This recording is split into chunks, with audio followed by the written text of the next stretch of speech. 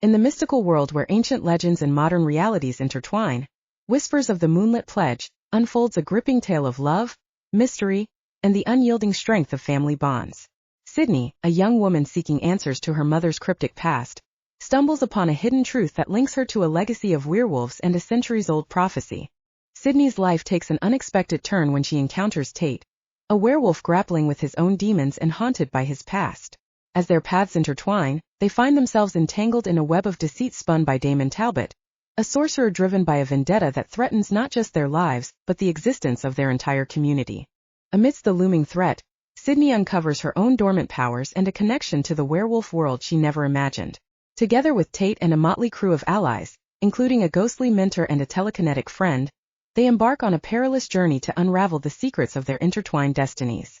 As Sydney races against time to prevent a catastrophic event orchestrated by Talbot, she must confront her fears, embrace her heritage, and decipher the truth behind the werewolf curse that plagues her family. With every step closer to the truth, Sydney and Tate's bond deepens, forging a love that transcends the boundaries of their two worlds. Whispers of the Moonlit Pledge is a riveting tale that explores themes of identity, forgiveness, and the indomitable power of love in the face of darkness. It weaves a story of courage, where heroes are born from the ashes of their past, and the strength to defy destiny lies within the heart of the chosen. Chapter 1. Little Rock, Arkansas. Zane Steele rubbed his aching thigh as he waited in the hallway for admittance into his packmaster's office. Despite being Barrett Middleton's second in command over the Arkansas werewolves, Zane still had to wait like every other fucker when he was summoned. Life of being an Arkansas guardian. Guardians were the elite werewolves who protected the pack in civilian wars from discovery. Although the military knew about werewolves and used them in the armed forces, the rest of the human population had no idea they even existed. It was better for everyone this way. What's up, man? Jaxon, his fellow guardian, ambled down the hall from the direction of the gym as sweat dripped off his massive body and onto the concrete floor. He was shirtless and his black gym shorts hung low on his hips, revealing a wall of muscle. The Guardian quarters housed not only the Packmaster's office but also the Guardian barracks and a state-of-the-art gym where the alphas could release some steam in between missions. I'm here to see Barrett. He narrowed his eyes at Jaxon and wondered why he hadn't scented the word before he'd seen him. His leg wound must be distracting him more than he liked to admit. When you're done, come out to the gym. I need someone I can spar with that eye. Won't hurt. Jaxon grinned over his shoulder as Lucien approached them. Whatever, fucker. I totally had your ass. Lucien shot Jaxon the bird before giving Zayn a what's up nod. If we fought, I'd break you in two, Jaxon. Zayn gave his pack brother a rare grin. Well, we can't all be as badass as you. Some of us have to be charming and damn good looking. Jaxon smirked and his blue eyes flashed. Yeah, that's where I come in. Lucien shoved Jaxon hard into the wall. Jaxon stumbled but quickly regained his balance and snarled. Easy, children. I don't have time to break up a fight before my meeting. Zayn disparaged them as his hand brushed his sore thigh. Always the enforcer. Jaxon's gaze dipped to Zayn's thigh. He stopped rubbing his wound when he realized Jaxon was staring at him. Is your leg not healed yet? Jaxon frowned. Just taking its sweet-ass time. That's all. Zayn shrugged, crossed his arms over his massive chest and tried to ignore the pain. A guardian should be in control of himself at all times, even in control of his pain. He was one of the highest-ranking guardians in Arkansas, and he wasn't about to let a leg injury inflicted from some meth head turn him into a pussy. A few days ago, Zayn had taken Lucien and Jaxon on a recon mission to investigate a werewolf who was suspected of making crystal meth. A dilapidated house in rural Arkansas had been the base for the drug operation. Barrett had given Zayn the green light to take down the suspect and destroy the drugs before they could be circulated in the werewolf population. They'd busted into the old house and soon realized that the suspect was not alone. There'd been 15 wolves crammed into the tiny house, and judging from their stench, they were all red wolves. The wolves had drawn on them and, without backup, the guardians were forced to fight for their lives. They'd managed to take out and kill 8 of the wolves immediately upon entry. 5 wers made it out the door, but Jaxon and Lucien had quickly caught up to them. They'd shifted and fought, eventually killing all 5. Worse, Zayn had stayed in the house with the other 2 wolves. The worst sensing. They couldn't take him in their human form, both shifted and attacked him. He'd fought them off in his human form before deciding to shift to give himself a better advantage. Right before he shifted, one of the wolves had shoved him backwards into the table where they'd been cooking meth. The cylinder that held the drug had shattered, and a shard of glass had gone into his thigh. The pain only pissed him off further. He dug the glass out of his thigh, then looked up as he gave them a slow, evil grin. Anger pulsed through his body. One werewolf shot out the door and escaped. Zayn launched himself at the other werewolf before he could follow suit. He shoved the shard from his thigh into the drug dealer's neck. Blood spurted out like a fountain. The scent fueled his rage, and he proceeded to rip the red wolf's throat out. That was weeks ago. As a werewolf, he should have healed by now, but his injury was still bothering him. He couldn't shake the feeling that something was off. Barrett's door swung open, and the imposing leader stepped out of his office. The guardians all stood a bit straighter as their packmaster, Barrett Middleton, stood in the doorway. Well over 6'5". Barrett looked a bit like the Viking god Thor, with his shoulder-length blonde hair and intense eyes. What the hell is this? A tampon convention? Don't you all have something to do? Barrett glared at Jaxon and Lucien. Yes, sir. Jaxon fought a grin before he and Lucien strode off in the direction of the barracks, leaving Zayn standing alone. Zayn, come on in. Barrett stepped aside and motioned with a nod to enter. Zayn made his way to the chair in front of Barrett's massive desk. His gaze flitted to the Arkansas Guardian shield that hung on the wall before meeting Barrett's gaze. He waited for his leader to speak. A mission. That's exactly what he needed. Being on a mission always made him feel his best. He needed this to get his mind off his thigh and focus on what was important. His work. He needed something where he could shut down some miscreant werewolves and get to feeling normal. To feel in control. I need you to do something for me. Barrett eased his large, muscled body into the chair behind his desk and slid a brown file over to Zayn. A mission. Zayn frowned as he picked up the file. He wondered why he hadn't heard anything through the grapevine about any upcoming trouble in Arkansas. Usually he had some idea of what was about to go down before it did. He didn't like to be left out of the loop. Not exactly. Barrett rubbed his hand across his face and met Zayn's gaze. I've got to host the packmaster meeting here in Little Rock. I've got the packmasters of Tennessee, Mississippi, Alabama, and Louisiana coming in, and I can't leave. Sounds like a recipe for a good time. Zayn snorted. Sounds more like a dick measuring contest, Barrett deadpanned.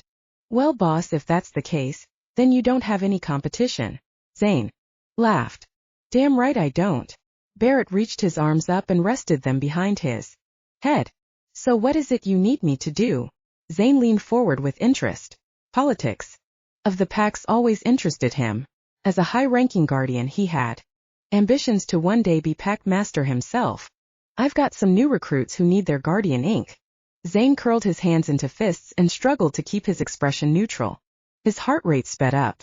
You're talking about Braxton and Jaden. He forced the words out of his mouth. Yeah. Barrett lifted his chin. You got a problem with that? No problem. He lied. He had a big fucking problem. Not with Braxton. He liked the tattooed-up werewolf with the blue hair. Braxton had a protective streak continent-wide when it came to women, and Zayn could respect that. Come on, Zayn. I've known you for years. I may be your packmaster, but I know you better than anyone else in the Guardians. I know you even better than those two lunkheads, Jaxon and Lucien. Barrett glared at him with laser focus. Do you have a problem with your assignment? Like I said, there's no problem. His history with Jaden was nobody's business. Zayn was loyal to Barrett to a fault, but when it came to his family, that was a whole other animal. Where Zayn had grown up with an intact family that had rules and structure, Jaden had been raised by his granny, who didn't exactly follow the rules. He'd realized from his brief interaction with the old lady that she didn't have a filter and didn't know the meaning of discipline. Perfect. Barrett eased back into the chair, resting his elbows on the leather armrests and steepled his fingers. His blonde hair brushed his shoulders as he cocked his head and studied Zayn. The appointment has already been made. Since we've got 2 guardians in each tat is time-consuming, it's going to take a while, so you'll need to leave Tonight for Jonesboro. Anyone else going? Zayn remembered getting his guardian tattoo. The tattoo of wings that spanned his back, with eyes that peered out symbolized you. Belonged to the guardians, the elite werewolf soldiers. Being a guardian was a high honor that involves sacrificing yourself for your pack and maintaining control of yourself at all times. It rankled him that Jaden was about to get his ink. Control was not a word he would ever deem fit for Jaden. You can take Lucien. Barrett shrugged. I need Jaxon to go check out a situation in the southern part of the state. Sounds good. He stood, and his thighs screamed in protest. He forced his expression to remain neutral under the ache. He had hoped a weekend of rest would facilitate the healing, but that wasn't happening. Maybe a hard ride on his Harley was just the thing to work the soreness out of his thigh and the anger out of. Chapter 2. Skyler Wade stood in the middle of the metal shed and forced back the angry tears threatening to fall. She'd erected the shed in the backyard of the house. She was currently remodeling so she'd have a safe place to lock up her tools. At the end of each workday, she fingered the lock that had been cut away with bolt cutters and swallowed a growl. She'd had the shed delivered and set up when she started working on the house to keep drug addicts from stealing her tools at night. There'd been a recent string of robberies at construction sites, so she'd taken precautions. Or so she'd thought. In the end, even the lock hadn't deterred the thieves. They were like rats determined to get into a refrigerator filled with cheese. Assholes. She slammed the door of the shed. The metal clanged loudly along, with the beat of her heart echoing in her ears. She was on deadline to get this house finished, and now because some of her tools were gone, she was going to fall behind. She was counting on the money from this job so she could place a bid on the old abandoned apartment building on the south side of town. Her vision of remodeling the apartments as a home for runaway girls who needed a safe place had been her mission in life. Having grown up neglected, where she'd been raised by an abusive father, Skyler wanted to give girls a different life. She wanted to give them a different childhood. In giving back, maybe she could set her ghosts to rest and finally have some peace. She pulled out her cell phone and pulled up her list of workers.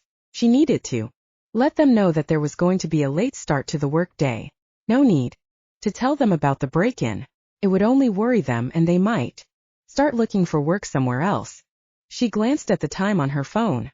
She had just enough time to replace her tools before the workers got there. And this time she was adding a heavy chain and lock to her list of supplies. Chapter 3. I packed some cookies. Granny, in her orange and pink muumuu, ambled over to the group of bikers and proceeded to hand out brown paper sacks to each of the guardians. Zayn frowned but didn't make eye contact. He figured it was best not to encourage the old woman. Granny, it's not a picnic. Jaden grimaced as his grandmother handed him a bag and patted his cheek. But these are your favorites. Snickerdoodles.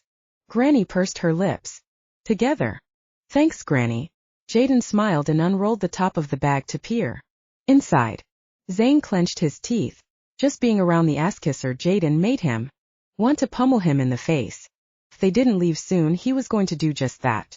Granny stopped in front of him and held out a bag. He grunted but didn't take the bag. Come on, son. You need to keep up your energy. Granny smiled. Thanks, but I'm good, Zayn insisted. He was acquainted with Jaden's sex. Toy-selling Granny. What the hell did she think this was? Going off today? Camp? There was no love lost between him and Jaden Parker. Zayn had caught the whir. With his sister Katie doing the nasty. He'd come over to check on Katie only to find Jaden buck-ass naked and in her bed. Before he could get his hands on the asshole, Jaden had jumped out the window without his clothes. Are you diabetic? Gluten intolerant? Have an allergy? Granny cocked her head and tapped a finger to her lips as she tried to diagnose him. Braxton and Lucien snorted behind him. He turned and shot them the bird over his shoulder before turning his attention back to the elderly woman. I'm not diabetic, gluten intolerant, or allergic. I just don't want any, he snarled. Granny, give them to me, Jaden called out after he straddled his Harley Davidson breakout. He smiled as Granny passed him a second bag. Zayn slid onto his red breakout and tried to think of anything other than kicking Jaden's smug ass. When are you coming home? Granny asked. I don't know. Hopefully in a couple of days. Check on Haley for me, will ya? Jaden said. Of course. We've got a lot to do to get ready for this wedding. Granny waggled her gray eyebrows. I know just what kind of present to give you for the honeymoon. I got a new shipment of edible. Enough, Zayn called out. He didn't need whatever was about to pass through the old lady's lips to stick in his head for the duration of the trip. Let's ride. He started his engine and the bike rumbled to life. The street came alive with the roar of Harleys. Zayn looked at Lucien before pulling out and down the street. He glanced in his rearview mirror as the other 2 Harleys peeled out and followed behind him in formation. He loved his Harley like he loved his brothers, except for one. He narrowed his eyes on the newest member to their group, Jaden. He'd never had a problem with another guardian before. Not until Jaden. It was causing him to seriously rethink the qualifications for being a guardian, something he would have to take up with Barrett. Chapter 4. Zayn lowered his speed as they entered the city limits of Jonesboro, Arkansas. His headlight cast a streak of white against the black asphalt. The sun had long since dropped behind the horizon, cooling things off to a manageable temperature. Despite it being July in the south, the city had grown since the last time he'd been here, and he was surprised at how spread out it was quickly becoming. They would definitely need to place guardians in this area soon. He turned onto Main Street and drove to the end of the street before making a left. He ignored the people on the sidewalk who stopped to gawk at the group of bikers entering their town. They probably thought they were up to no good. Too bad they didn't know the truth. Guardians were the only thing keeping the human population safe from rogue werewolves who wouldn't think twice about killing for shits and giggles. Zayn slowed his speed as the Moon Goddess tattoo shop came into view. He pulled into the parking space in front of the shop. The rest followed suit and parked behind him. He put the kickstand down and dismounted his Harley. Lucien peeled off his fingerless motorcycle gloves and shoved them in the pocket of his leather jacket. The were rolled his leather and steel stud-clad shoulders as he cast his gaze across his surroundings. His jet-black hair was windblown and he didn't bother smoothing it out. His piercing green gaze was hidden behind sunglasses that he really didn't need, but that didn't impede his keen eyesight. Lucien had taken to wearing his Oakleys all the time after he'd met Damon who never took his off. Afraid you're gonna get a callus? Zayn snorted. He and Jaxon constantly rode their fellow guardian about wearing gloves. Lucien had no qualms about dressing the part of a biker. And judging from the looks the humans on the sidewalk were shooting their way, the humans believed the whole gang to be dangerous. They weren't wrong. The owner of the Moon Goddess tattoo shop, Matt Townsend, ambled out of the shop.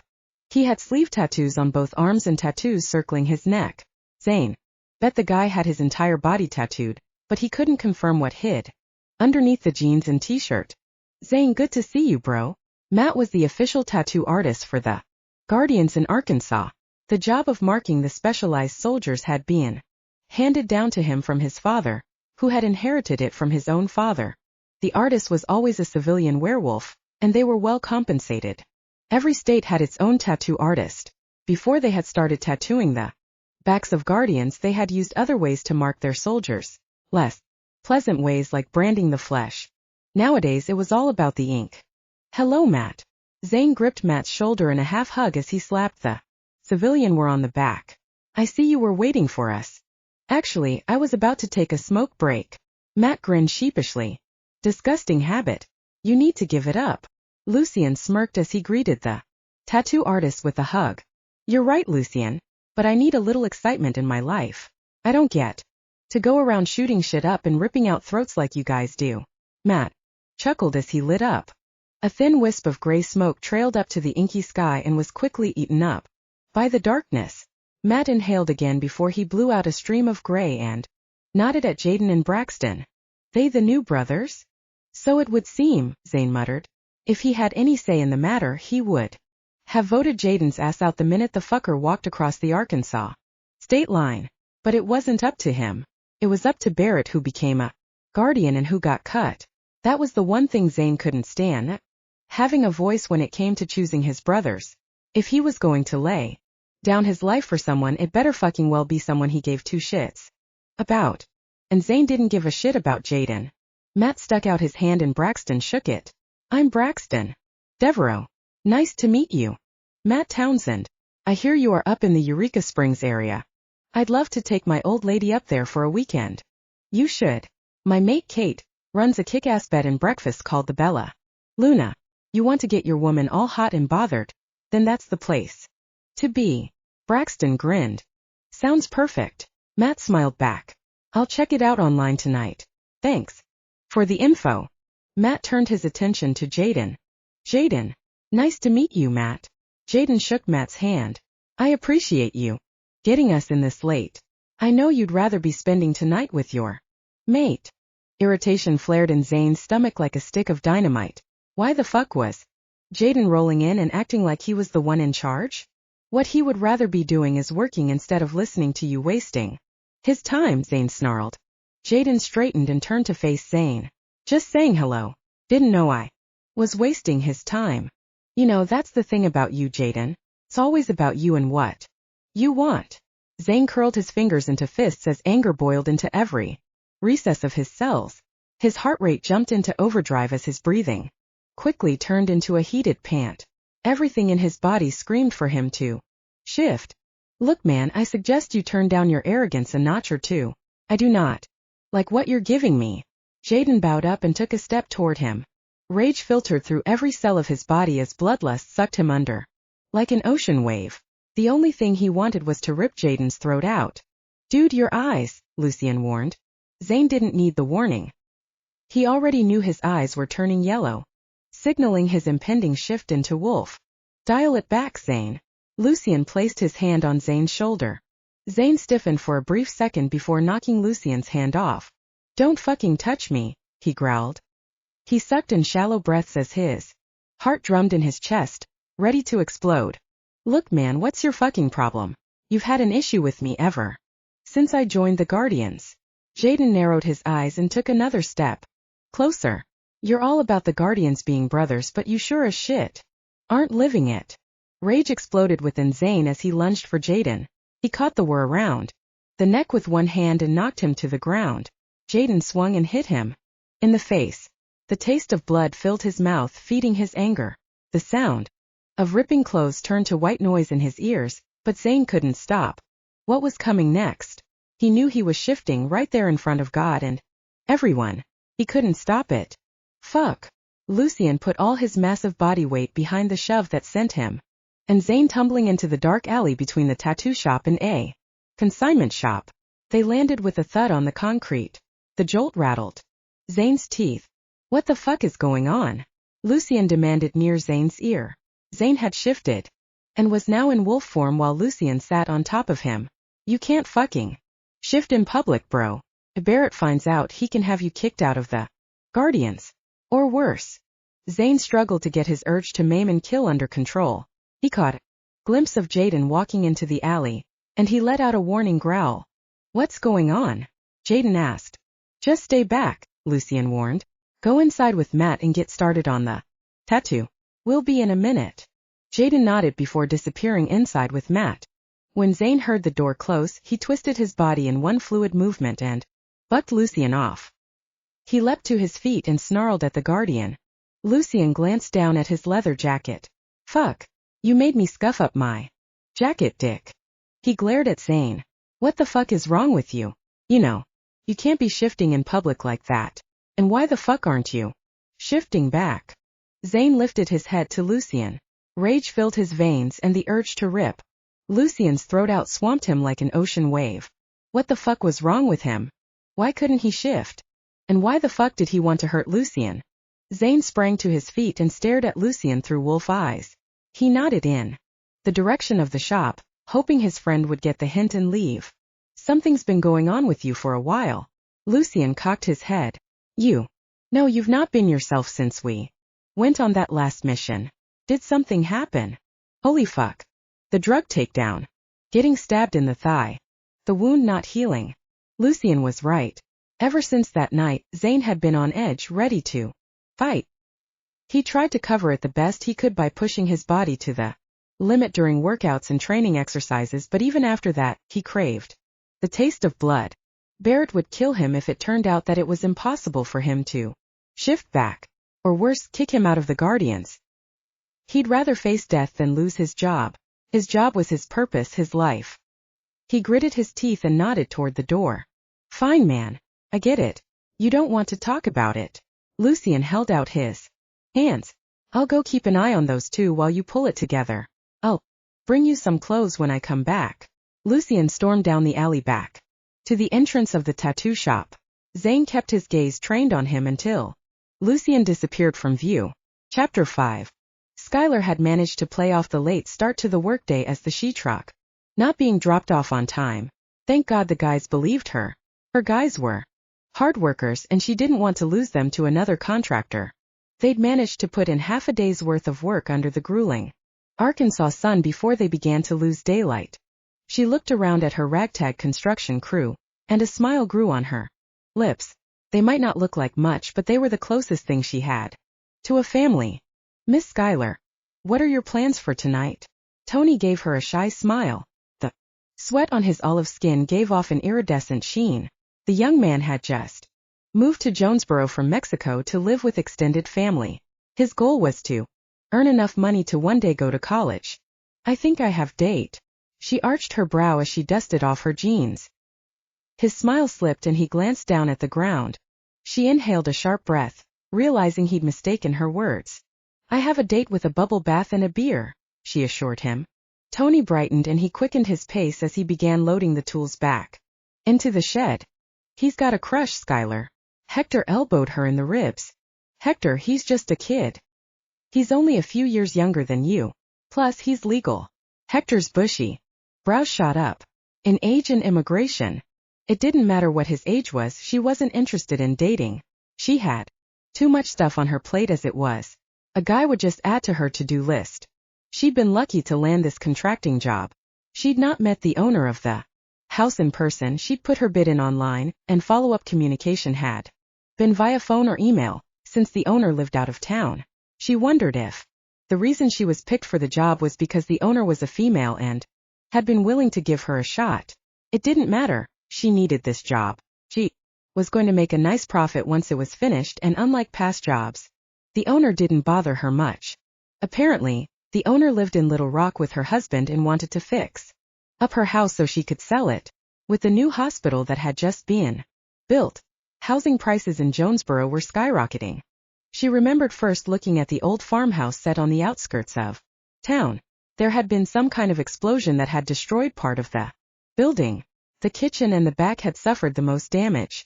Fixing it up was an undertaking for sure.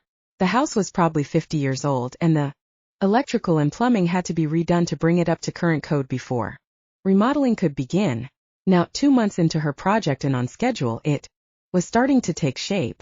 Her heart leapt in her chest as she thought about her next project. The apartment building. Once this job was finished and she had her tidy profit, she was going to move on to what she really wanted to do. Make a difference for girls in trouble. She'd often wondered if her life would have turned out any different if she'd had a safe place to stay, instead of being forced to survive in the hell her father had raised her in. As a child, she'd suffered enough from neglect, dirty clothes, not enough food, and no heat in the trailer in winter. But once she'd entered puberty, things had gotten worse. Her father had turned a blind eye when his perverted friends had taken an interest in her. Her only moments of escape were the time she spent at her friend Katie's house. But even then, she couldn't completely escape hell. Those dark nights in Katie's parents' home, she'd lain awake worrying about Dawn. She knew once the sun came up she was going to have to leave her safe haven and go back to the hell known as her father's trailer. If she could save just one girl, then her life wouldn't be a total waste. She jumped when her phone buzzed in her jeans pocket. Pulling it out, she headed over to her truck to have a little privacy away from her construction crew. Hello. Her heart slid into her stomach as the voice of the owner of the house began telling her that she was moving up the deadline for the finished remodel. Her mind raced as her mouth went dry. How could she have this finished in time? She was pushing her workers as it was. Not to mention the break-in. If her tools were stolen one more time, then there would be no way she'd make the deadline for finishing the house.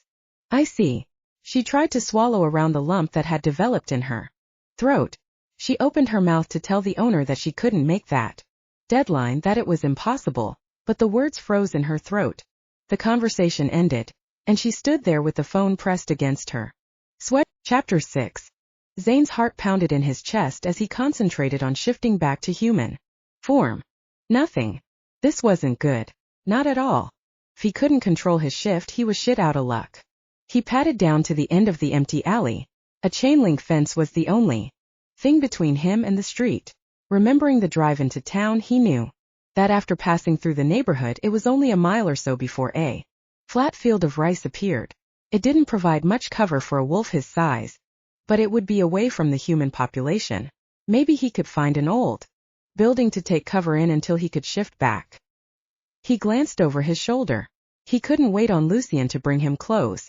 If Lucien came out and saw that he still hadn't shifted back into human form, then he'd know something was badly wrong, and it would be Lucien's duty to inform Barrett. Fuck the clothes.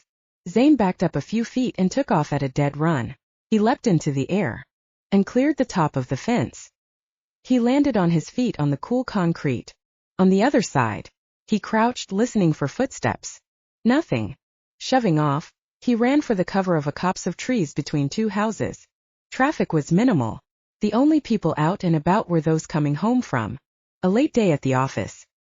His ears perked up as the sounds of voices and laughter and the sizzle from meat being cooked on an outdoor grill drifted around him.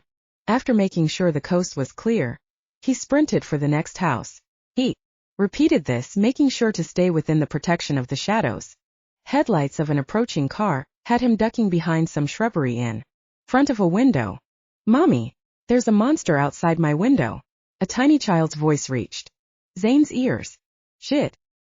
He raced for the next house and took cover behind a large prickly bush to see if anyone would come outside to investigate the child's claims. As soon as he was out of danger from discovery, he sprinted for the next house. His heart raced as he spied the isolated industrial part of town a short distance from the last house in the neighborhood. If he could make it down there without being noticed, just on the other side lay the flat rice fields that stretched on forever. Seeing his chance, he sprinted toward freedom. His lungs ached as he pushed, his animal body running harder and faster than ever before. His paws bounded across the hard pavement with each swift step. By the time he reached the first row of rice fields, his heart was about to beat out of his chest. Crouching among the green stalks, he peered around, looking and listening for any signs of a presence, human or animal. Nothing. His eyes quickly adjusted to the darkness. He slowly stood, lifted his face to the wind and inhaled deeply. He caught a faint scent of crops and dirt. Odd. Usually he would be overwhelmed by the scents of the night, but not tonight. He listened carefully. Other than the occasional field mouse he could hear scurrying among the rows, he was completely alone. He needed to find shelter soon before he shifted again. It was one thing to see a large wolf, but a naked man would stir up more news coverage than Bigfoot if someone saw him, especially in a city as small as Jonesboro. He sprinted across the rows, heading as far away from the city as he could. He caught a glimpse of a small building off in the distance. He changed direction and raced for the target. As he drew near, he discovered that the building was a shed of some kind off to the side of a house. He padded over to the abandoned house and sniffed. He smelled nothing. He walked up the narrow steps. The front porch had just been added, as evidenced by new boards under his feet. The windows were boarded up, and the front door was locked. He walked down the steps and headed around the back of the house. There was a tiny back porch that seemed dated. This wasn't a newly built house. It was a remodel. He walked up the back steps and tried to nose his way in the back door. Locked. Giving up, he headed toward the shed. The door had a heavy chain around the handles to prevent anyone from entering. Whoever had done that was probably worried about someone stealing their lawnmower. His heart picked up speed as his thigh ached like fire racing across his flesh.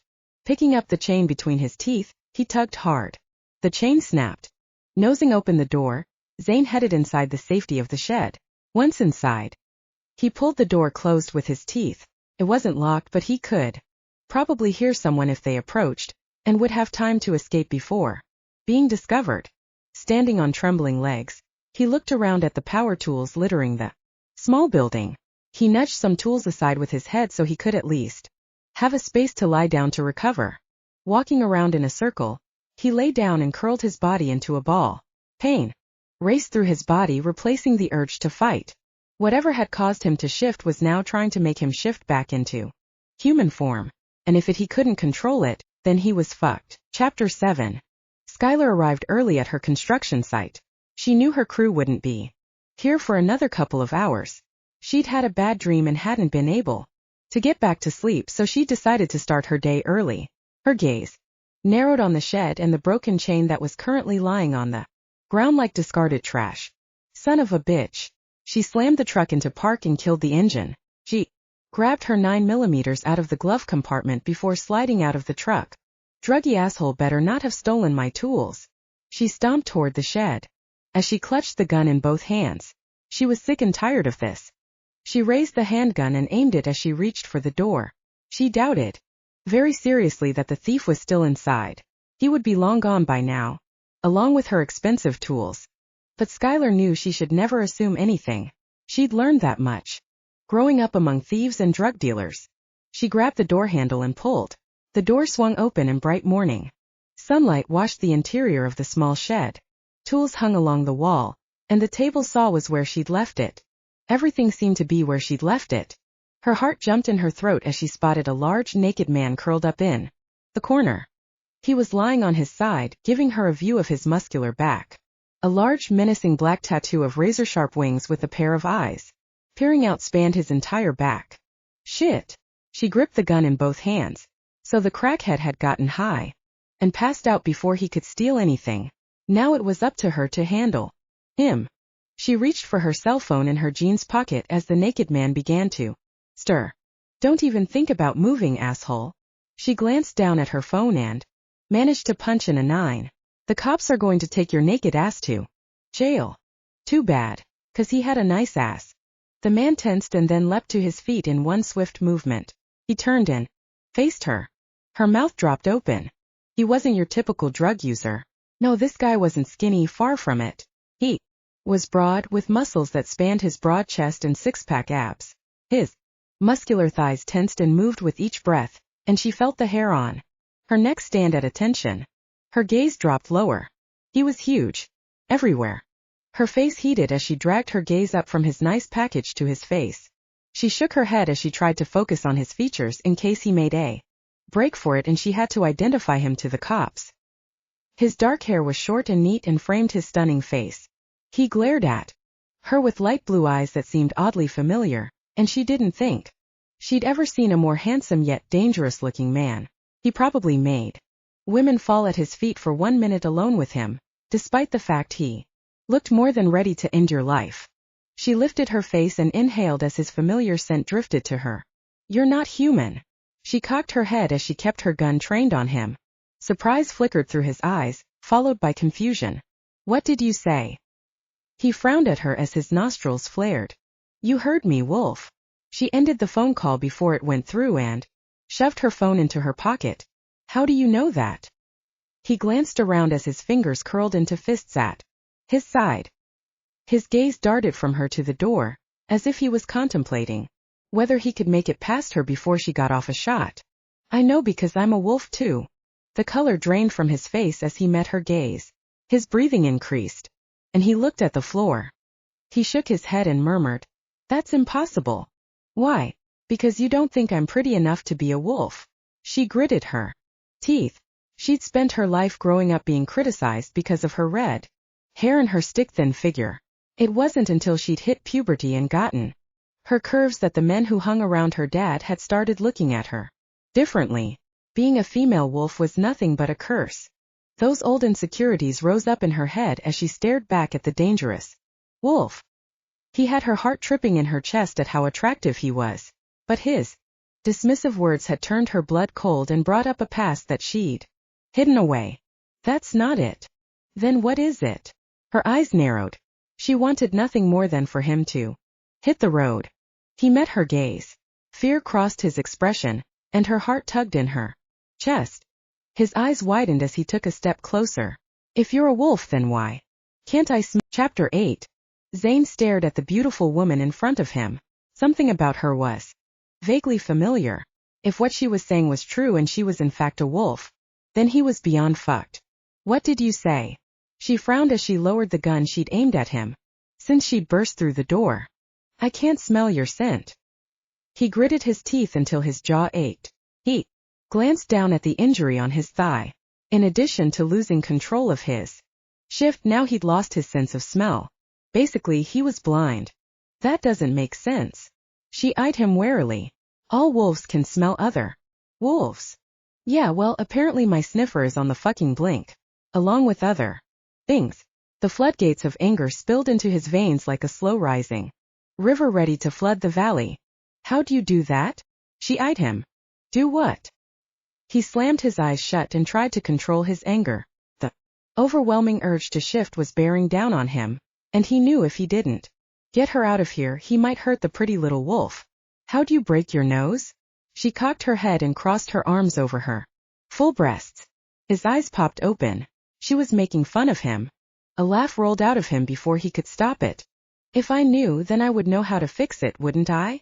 So how did you end up in my shed? She glanced around the room, taking inventory. I didn't steal anything, if that's what you're worried about. Her gaze landed between his legs, and her face turned a pretty shade of red. Although I wouldn't hesitate stealing some clothes right now. He shot her a grin as she lifted her gaze to his. So you shifted without having an extra set of clothes. That's not very smart. She looked up to the ceiling. I was kind of in a tough spot. Oh yeah? Like you got some bad drugs or something? That kind of tight spot. It was obvious from the look she was shooting him that she didn't trust him. Smart girl. I don't do drugs. Drugs did him. Or whatever the hell that was in his system. That was trying to fuck him up. So why are you in my shed? Her eyes darted down to his erection and then back up. He contemplated how much to tell her. So he went for the half-truth. I was infiltrating a drug deal by some rogue wolves. Shit went south. Shifted and went after the dealer. Suspect got away and I was caught without access to my clothes. I saw your building and thought I could hide out until I figured out how to get some more clothes. So the tattoo on your back. It means I'm a guardian. He finished the sentence for her. I've never met one before. I figured you guys were a myth. She gave him a suspicious look. We are only around when there's trouble. I doubt you had any kind of trouble when you were growing up.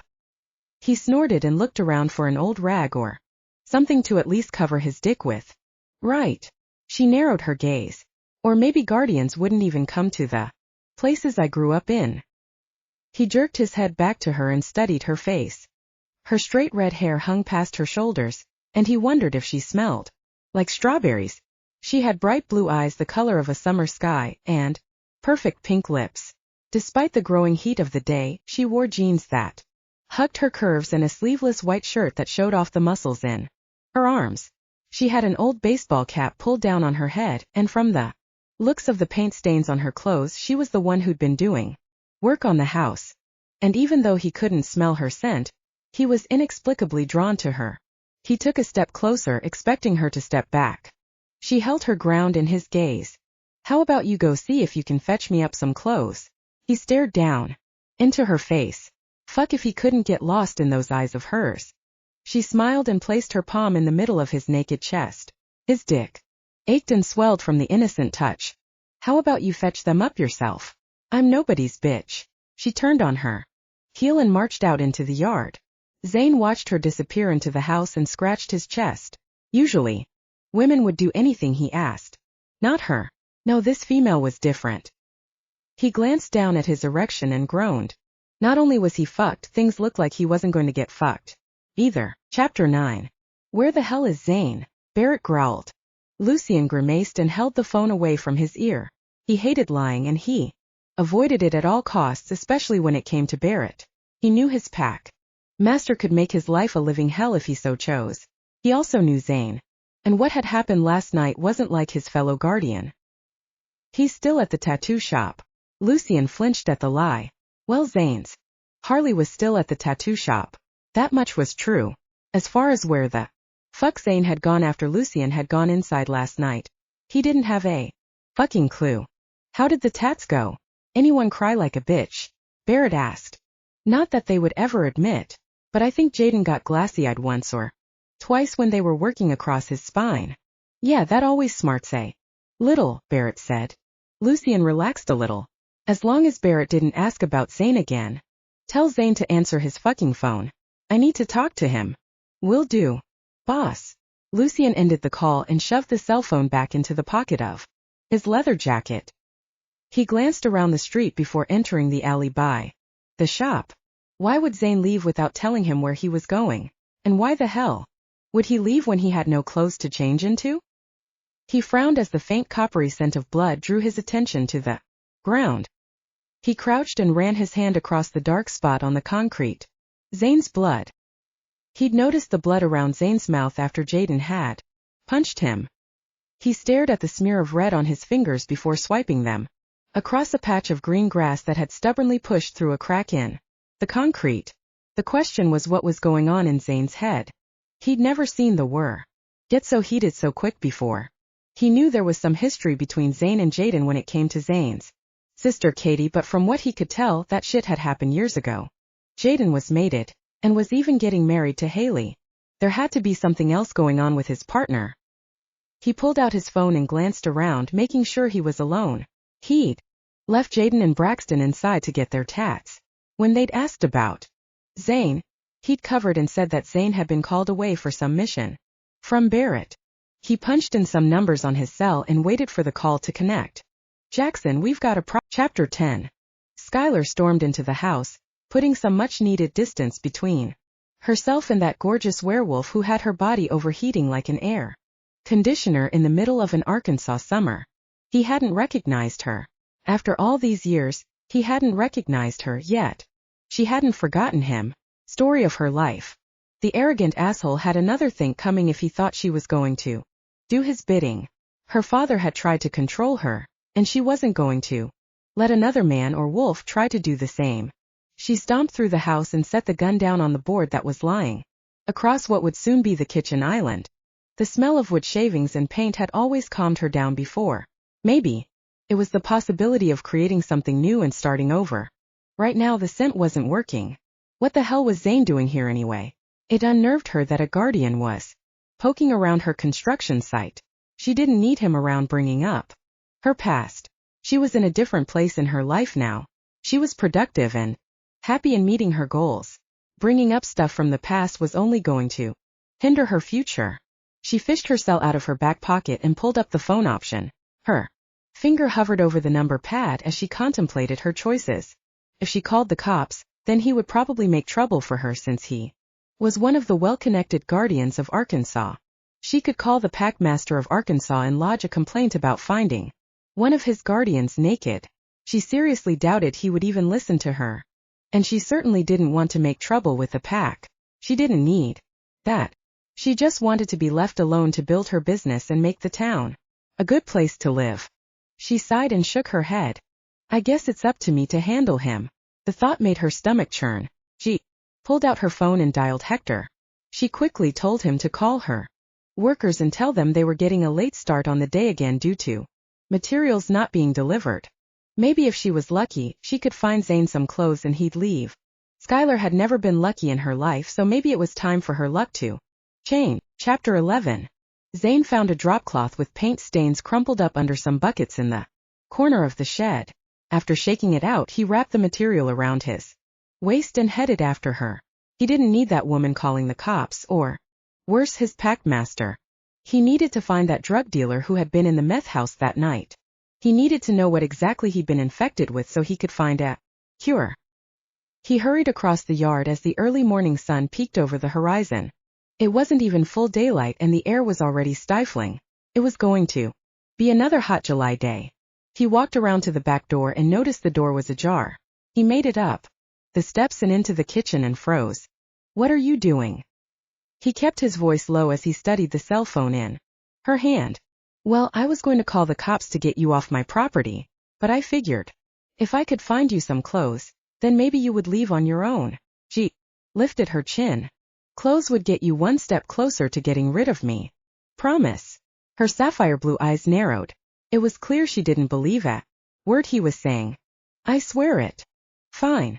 Stay here while I run to the consignment shop. Consignment shop?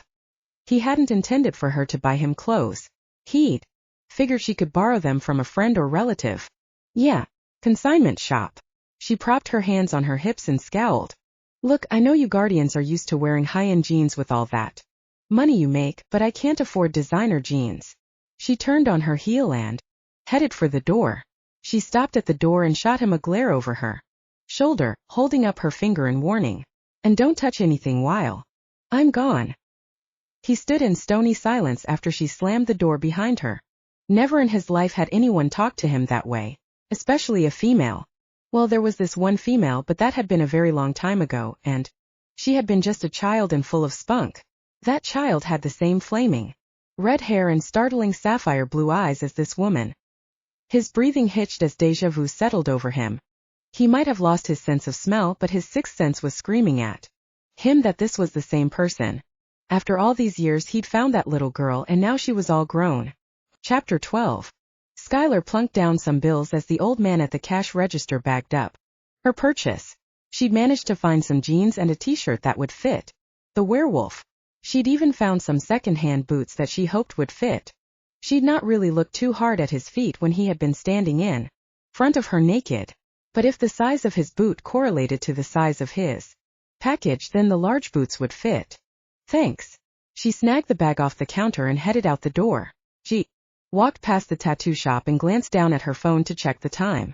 She'd wasted enough hours today taking care of some guardian werewolf who probably wouldn't even lift a finger to help her if she needed it. Distracted by her cell phone, she slammed into a wall of muscle. She stumbled back and caught her balance before she fell. Sorry. She glanced up and gave the stranger an apologetic smile. She froze, her blood turning to ice in her veins. Skyler Wade. Long time no see. The large were grinned as his vulgar gaze roamed up and down the length of her body. Herschel. She clutched her phone in her hand like a weapon and forced herself not to look away. Herschel Baker had been one of her father's loser friends. He was always hanging around when she was growing up. Every time she saw him, he was either drunk or high. He'd always given her the creeps, and she'd learned to keep her distance from the were. I didn't know you were back in Arkansas. I thought you were still living in Louisiana. His grin stretched wider, revealing yellowed teeth and a pockmarked face. Just here on business. It was a total and complete lie. She'd moved to Louisiana to get away from her father and his nasty drug trade. It wasn't until after he'd died in a drug deal gone wrong that she'd moved back home. She hadn't even bothered going to the funeral. When she'd heard about his death, she'd been relieved. It was one less drug dealer in the world. She didn't want to be reminded of any ties to her past. She wanted to concentrate on her future. That was why she was back in Jonesboro. She'd taken her skill for building stuff and her love of drawing and developed her own construction company. She'd built a few houses from the ground up and had done quite well. You're looking good, Skyler. He leaned in close and sniffed. Not a little girl anymore, I see. His lips curved up over his tobacco-stained teeth. I see you haven't changed one bit. She took a step back and wrinkled her nose at his scent. Male red wolves carried a musky scent that turned her stomach. Her breathing increased as panic began to settle in her chest. It's been too long. We need to get together, get reacquainted. His grin grew to a menacing promise of evil. No, we don't. She stuck her hand in her jeans pocket and gripped her keys.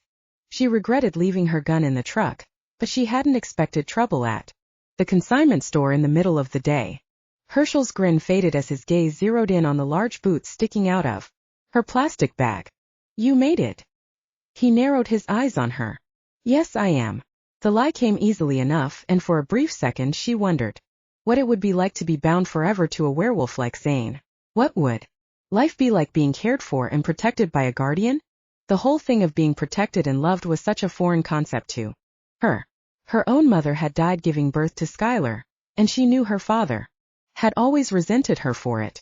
Maybe that was why he'd neglected her when she was growing up. Maybe that was why he'd turned to drugs to smother the pain of living without a mate. It really didn't matter. In the end, she couldn't make excuses anymore for someone else's choice. Who's the lucky guy?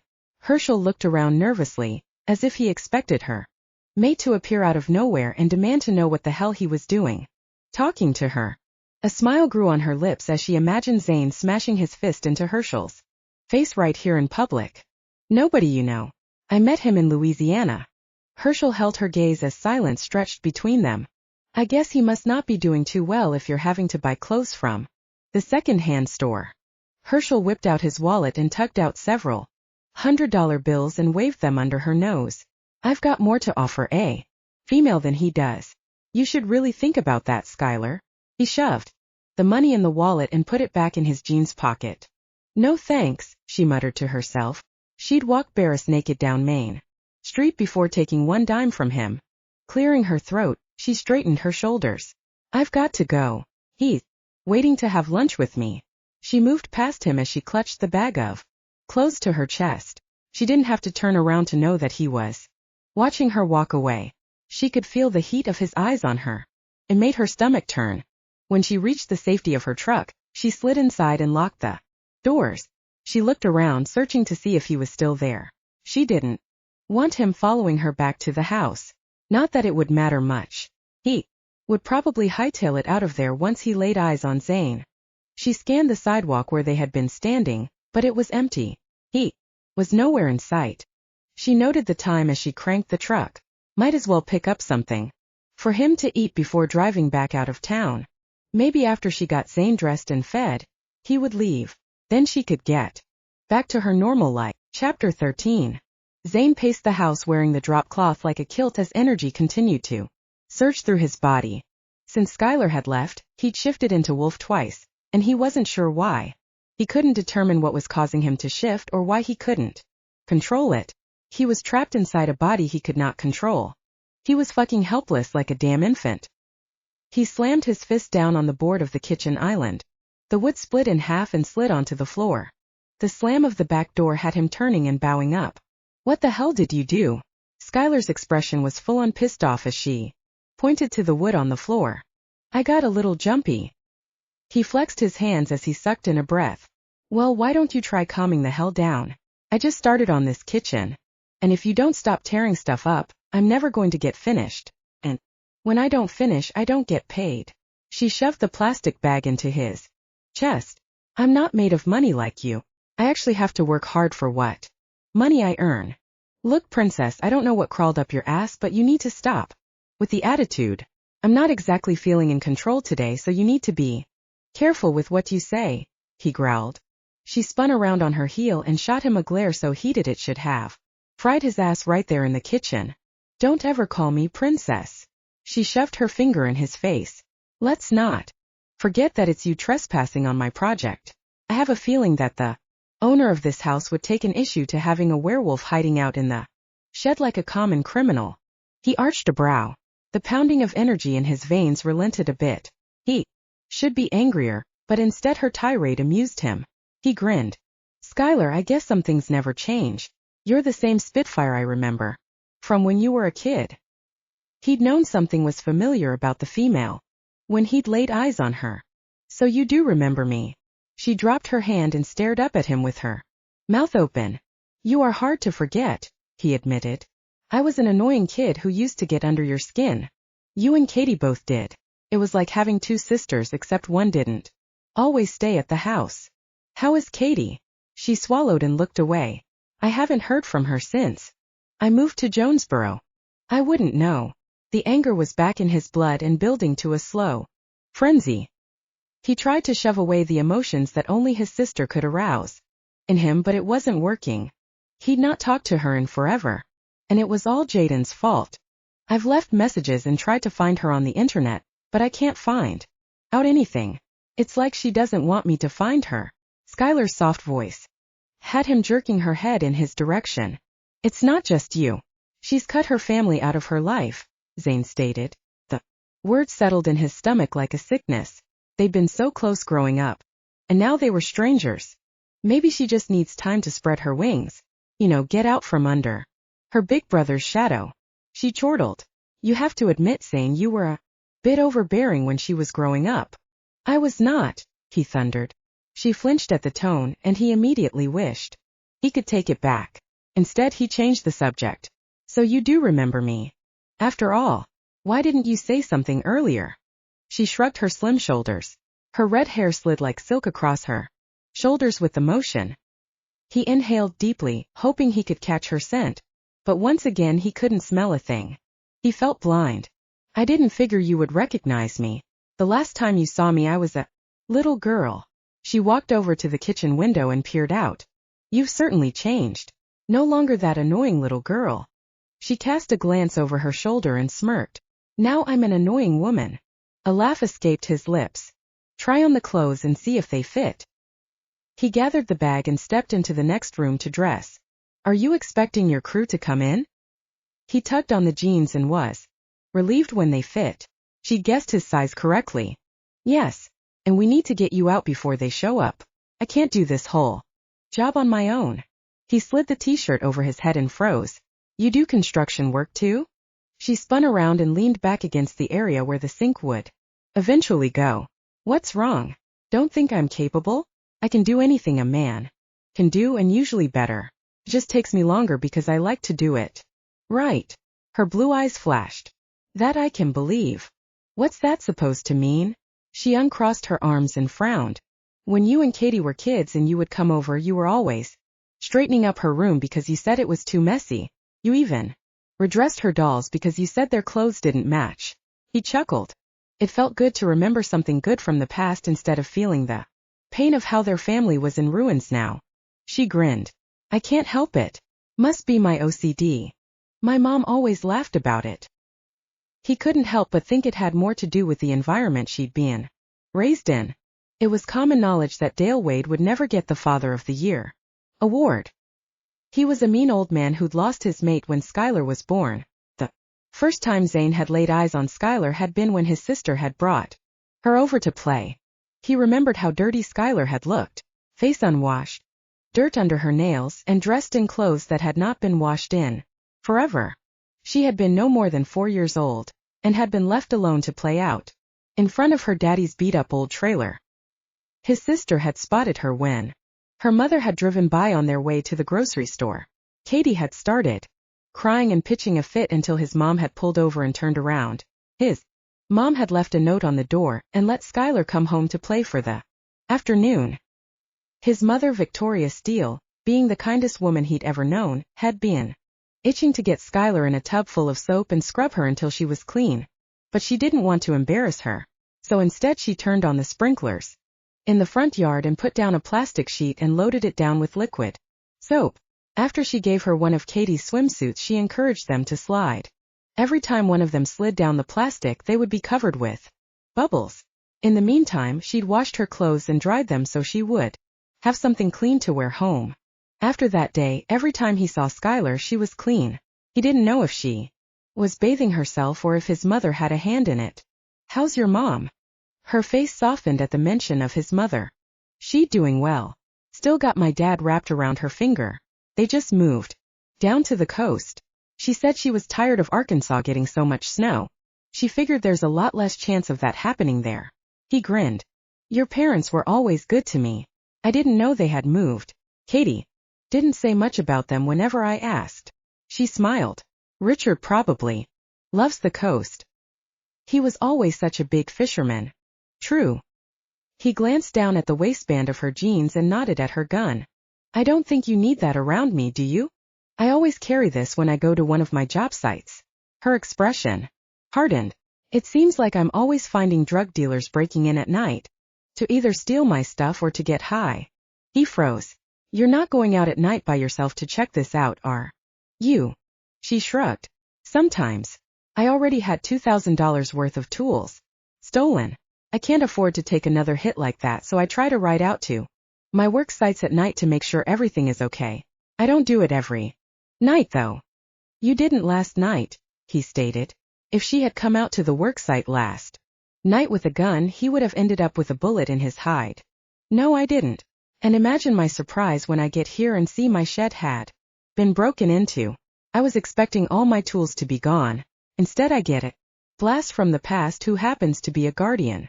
She cocked her head. Something about him being a guardian bothered her a great deal. How did that happen anyway? I figured you would have followed in your dad's footsteps and gone to law school and then made partner at his firm. Zayn shrugged. Not my thing. He didn't bother telling her that he'd gone to college and actually graduated from law school. He never got around to taking the bar. He had known from the start that law was his father's dream and not his. He'd spent many sleepless nights worrying about disappointing him, so, when he'd finally told him, he'd been surprised by his reaction. His father hadn't been disappointed, and he'd told Zayn that all he'd ever wanted was for him to find what made him happy and to pursue that. Being a guardian was Zayn's calling. When Barrett Middleton had offered him the job, he'd taken the opportunity and had never looked back. Now that opportunity might be taken from him if he didn't figure out what the hell was wrong with him. He frowned as he studied Skyler. So there are a lot of drugs in town? Do you know what kind of drugs they're doing? Cocaine, heroin, crystal meth. It skyrocketed over the last few weeks. She shook her head. And it's werewolves who are selling it to humans. I overheard a couple of were trying to sell it to one of my Hispanic construction workers. Thankfully he declined. I try to make sure everyone I hire is clean. She looked at him. It's weird. Usually drug dealers are users too. But not these wers. They don't mind selling it, but they sure as hell aren't touching the stuff themselves. Zayn's blood ran cold. How do you know? After my worker declined their sale, I walked over to them and took the drug out of the asshole's hand. I opened the bag it was in and started dumping it out on the ground. The guy jumped back, like he didn't want the stuff getting on him. It was weird. He grabbed her arms and glared down at her. Did he say why he didn't want to touch it? Did he say what was in it? Did he say what they had added to it? Let go of me. She shook off his hold and stepped out of his reach. His pulse jackhammered in his head as anger once again began to flood his cells. He didn't say anything, just acted weird. She cocked her head. Zayn, why are you so interested in this? It's my job as a guardian. He squeezed his eyes shut, trying to control his sudden rage. No. What? He jerked his head up at her. The way you're acting is making me think otherwise. This seems very personal. To you. She narrowed her eyes and took another step away from him. Her hand rested on the butt of her gun. You're not on this stuff, are you? What? His eyes widened as his heart sped up. Adrenaline pumped through his body at an alarming rate, signaling his impending shift. He turned away from her and grabbed the counter, trying to hold the shift at bay. Skyler, you need to leave. Zayn, what's wrong? He heard the tremble in her voice and sensed her fear. He knew he wasn't going to be able to control himself once he shifted. Skyler, leave. Now. He growled as his body began the transformation. His bones lengthened and his tendons stretched to accommodate his wolf body. Fur sprouted across his flesh until he was covered in a furry pelt. He glanced down at the floor through his wolf eyes. Fuck. He'd ruined his clothes. Again. Why did you shift? She spun around to the back door and peered out the window. Is there danger? She glanced at him over her shoulder. Anger and agitation flooded his body at an alarming rate. He glared at Skyler and wanted nothing more than to attack. What the hell was wrong with him? Why did he want to attack Skyler? She'd done nothing wrong. Zayn. His eyes popped open at the soft sound of her voice. Her beautiful eyes were wide with concern. The sound of her breathing increased and his pupils dilated. His gaze drifted down her curvy form as agitation quickly turned to lust. Run. He wanted to scream to warn her away from him, but he couldn't speak. He glanced down, holding himself back from launching at her and tackling her. He could see the scene in his head. Damn, he wanted her bad. Lifting his head to the ceiling, he let out a howl as he lost his battle with his own. Chapter 14. Skyler reached for the gun as Zayn's howl echoed in the house. In wolf form, he had to be at least twice the size he was in human form. Every powerful muscle in his body twitched as if he were holding himself back from something. His body trembled as his eyes popped open and he narrowed his gaze on her. Gone was the boy she'd grown up with. A killer's eyes stared back at her instead. She aimed the weapon at the large wolf. Her gut clenched as her finger trembled against the trigger. Did she have it in her to put a bullet in her best friend's brother? Zayn, I know you're in there. She swallowed the lump that had formed in the back of her throat. I'm not sure what's going on, but you need to shift back. His muscles tensed for a brief second. He turned to his left and then walked back to his right. She watched him for several seconds as he paced in the small kitchen. It's broad daylight. Someone might drop by and see you. You know it's against The rules for humans to see us. She gritted her teeth and lowered the gun. If he were going to attack, he would have done so by now. She frowned as she watched him. Zayn, what's going on? He continued to pace the small room, his large body bumping into the corner of the lower kitchen cabinets. Shift back so we can talk about this. He stopped for a second and then glanced down at the floor. He lifted his head and met her gaze. He made his way to the corner of the room and paced around in a circle before lying down and curling up into a ball.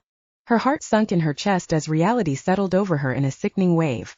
You can't shift back, can you? Chapter 15. Zayn stared up at Skyler as he tried to control the rush of adrenaline flooding his veins. Maybe if he could just relax enough he could shift back. If he couldn't get this under control, then he was going to be screwed. Zayn. She stepped forward and cast a worried look at him. He lifted his head and sniffed the air. He still couldn't smell her scent.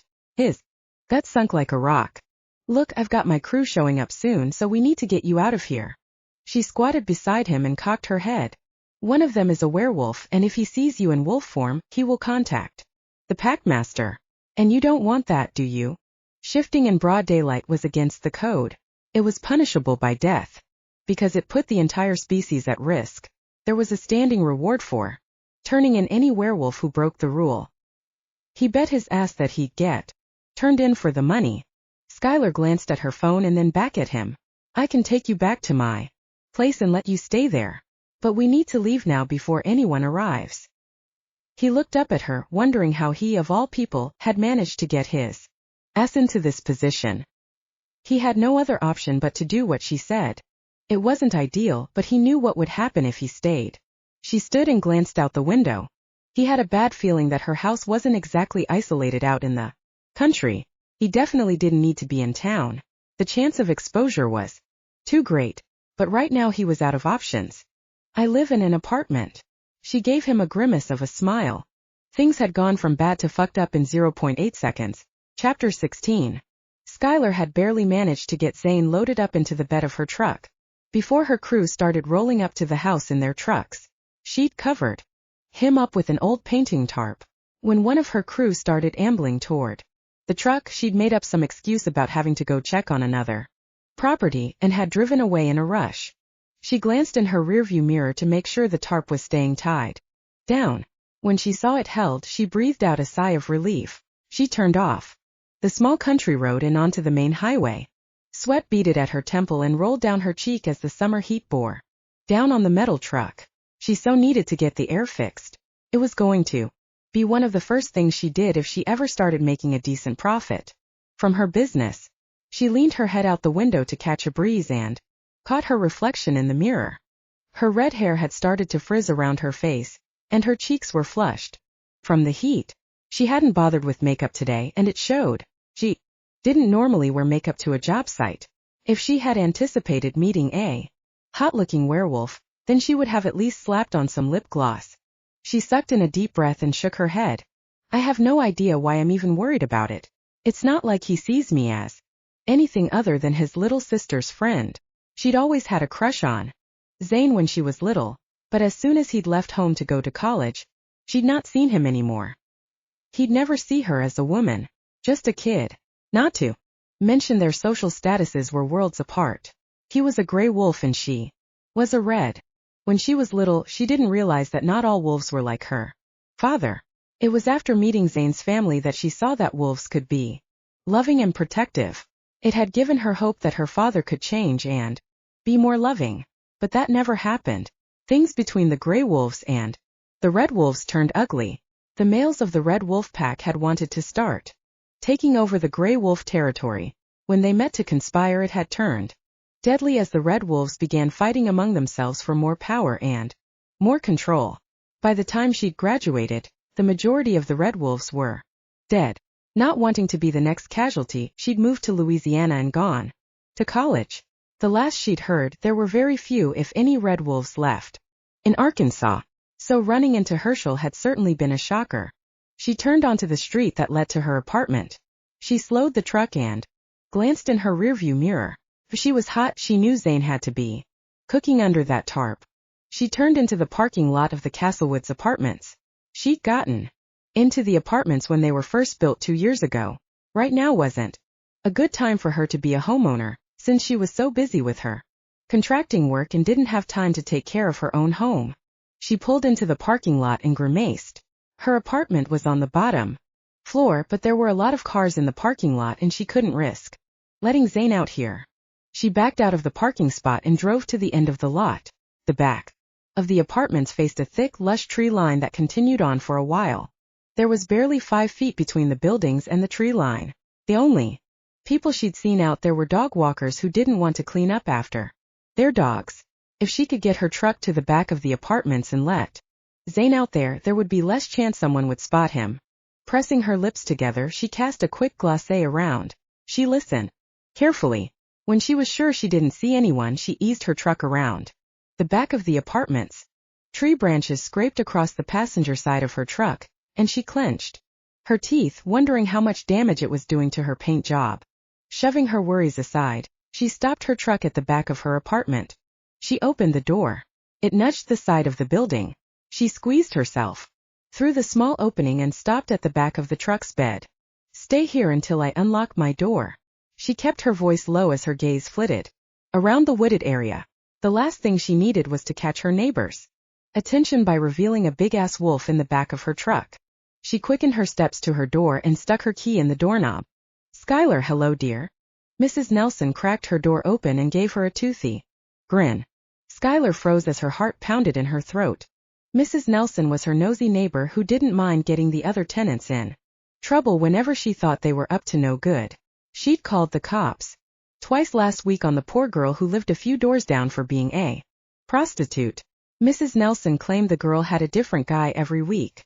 Turned out the girl was a college student who'd taken a part-time job tutoring students in English. Last month, Mrs. Nelson had called the cops on old man Grissom, who lived in the next building. She told the cops he was growing drugs in his apartment. Turned out he was growing something, but it was only mushrooms in his closet. Not the kind you get high on either. After that, Skyler tried to steer clear of Mrs. Nelson. She didn't need the old woman nosing around in her business or her personal life. "Hello, Mrs. Nelson." She cut her eyes at the bed of her truck sticking out in plain sight. If Zayn moved so much as an inch, the old woman would know something was up. Nothing got past her. "I had to stop by and get some more tools for the construction site I'm working on." She gave the woman a forced smile and hoped it was enough. "I didn't know you kept tools in your apartment." The old woman narrowed her beady eyes. "Is that even legal?" "Shit. Oh, I told the landlord about it and he said it was perfectly fine." She dug her phone out of her back pocket and pulled up a number. "Would you like to check with him?" She spoke calmly and evenly, hoping she sounded more confident than she felt. Mrs. Nelson relaxed. The lines around her eyes drooped and her shoulders slumped. It was obvious she was disappointed she hadn't caught another criminal act. "How's Luther doing, Mrs. Nelson? I've not seen him around lately." Skyler smiled brightly. Luther was Mrs. Nelson's grandson whom she used to brag about constantly. A day didn't go by that the old woman wasn't telling anyone who would listen about another of Luther's accomplishments. 4.0 in college, majoring in medicine and volunteering at the food bank. That was Luther in a nutshell. He was on his way to being the brightest and the best. Until he'd been arrested for a hit and run and charged with DUI. He'd gotten drunk at the country club, gotten thrown out, and had run over a homeless man who had been crossing the street. After further investigation, it turned out that Luther didn't have a 4.0. He'd failed out of college and had continued to lie to his parents about it. He'd taken the money they'd given him for college and used it on weed, booze, and women. It had also been rumored that Golden Boy Luther now had gonorrhea and gotten some girl knocked up. After that, Mrs. Nelson no longer brought up Luther to anyone. Mrs. Nelson's wrinkled face paled. Her eyes widened slightly, and if the woman had been wearing pearls, Skyler knew she would be clutching them in her sweaty palm. "I've got to go. I have to check on something in the oven." Mrs. Nelson gave her a tight, polite smile that read "F you" and slammed the door. Skyler waited a few seconds, listening as the woman's footsteps clomped away and a tingle of regret slid around in her stomach. She knew bringing up the woman's grandson was a low blow, but it was the only way to get rid of Mrs. Nelson. Skyler raced to the back of the truck and pulled up the end of the tarpaulin. She was met with a brief growl in Zane's piercing wolf eyes. "We've got to hurry," she whispered as she stepped back, allowing him space to jump down from the hot truck bed. His long tongue hung out the side of his mouth as he panted. She bet he felt like he was roasting in the ridiculous Arkansas heat. She hurried to her apartment and quickly opened the door. He wasted no time and raced inside. She stepped in behind him. The cool air hit her in the face as she locked the door and slid the deadbolt. She couldn't tear her gaze away from him as he padded into the living room. He changed course and headed away from the carpeted room and into the tiled kitchen. He paced back and forth and cut his eyes up at her as if trying to communicate. "Oh, sorry." She hurried into the kitchen and pulled out her largest mixing bowl. Holding it under the faucet, she filled the bowl with cold water and then sat it on the floor. He dipped his head and lapped up the water in gulps. She opened the freezer and pulled out some ice cubes and dumped them into the bowl. "You must have felt like you were baking under that canvas." She wiped away an errant drop of sweat from her brow. He glanced up at her as if agreeing before dipping his head again to lap up the cool water. A slight rumbling growl came from deep within his massive chest. She'd seen lots of werewolves, of course, but Zayn was more beautiful than she'd ever imagined a male wolf could be. His lush gray fur had specks of silver, and her hand itched to run her fingers through the thick silky hair. He cut his ice blue eyes up at her in an assessing kind of way. She looked away, embarrassed that he'd caught her staring at him so openly. He probably thought she was some desperate female. Who could blame her? Men like Zayn were few and far between. "I've got to get back to work. Stay here as long as you need. There's some food in the refrigerator if you get hungry after you shift back." She sat the pile of his clothes that she'd gathered up after he shifted on the kitchen counter. They were ruined. He busted out of them like a cat out of a bag, but it was all she had at the moment. "I'll get some more clothes on my way home after work." He lifted his head from the water bowl and gave her a nod of understanding. "I don't have a landline, just my cell phone, so there's no way to get in contact with me if you need anything. I'll try to get home as soon as I can." She walked over to the door. With her hand on the cool steel doorknob, she glanced over her shoulder. He had followed her out of the kitchen and was standing in the hallway, watching her. "If for some reason you're not here when I get home, I'm going to assume you got tired of waiting around and had other pressing issues to attend to. Otherwise, I'll see you sometime after 6. Chapter 17. Lucien. "Why do I get the feeling you're lying to me?" Barrett growled through the phone. "Maybe because you're already distracted and upset about having to host the Packmaster Summit." Lucien grimaced as he looked over at Jaxon, who was busy checking out a female passing by with shorts so tiny her ass was hanging out. Jaxon gave the curvy blonde a panty-dropping grin as she looked at him over her shoulder and giggled. Lucien reached out and slapped him on the back of the head. "Hey!" Jaxon shot his friend a glare and straightened from leaning against the brick building on Main Street. It was the weekend, and in a college town like Jonesboro, people were out and about buying clothes, having drinks, and heading down to the local pub to catch some sports on TV. The drone of cars passing down the street had Lucien taking 2 steps into the nearest alley and away from the noise of the little town. "How's that going, by the way?" Lucien hoped he could get his packmaster distracted by pack business and move his attention off the question of why Zayn hadn't checked in. "It's a fucking barrel of monkeys. I've got Jack Wellborn from Mississippi saying he needs more guardians, Charles Price from Tennessee saying they want fewer guardians, and Edward Boutier from Louisiana still giving me shit about his assassins." Barrett let out a low rumble, and Lucien knew his leader was not going to give the Louisiana leader any quarter for fucking up. The Louisiana assassins had shown up a few months earlier in Arkansas looking to kill Braxton, but when they'd failed to inform Barrett of their presence in the state, it had almost led to a territorial war between the two states. The Louisiana assassins were clearly in the wrong, but their packmaster wasn't one to follow the rules unless it benefited him, so the hard feelings remained. "And here I thought the Packmaster Summit was all caviar and mint juleps." "Not likely." Barrett snorted. "Enough with this runaround bullshit, Lucien. Where's Zayn?" "Oh fuck. I'm not exactly sure. He did say something about following a lead on those meth heads we busted a few weeks ago. He said not to worry and that he'd Contact me in a few days. That wasn't happening since he was holding Zane's dead phone with his free hand. Apparently Zayn hadn't shifted back before taking off because all his clothes and his cell phone had been lying in the alley. Something was very wrong. You and Jaxon stay in Jonesboro until he makes contact. I can't afford to lose any of my guardians. Especially now. What do you mean? Lucien's gut tightened. There's more going on with Louisiana than what I'm being told. My instinct tells me that Edward Boutier is taking his vengeance to a whole other level. Because of the stink I raised with his assassins. That's not good. What's not fucking good is Zayn not contacting me. You make sure to tell him. I'm going to have his ass when I find him. Sure thing, boss. Lucien killed the call and looked over at Jaxon, who was now eyeing him with interest. What did he say? He heard from Zayn. Jaxon crossed his arms over his chest. Nope. And I got a feeling when he does it's not going to be good for our pack bro. Chapter 18.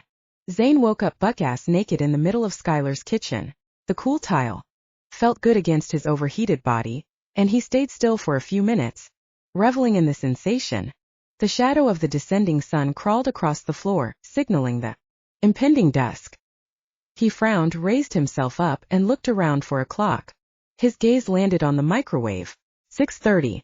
He'd been asleep for almost 6 hours and he felt like he could sleep for 6 more. He'd never been like that. Usually for hours a night made him feel good and rested, but not now. Now he felt like he'd been run over by a fucking 18-wheeler and dragged for 100 miles. He forced his feet under him and stood on shaky legs. His thigh throbbed. He glanced down. The injury where he'd been stabbed had changed colors. What had been red was now dark crimson with a gray outline around the ragged edge of the cut. He ran his finger down the injury and flinched at the sensitive flesh. What the fuck? How had crystal meth done this to him? He was virtually immortal. It didn't make sense. He swiped his bundle of clothes off the counter and made his way through the apartment to the bathroom. The apartment was small, with a kitchen that led to the living room. There was a small island that allowed for eating but clearly no room to put in a table. The kitchen counters were clean with no knickknacks or decorations, and the living room only housed a small white couch and a coffee table. He glanced around the room. The few pictures that hung on the wall were all art posters. She didn't have one personal photo. It seemed impersonal, like a hotel. Usually women like to decorate their homes, putting their personal touches on the space. But Skyler hadn't done that. He couldn't help but wonder if her upbringing had anything to do with. He entered the bedroom and stopped in his tracks. Here in her boudoir she certainly didn't skimp. The enormous king-sized bed made of wrought iron and dark wood was flanked on either side with marble-topped nightstands. The bed was decorated in shades of white and cream, and it reminded him of silky ice cream on a hot Arkansas night. The only colorful things were a couple of frou-frou pink pillows on the bed. The nightstands were identical, with matching white lamps with tassels hanging off their shades.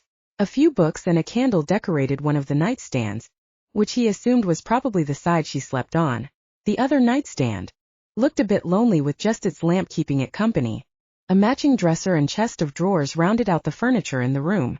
Yet there were still no personal photos of any kind anywhere.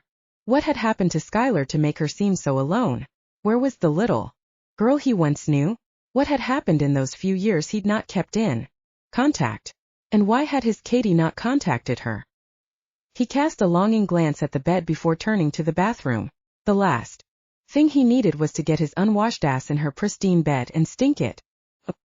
He shoved the cream and silver shower curtain back and turned the shower on. Full force. A shower had always perked him up before. Maybe it would do its magic this time. He stepped into the shower as the steam began to fog up the mirror like a New England morning. He stood under the spray of the hot water, braced his palms on the tile wall and bent his head, letting the water fall on his neck in a heated rush. He let out a groan as the heat loosened up the muscles between his shoulders, and the tension he'd carried all day fell to the drain with a cascade of water. He needed to find out what the hell was wrong with him before Barrett found out. He needed his job. No, he lived for his job. There was no fucking way he was going to let some meth-head werewolf destroy everything he'd created and worked for. Zayn looked up and growled. He was going to hunt that fucker down and make him fix it. And then he was going to rip his throat out. Chapter 19. So you're telling me Zayn never came back, or made contact with you after he arrived? Lucien narrowed his gaze on Matt. The tattoo artist shifted his weight and looked a little uncomfortable as Lucien questioned him. Lucien always knew when a wolf was lying, and his gut told him Matt was telling the truth. Yeah man. I was too busy getting your guardian's tat going to even notice if he came inside or not.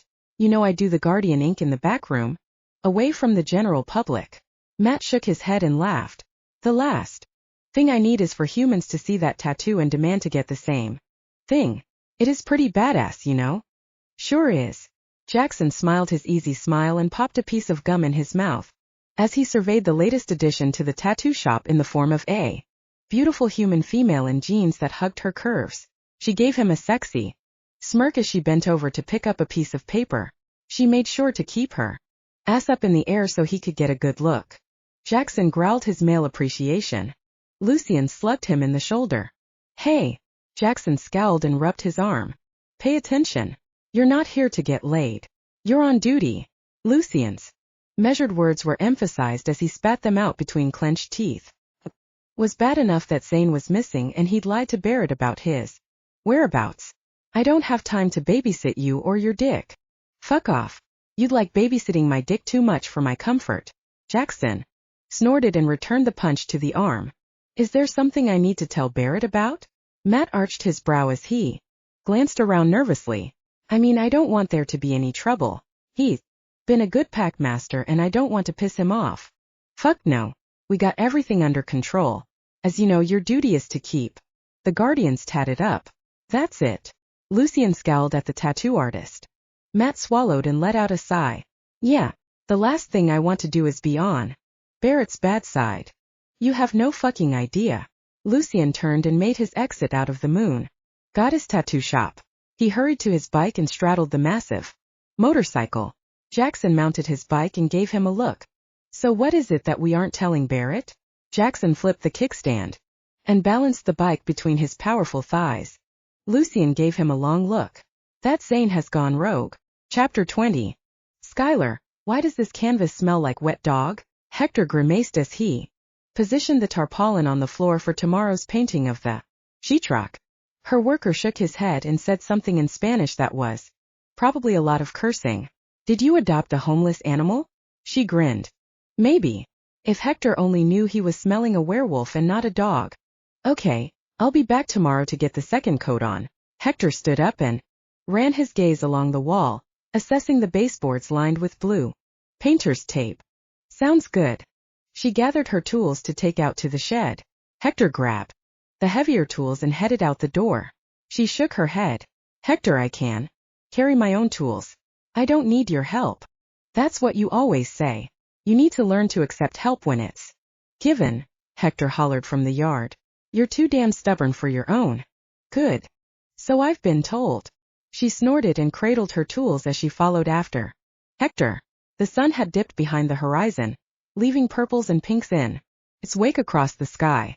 Despite the evening's approach, the humidity stuck to her skin like a plastic Halloween mask that had been worn by a sweaty child.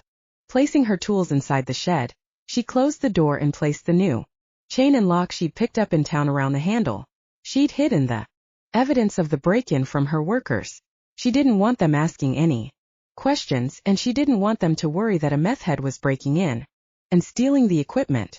If they started worrying, then they'd start looking for another job site to work. Nice job today. I'll see you tomorrow bright and early. She grinned and strode toward the house. I can wait on you.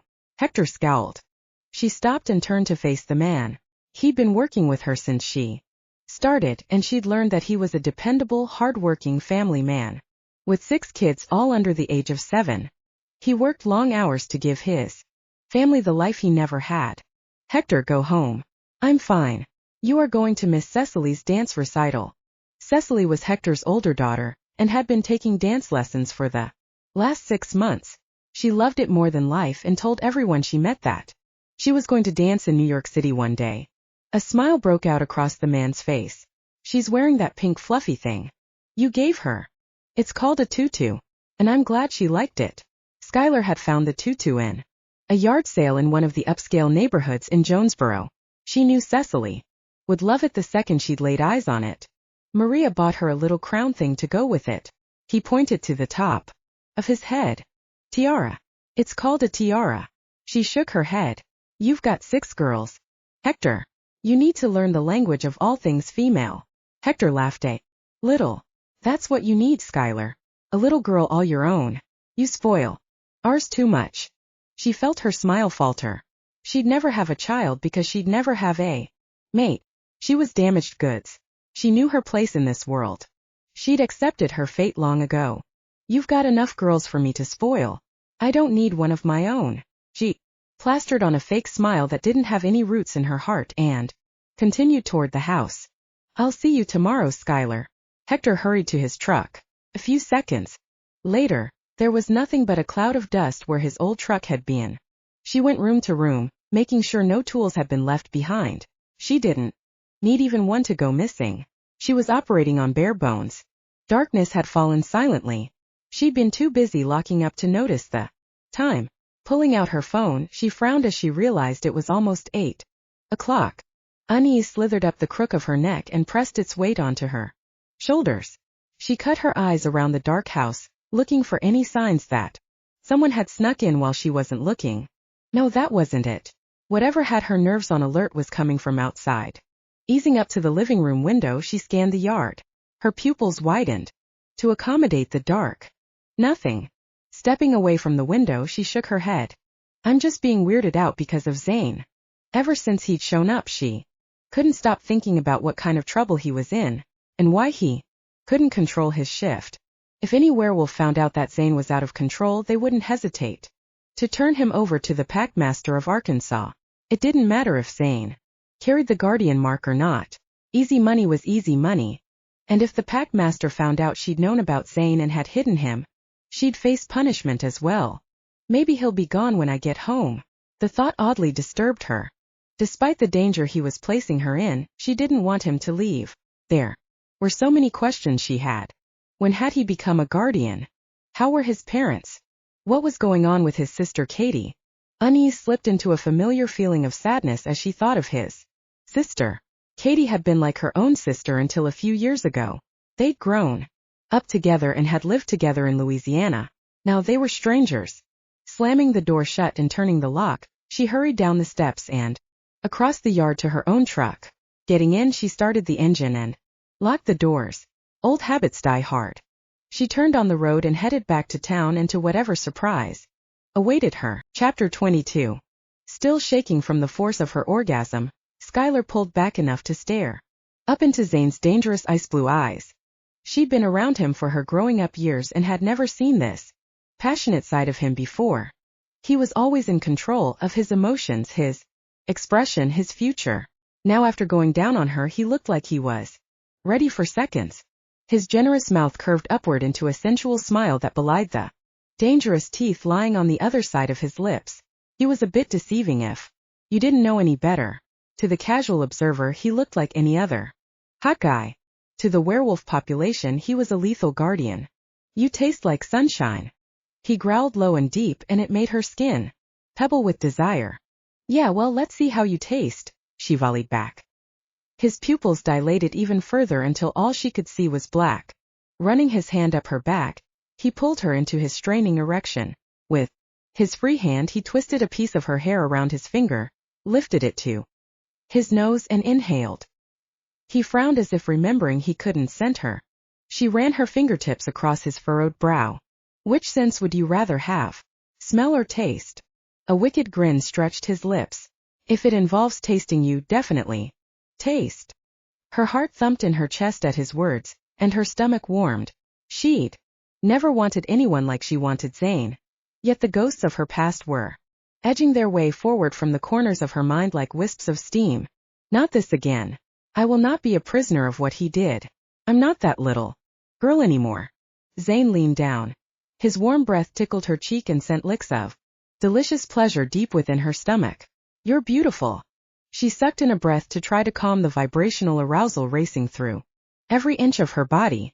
I've been called a lot of things, but beautiful is not one of them. She chortled nervously as she licked her dry lips. He leaned back, capturing her gaze with a hardened one. That can't be true. Her face heated and she shifted her weight. She should never have said anything. He probably thought she was an insecure woman looking for a compliment. She took a deep breath and grabbed his hand. I think we started a job that needs finishing. She tugged on his hand as she took a step toward her bedroom. Didn't feel like a job to me. He grinned, making her body heat with lust. She didn't think she'd ever needed a male as much as she needed him right now. Once they were inside her bedroom, he spun her around in his arms. You taste like heaven. He leaned down and covered her mouth with his. His tongue snaked between her parted lips and licked every inch of her mouth like she was dessert. When he finally pulled away, she couldn't breathe. You've certainly changed since I last saw you, Skyler. His gaze roamed down her body like a heated caress. Those ghosts that had hung back in the shadows of her mind lurched forward. She sucked in a deep breath at his words. Cold reality skittered across her flesh, and she pushed him away and wrapped her arms around herself like a shield. I had to grow up pretty fast, Zayn. Not everyone was born with a silver spoon in their mouth like you. I didn't mean. He narrowed his eyes and reached for her, but she shook her head, not letting him finish. It doesn't matter. This was a mistake. We are a mistake. She took a step back from his warmth, determined to be strong. She didn't need this right now. Getting involved with a man, even just for one hot night, would complicate her plans for the future. She needed a clear head. And whenever she was around Zayn, he made her head spin. Are you scared of me? He cocked his head and shot her a heated gaze. Of course not. I'm scared of letting you see me. Emotional scars aren't that sexy to a male like you, who could have the finest female in the state. Though the words were silent, they brought tears to her eyes. Her heart rate shot up as she grabbed her robe and escaped into the kitchen, putting much-needed distance between them. She'd gotten the apartment because it was safe and the price was right. At the time she hadn't cared that it wasn't that big. But with Zayn standing in the middle of the room and taking up space with his huge muscles and sexy vibe, it seemed the size of a shoebox. Securing her robe, she opened the refrigerator and pulled out 2 beers. She shoved one at him as she passed him on her way to her bedroom. What she needed was a shower. A very cold shower to wash his scent off her and clear her mind. He caught her arm before she made it into the bathroom and spun her around. She knew she needed to get away, but the warmth coming off his hard, naked body was too much of a temptation for her to step away. He was going to be her kryptonite. Skyler, talk to me. Zayn, I don't. Knock, knock, knock. Zayn tensed, and Skyler cut her eyes up at him. Skyler, is everything okay in there? Mrs. Nelson called out from the other side of the door. Skyler rolled her eyes to the ceiling and let out a sigh. She mouthed be quiet to him as he made his way into the bedroom and closed the door. Taking a deep breath, she strolled over to the door. Before reaching for the doorknob, she cut a glance over her shoulder to make sure Zayn had stayed in the bedroom. The last thing she needed was for Mrs. Nelson to see she had a visitor. That old lady would want to know everything about Zayn, from his blood type to his shoe size. Not to mention that if she suspected he was staying with her, that old bat wouldn't hesitate for 1 second to rat her out to her landlord. The last thing she needed was another pair of eyes on her. Gripping the doorknob in her hand, she flung open the door. Mrs. Nelson, what can I do for you? She plastered a hard smile on her face and met the woman's beady gaze. She cocked her head around Skyler's shoulder, trying to get a look inside. I thought I heard noises. I know you don't have a TV, so that couldn't be it. She swung her gaze back to Skyler. It held an intensity she wasn't used to feeling from the frail lady. I had the radio on. That's probably what you heard. She forced herself to hold the woman's gaze. Didn't sound like a radio to me. Much too loud. Her eyes narrowed into snake-like slits. Oh well, it's my new sound system. It can get pretty loud. She gave her neighbor a sheepish grin. I'm so sorry to have bothered you with it. I'll make sure I keep it turned down. Skyler eased the door closed, but the woman put her foot in the way, preventing it from shutting. Are you okay, Skyler? You're acting a little strange. I'm just exhausted. Been busting my ass to get this job finished. Mrs. Nelson frowned her disapproval at the coarse language. Sorry. I meant, but. Skyler blushed. Well, try to keep it down. You don't want to be known as the troublemaking neighbor, do you? Why, just look at how everyone avoids Samantha. In 243 after that whole debacle, good girls are quickly becoming a thing of the past. You don't want to get a bad reputation, do you? A low rumble came from behind her bedroom door. Skyler forced out a laugh. As you can hear, I think my plumbing is acting up again. Better go check on it. She slammed the door in the old woman's face. Leaning back against the door, she let out a sigh. Her bedroom door eased open and Zayn stood there looking pretty pissed off. She held her fingers up to her lips and turned to take a look out the peephole. Mrs. Nelson closed her door behind her. Spinning around, she leveled a glare at him. I told you to be quiet, she hissed. And I don't like how that old hag talked to you. He curled his fingers into fists as anger shot from behind his eyes. I learned a long time ago to ignore people's opinions of me. She shrugged and headed into the kitchen. It's never okay for people to talk shit, Sky. Her heart tumbled in her chest at his endearment for her. It had been a long time since she'd heard him call her by that nickname. Whatever. Look, we have bigger issues at hand. She waved her hand up and down his body. You apparently have a problem with not being in control of your shift. And I am on an impossible deadline to get the house finished. She shoved past him into the bathroom. Before she shut the door, she looked at him. Which is another reason we can't happen. We don't fit into each other's world. We can't ever happen, Zayn. Chapter 23. What the fuck just happened? Zayn murmured. 1 second he was a breath away from sinking himself into heaven, and the next, she was cold as a snowdrift. No woman had ever turned him down. Ever.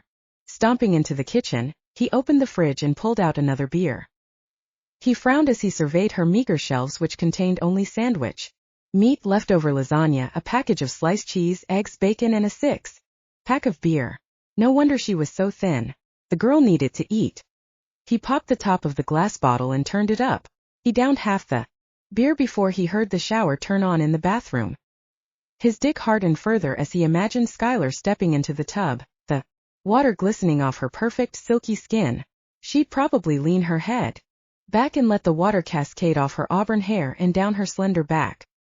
He imagined her arching into the stream as she ran her fingers through her hair. Lost in his vivid image of her, he leaned back against the kitchen counter and closed his eyes. She would be soaping up the washcloth and then caressing her breasts until they were soapy mounds. She'd run the cloth down across her flat stomach and make little circles before inching down farther until she touched her sensitive flesh between her long legs. His eyes popped open and he downed the beer. His body was on fire and on edge. And if he didn't do something, he was going to go crazy. Fuck it. He slammed the empty beer bottle down on the counter. Reaching for a stack of napkins, he grabbed a handful. Walking into the living room, he planted himself on the couch and leaned back. Taking his hard dick in his hand, he began to stroke, imagining it was her hand around him instead.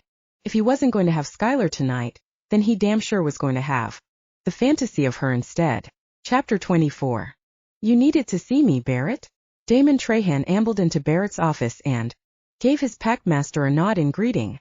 It had been well after midnight when he'd been summoned, and he wasn't feeling too friendly toward his boss. I did.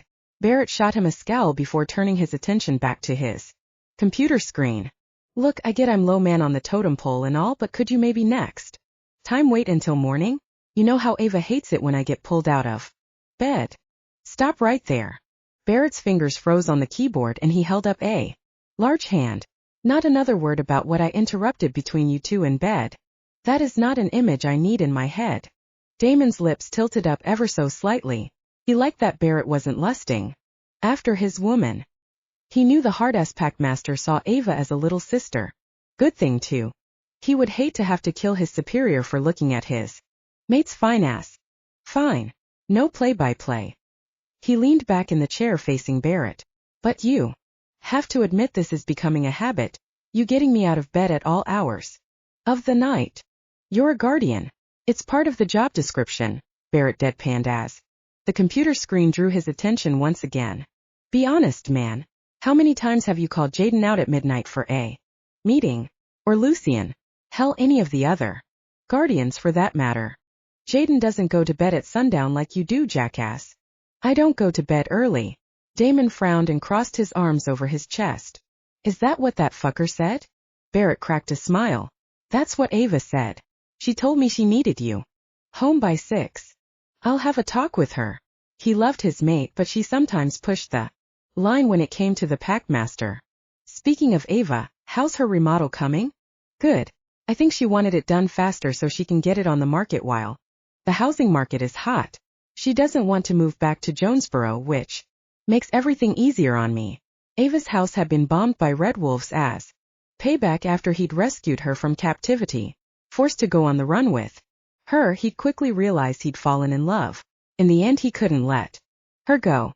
After judgment was meted out against the kidnapper, Barrett had mated Damon and Ava together. She got someone good, I hope. Contractors will fuck you over if you're not careful, especially if they are dealing with a woman. They think they can pull one over on them. Barrett snorted. Actually, this contractor is female. No shit. Barrett nodded in appreciation. Yeah, she and Ava seemed to click. Plus, she came in under bid and promised to be on schedule. Just wait. I'm sure some unexpected expense will crop up and you'll get it up the ass.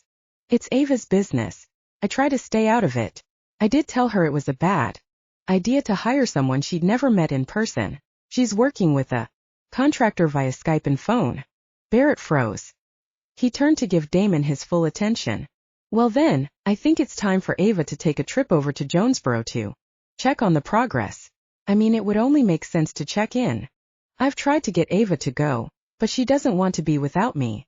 Which is why you're going with her. Chapter 25. Fuck. Lucien glanced at his ringing phone and grimaced. Even if he answered it, he wouldn't be able to hear anything over the music in the club. The smoke alone was killing him. After making sure Jaden and Braxton had gotten there tats, Lucien had sent them on their way back to Little Rock. He and Jaxon had stayed behind to try to find out what was what with Zayn. What? Jaxon craned his neck to see the caller ID. Dude, it's Barrett. You need to answer it. No shit. The ringing stopped and Lucien shoved the phone into his back pocket. They'd hoped they could find a lead on Zayn at Jonesboro's only nightclub, but so far they'd come up empty. It was like he'd disappeared off the face of the earth. So what's the plan? Jaxon glanced at him before turning his back on yet another human female who'd eased onto the bar stool next to him in the crowded club. The plan is to avoid Barrett, find Zayn, and get to the bottom of what the hell is going on with him. You don't think he's using, do you? Concern creased Jackson's face. What? Meth. You don't think he's using meth? For fuck's sake. Zayn we're talking about. He's the most in control guy. I know. He hardly ever drinks. Lucien slammed down the shot of tequila and motioned for the bartender to give him another. Yeah. Then what the hell is up with him? Jaxon dragged his eyes away from a passing female with skinny jeans that hugged every curve. He met Lucien's gaze with a worried frown. I don't know, man. All I know is he's not been right since the drug takedown. Were you in the house after it was over? Did you see him do anything? Take anything? Jaxon shook his head. I barely left his side for 2 seconds. Besides, they were still cooking the shit. The product wasn't even ready for distribution. He glanced around, making sure no one else was listening into their conversation. Hell, it was still liquid. Or it was until Zayn bumped into it, and it destroyed what was left. It doesn't make sense. All I know is something is going on with Zayn, and if we don't find out what it is before Barrett does, he's going to be out of the Guardians. Lucien sucked back the rest of the bitter beer. At best. What do you mean? Lucien narrowed his gaze. Getting kicked out is going to be the best outcome. I know Barrett, and he's a stickler for upholding the Lupin law. If Zayn doesn't stop shifting in public, or if he's on drugs, he's going to be facing a tribunal. And we both know what that means. He's going to get taken out. Permanent. Chapter 26. Where the hell are you going? Zayn thundered. Shoving down her anger, she maneuvered around Zayn's large body and snatched her keys and backpack off the kitchen counter. I need to go check on something. She spun around and faced him, not ready for her body's reaction to seeing him standing there wearing nothing but a sheet wrapped around his lean waist, intensity sparking from his eyes.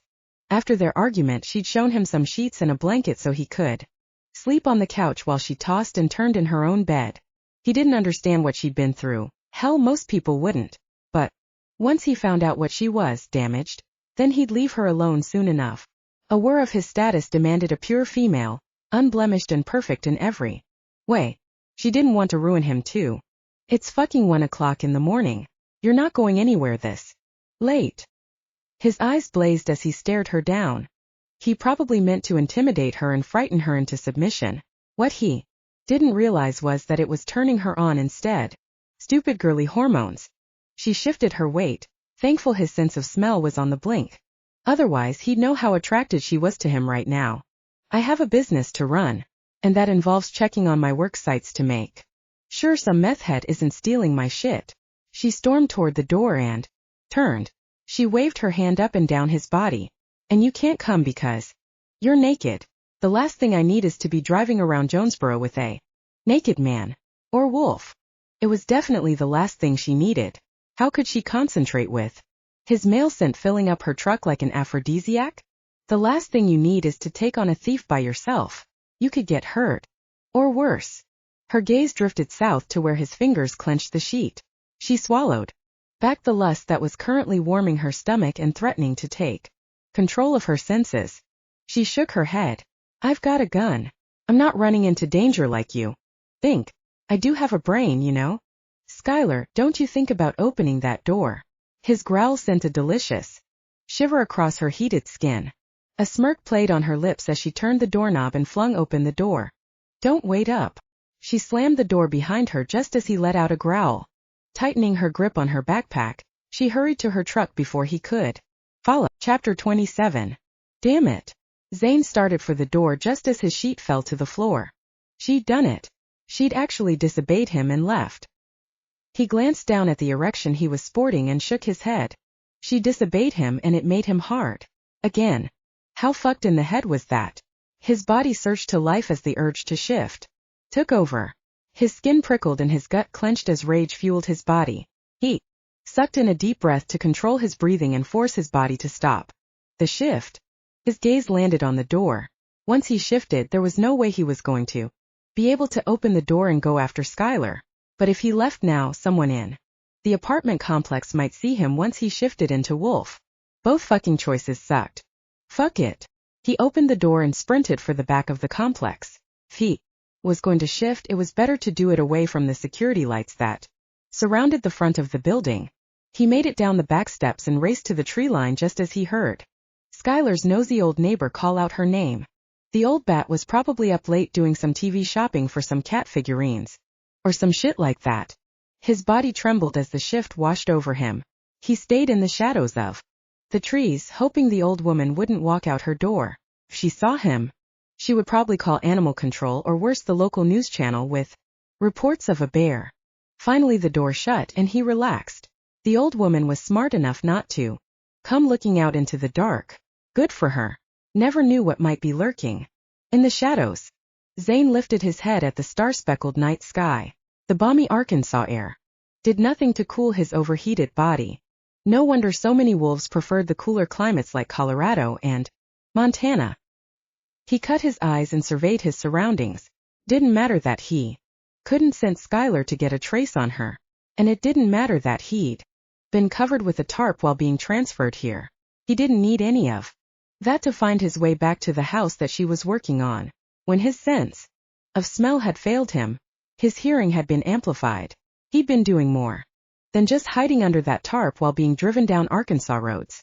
He'd been listening to his surroundings and learning how to get back to where he'd been. His ears perked up as the shrill of a train whistle cut into the black of the night. His mind quickly retraced the direction toward Skyler's destination. He sprang off his feet and raced along the tree line out of sight of humans. His gut told him that something was off where Skyler was concerned. He didn't know what it was, but he damn well intended to Chapter 28. I want to go too. Granny propped her hands on her skinny hips, making her yellow and green muumuu crinkle up a bit, and frowned. Granny, this is not a vacation. It's just a quick trip to go check on the progress of Ava's house. Once they got that house fixed and on the market, he'd feel relieved. It had nothing to do with money. Hell, as a guardian he did pretty fucking well. All guardians did. He just didn't want Ava to have a house or a place she might run off to if she got pissed at him. Getting rid of the house would be just one more step in healing the feelings of abandonment from his past. I didn't say it was. I'm just bored. What about running your? He cringed as he forced the words out. Business. I need a little break from all that selling. Why, the only time people come up to me anymore is to find out what flavor edible underwear I have. Feel used. Granny pursed her lips into a thin white line. Damon felt nauseated. Besides, I need a little time away to refresh. And I want to check out what Jonesboro has to offer. Heard they have a cute little farmer's market on Saturday and a street festival every Thursday night. First of all, I'm not going to just hang out. I have things I need to get done. Besides, I'm taking my Harley and Ava's going too, so there's no room for you. We can put the sidecar on it and there will be room for me. Granny's weathered face brightened. Oh hell no. No one is putting that monstrosity on my Harley. Damon fought back a shiver. The Guardians were still giving Jaden hell about when he'd discovered the sidecar on his beloved Harley-Davidson Breakout, with Granny in the passenger seat. Just wasn't a good look. What are you guys talking about? Ava walked into the living room pushing a rolling suitcase. Wait. Hold up. What's with the suitcase? You know there's no room for it in my saddlebags. Just take one set of clothes. He shifted his weight as the estrogen in the room doubled. I can't travel with just one change of clothes. What if the weather changes? Or it rains? Or I spill something? Or we find a nice restaurant? Not to mention my shoes. I need my shoes, Damon. Her eyes widened frantically. What are y'all discussing? Jaden strolled in with Haley snuggled under his arm. Jaden planted a kiss on her lips when she gazed up at him. Damon won't let me go to Jonesboro with him and Ava. Granny pouted and gave Jaden puppy eyes. Damon, stop being a dick and take Granny. Jaden glared at him. Jaden language, Granny quickly corrected. Why don't Granny and I take my SUV and you ride your Harley? Ava said. That way we can pack whatever. Plus, I've been dying to check out this new Arkansas artist, Andy Allison. I've seen her artwork online and I want to buy some before she gets expensive. Good idea, dear. Get her on the way up. Granny smiled and patted her hand. I hope she's better than that artist who did that canvas for me in Little Rock. I asked for an abstract garden. I got a picture of a vagina. Damon's stomach clenched as he shook his head, trying to dislodge that mental image. Granny, please. Jaden rubbed his eyes. That's a good idea. You and Granny ride together and we'll meet up at the house. Damon knew better than to argue with either Granny or Ava. Besides, this way he could do a little investigation on his own without Ava knowing what he was up to. I'll pack a picnic. Granny clapped her hands together and grinned. It's only a 2-hour drive, Granny. And it's hot as hell out there. We're not doing a picnic. Damon looked to Jaden for support, but his fellow guardian just shrugged his massive shoulders. Dude, you're fighting a losing battle. Just go with it. Jaden smirked as he and Haley made their exit. Damon gritted his teeth. Fucking Jaden. Chapter 29. Zane's body pulsed with adrenaline as he raced across the rice fields toward the city. For a small town, it sure had a lot of nightlife going on. He'd encountered a couple of teenagers parking on a back road and had scared the shit out of the guy when he'd leapt out in front of the car. The guy had screamed and shoved his girlfriend in front of him, which had earned him a well-deserved slap in the face. Then he almost got hit by a truck when he jumped across the railroad tracks. The asshole must either have been drinking or doing drugs because he leaned out the window and shot him the bird. The guy didn't seem fazed that he'd just seen a large-ass wolf. Zane's paws hit the ground in a rapid staccato. His lungs ached as he sucked in breaths with each bounding step. His heart beat between his ears and his body echoed with the need to find Skyler. And when he found her, he had half a mind to take her over his knee and his body warmed at the thought. Not of hurting her, but the idea of having her bent over her kitchen counter, or better yet, the bathroom sink as he sunk his dick into her tight little body. He shook his head and continued his breakneck journey in the direction he knew she would be headed. She was too damn stubborn to listen to anything he said. Coming out here this late at night was a bad idea, even if she was carrying a gun. The full moon illuminated the white farmhouse sitting up in the distance. Relief poured off him in waves as he noticed her truck turning into the driveway and coming to a stop. She kept the headlights on as she got out of the truck. He gave her credit for that move. He kept his gaze locked on her as he hurried through the rice field. Unease pricked the back of his neck, alerting him to some unseen danger. A rustle came from the back of the house, followed by a large dark shadow. Whoever or whatever it was quick. Skyler, sensing the danger, lifted her gun in the direction of the noise. Zane's heart squeezed in his chest.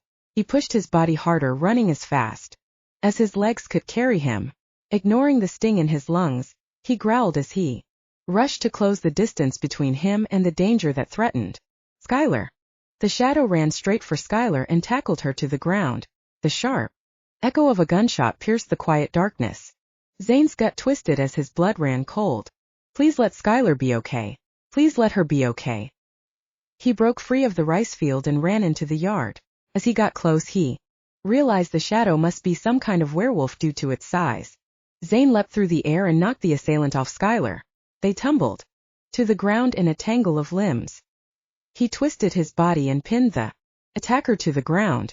The guy was definitely wolf due to his size and the way his eyes were changing colors from blue to yellow, signaling an impending shift. The werewolf drew back his arm and slammed his fist across Zane's face, catching his nose in a stinging blow and knocking him off. Rage propelled Zane forward, and he launched his body as the guy began his shift into wolf. He didn't have but a moment with the upper hand. Once the guy shifted, they would be evenly matched. He lunged and caught the guy around the throat. A strangled gurgle slid out from his lips as Zane bit down harder. The guy dropped to the ground. Bloodlust seeped through his entire body as the assailant's blood trickled into his mouth. He craved the coppery taste. He wanted more. A whimper from behind had him freezing. Letting go of his hold on the werewolf, he glanced around for Skyler. His gaze landed on her a few feet away. Sprawled on the ground and lying perfectly still, Skyler let out another soft whimper. He leapt off the attacker and hurried to her side.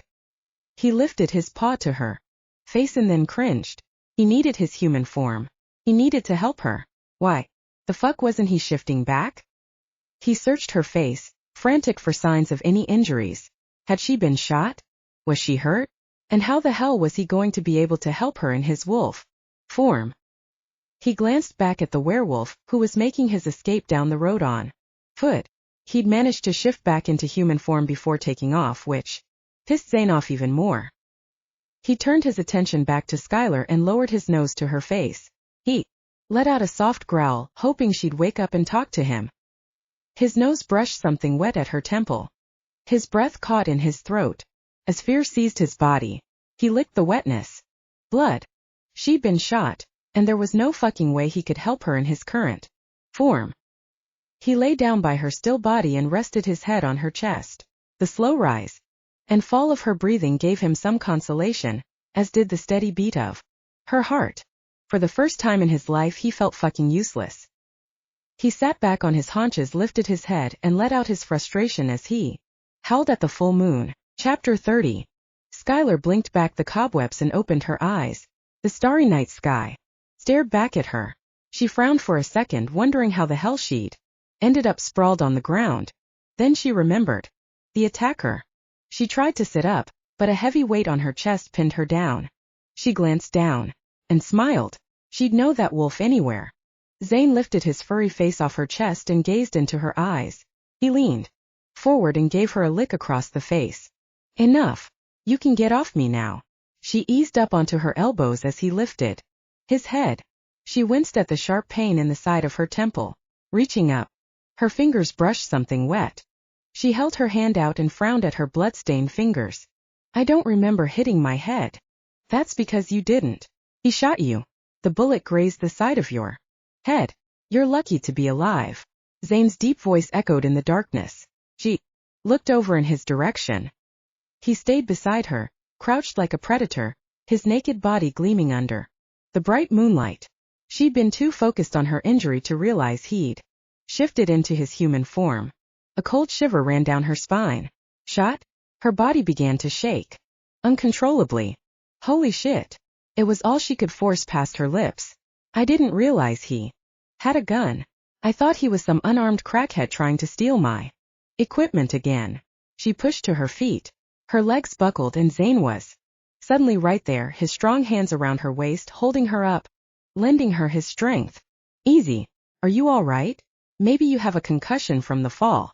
His eyes bored into hers with worry. He probed the side of her head with tender fingers, as all the breath left her lungs in a whoosh. I'm fine.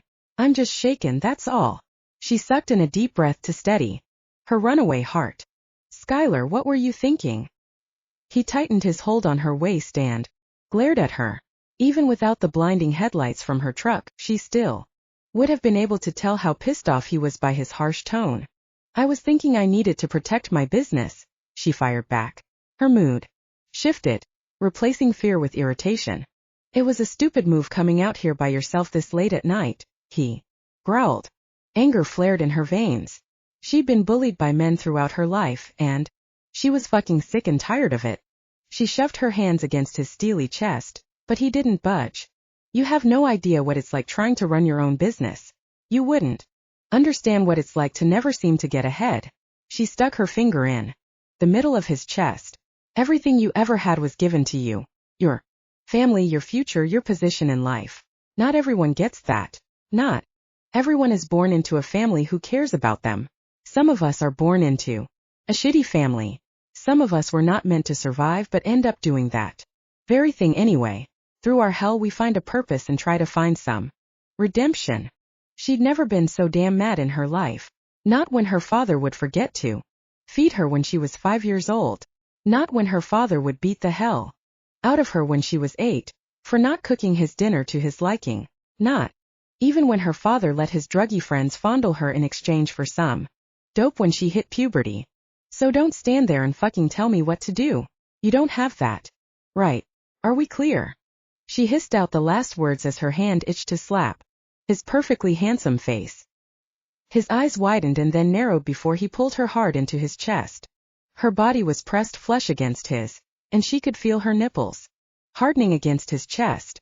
She hated the hold he had on her body and her emotions, and when she should have been afraid of his alpha male routine, she was anything but. Her body warmed under the pressure of his, and she didn't fight the urge to arch against his body like a cat. Zane Steele was going to be the death of her. That much she. Chapter 32. I got breakfast. Damon frowned as he was awakened from a deep sleep and reached for Ava across the hotel bed, but all he got was air. He sat up and glanced around the hotel room. No sign of her anywhere. So who was talking? Open up. I've got coffee and donuts and everything, Granny's voice called out from the other side of the hotel door. Fuck me. Damon growled and whipped the sheet off his bare body. He snagged his jeans off the floor and smiled as he remembered Ava getting down on her knees last night to help him get undressed. She'd stayed there until he'd almost exploded before taking her on the floor. Buttoning his jeans, he lumbered to the door and peered out the peephole. Granny had her eye up to the tiny opening as if she could see inside. Shaking his head, he opened the door. I've got breakfast, the older woman said brightly. She pushed her way into the room and set the tray of coffee and bag of donuts on the dresser. What time is it? And where's Ava? He glanced out the door into the hallway, but it was empty. She's downstairs using the hotel computer. Said she was emailing her contractor today. Granny glanced around the room. Her gaze landed on Ava's thong hanging on a nearby lampshade. She arched her brow. Damon snagged a glazed donut out of the brown paper bag and shoved half of it in his mouth. He was an adult, but Granny had a way of making him feel like a naughty teenager. Go ahead and eat all those. Granny waved her hand at the bag. Ava already took 2 and a cup of coffee with her. She grabbed the second styrofoam cup and popped the lid off, pulling out some pink packets of sugar substitute and tiny cups of creamer. She doctored her coffee to her liking before tasting the brew. She eased into the chair by the window and took a sip. Are you ready for Ava to have her house finished? She stared up at him with expectant eyes. More than ready. He finished off his second donut and fished his hand in the bag for another. You know, that girl ain't going nowhere. Her eyes danced with mischief. I didn't say she was. Damon forced the bit of donut down his throat and shifted his weight. He might be mated to the love of his life, but his past and being abandoned rose up in his mind. She's the best thing that ever happened to me. He sat the coffee down and walked over to the window. Don't give her all the credit, son. Granny stood and patted him on the back. She's lucky to have you, Damon. I hope you know that. You should know that. You are the best thing that happened to her, too. She made her way over to the door. Granny. Damon turned to face the woman who'd raised him for the better part of his life. They might not be blood related, but their bond went much deeper, and she was very much his family. Yes. I think I'm lucky for all the women in my life. He gave her a respectful nod. Her weathered face broke out into a wide grin. I think you're right. She nodded toward the panty-clad lampshade. You know, if you ordered some of my edible underwear, there would be no evidence of Ava's drawers hanging all over Chapter 33. A headache, clothes reeking of cigarette smoke, and some ugly chicks. Underwear. That's all I got to show for our little investigative trip to the club last night. Lucien scowled as he lifted his leather-clad arm to his nose and sniffed. God, I hate cigarette smoke. I get the headache and the smoke, but how the fuck did you get some chicks? Underwear. Jaxon smirked, then took a sip of his coffee and leaned back in the chair in the back room of the Moon Goddess tattoo shop. She pulled them off at the bar and stuffed them in the back pocket of my jeans. Lucien's eyes widened in horror. Dude, she even wrote her number on the crotch. So, girls are getting creative with their calling cards. Jaxon nodded his head in appreciation. I like it. Maybe I should be whipping off my boxers, scrawling my number on the band, and giving them to the next girl I want to hook up with. You don't even wear underwear, dumbass. Lucien shook his head and pulled a pencil off the counter. He used the pencil to pick the thong off the floor and fling it into the nearby wastebasket. He'd been digging in his back pocket for his phone and had pulled out the panties instead. The second he'd realized what he was holding, he had tossed them to the floor like a hot potato. You're not that squeamish about thongs. Jaxon snorted. You didn't see the girl wearing these. Plus, she smoked. He cocked his head at his partner. Even you wouldn't have tried to hit that. And you try to tap everything. I resent that statement. Jaxon took a sip and shook his head. I can't help it if the ladies love me. You just wait, asshole. There's going to be one girl who comes along who'll break your heart. You'll be as whipped as Damon, Braxton, and Jaden. Don't say that. You'll jinx me or something. Jaxon sat up straight and his eyes widened. Lucien shook his head as his cell phone buzzed in his pocket. He pulled it out and gritted his teeth. Fuck, it's Barrett. Dude, you've got to talk to him sometime. You can't keep holding him off. Jaxon warned. Lucien hit the answer button and held the piece of plastic to his ear. What's up, boss? Lucien steeled himself for Barrett's barrage of questions. Nice to see you haven't lost your phone. Seems like a lot of my werewolves are in the habit of losing their phones and can't seem to get in contact with me. Barrett's low voice growled across the line. Boss, I don't know where Zayn is. I'm sure he must be deep undercover if he's not calling you back. Lucien looked down at the counter where Zayn's phone sat. He'd talked Matt into parking Zayn's Harley in the locked parking lot.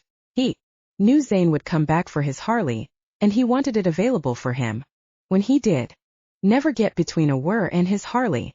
What's your location? Barrett thundered. The Moon Goddess. I find it ironic that you just so happened to be at the last place Zayn was actually seen before he apparently up and disappeared without letting his packmaster know where he was going. Lucien flinched. I'm sure whatever is going on with Zayn is temporary. Temporary. Sounds like a perfect word to describe his future status as a guardian. The call ended before Lucien could say another word. How bad was it? Jaxon looked as if he was bracing himself for bad news. Let's just say if we don't find Zayn and find him quick, then he's no longer going to be part of the guard. Chapter 35. Her heart squeezed in her chest at his words. Zayn had never woken up next to a woman before? She'd known he wasn't a virgin, not by a long shot. By the way he knew how to move his body and the miraculous things he could do with his tongue, she knew he was no novice. I'm stunned. Not the reaction I was hoping for. I'd rather have you breathless and screaming my name. He grinned as he dipped his head and sucked a nipple into his hot mouth. Her breath caught in her throat as her body warmed with desire. She rubbed her legs together to quell the ache he'd awakened. I didn't scream your name last night? She struggled to concentrate on her words as lust swept through her body. Actually, you did many times. He moved his attention to her other breast. She turned over to face him. She wanted to look into his eyes as he slid inside her body. She needed this connection. She'd never had that before. Someone kind and gentle yet able to control her body and give her what she needed when even she didn't know what that was. She pressed her palm to his chest and froze as she met his gaze. What's wrong? He frowned down at her, his eyes glowing yellow. How do you feel? She whispered. The other time she'd been this close to or when he'd shifted, it had been horrifying. Horny. How do you feel? He cocked his head. Zayn, your eyes. The word slipped out as she tensed. His eyes widened in horror. He shoved himself away from her and jumped off the bed, putting distance between them. He glanced at the mirror and then clenched his hands. Forgetting her nakedness, she rose up to her knees and reached for him. Zayn. His gaze swept across her body, and his nostrils flared. His muscles tensed as he seemed to struggle not to touch her. She grabbed the sheet, tugged it around her body and stood. With her heart pounding in her chest, she took a step forward. Don't touch me. I don't have any controls, Skyler. I don't want to hurt you. He stepped away and squeezed his eyes shut. Even as a werewolf, I doubt you would hurt me. She spoke softly. Are you fucking serious? He shot her a heated glare. Skyler, I have no control over my body anymore, and if I don't find a way to cure it, I'm as good as gone. What do you mean? She frowned.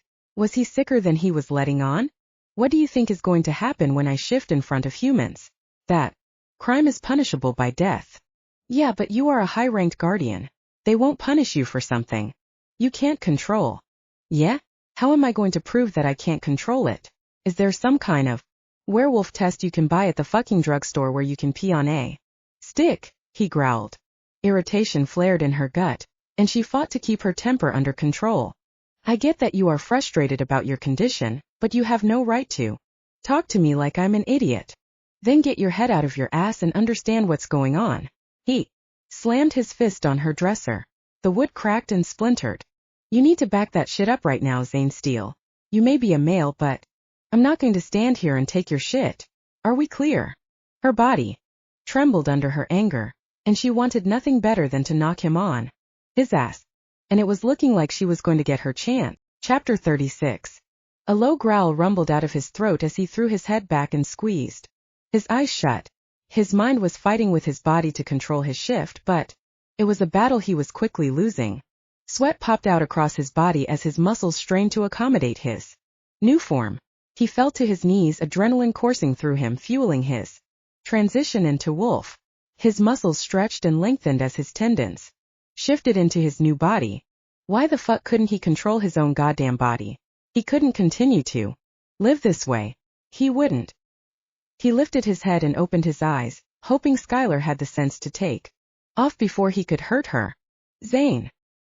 He jerked his head to the corner of the room, where she was standing like a goddess in nothing but that damn sheet wrapped around her. Her beautiful red hair hung like satin curtains to her shoulders, and her blue eyes met his. He growled, showing off his teeth and hoping she would get the hint and run. Like hell. She dropped to one knee and held out her hand. I know you won't hurt me. Trust you. Rage and anger pulsed through his body. The urge to taste blood swamped him. How the hell was he not going to hurt her? He had lost all his control. Why? Didn't she understand? He squeezed his eyes shut, trying to force the shift back into human. But his body couldn't be controlled. He couldn't be controlled. Opening his eyes, he saw his target and pounced. Chapter 37.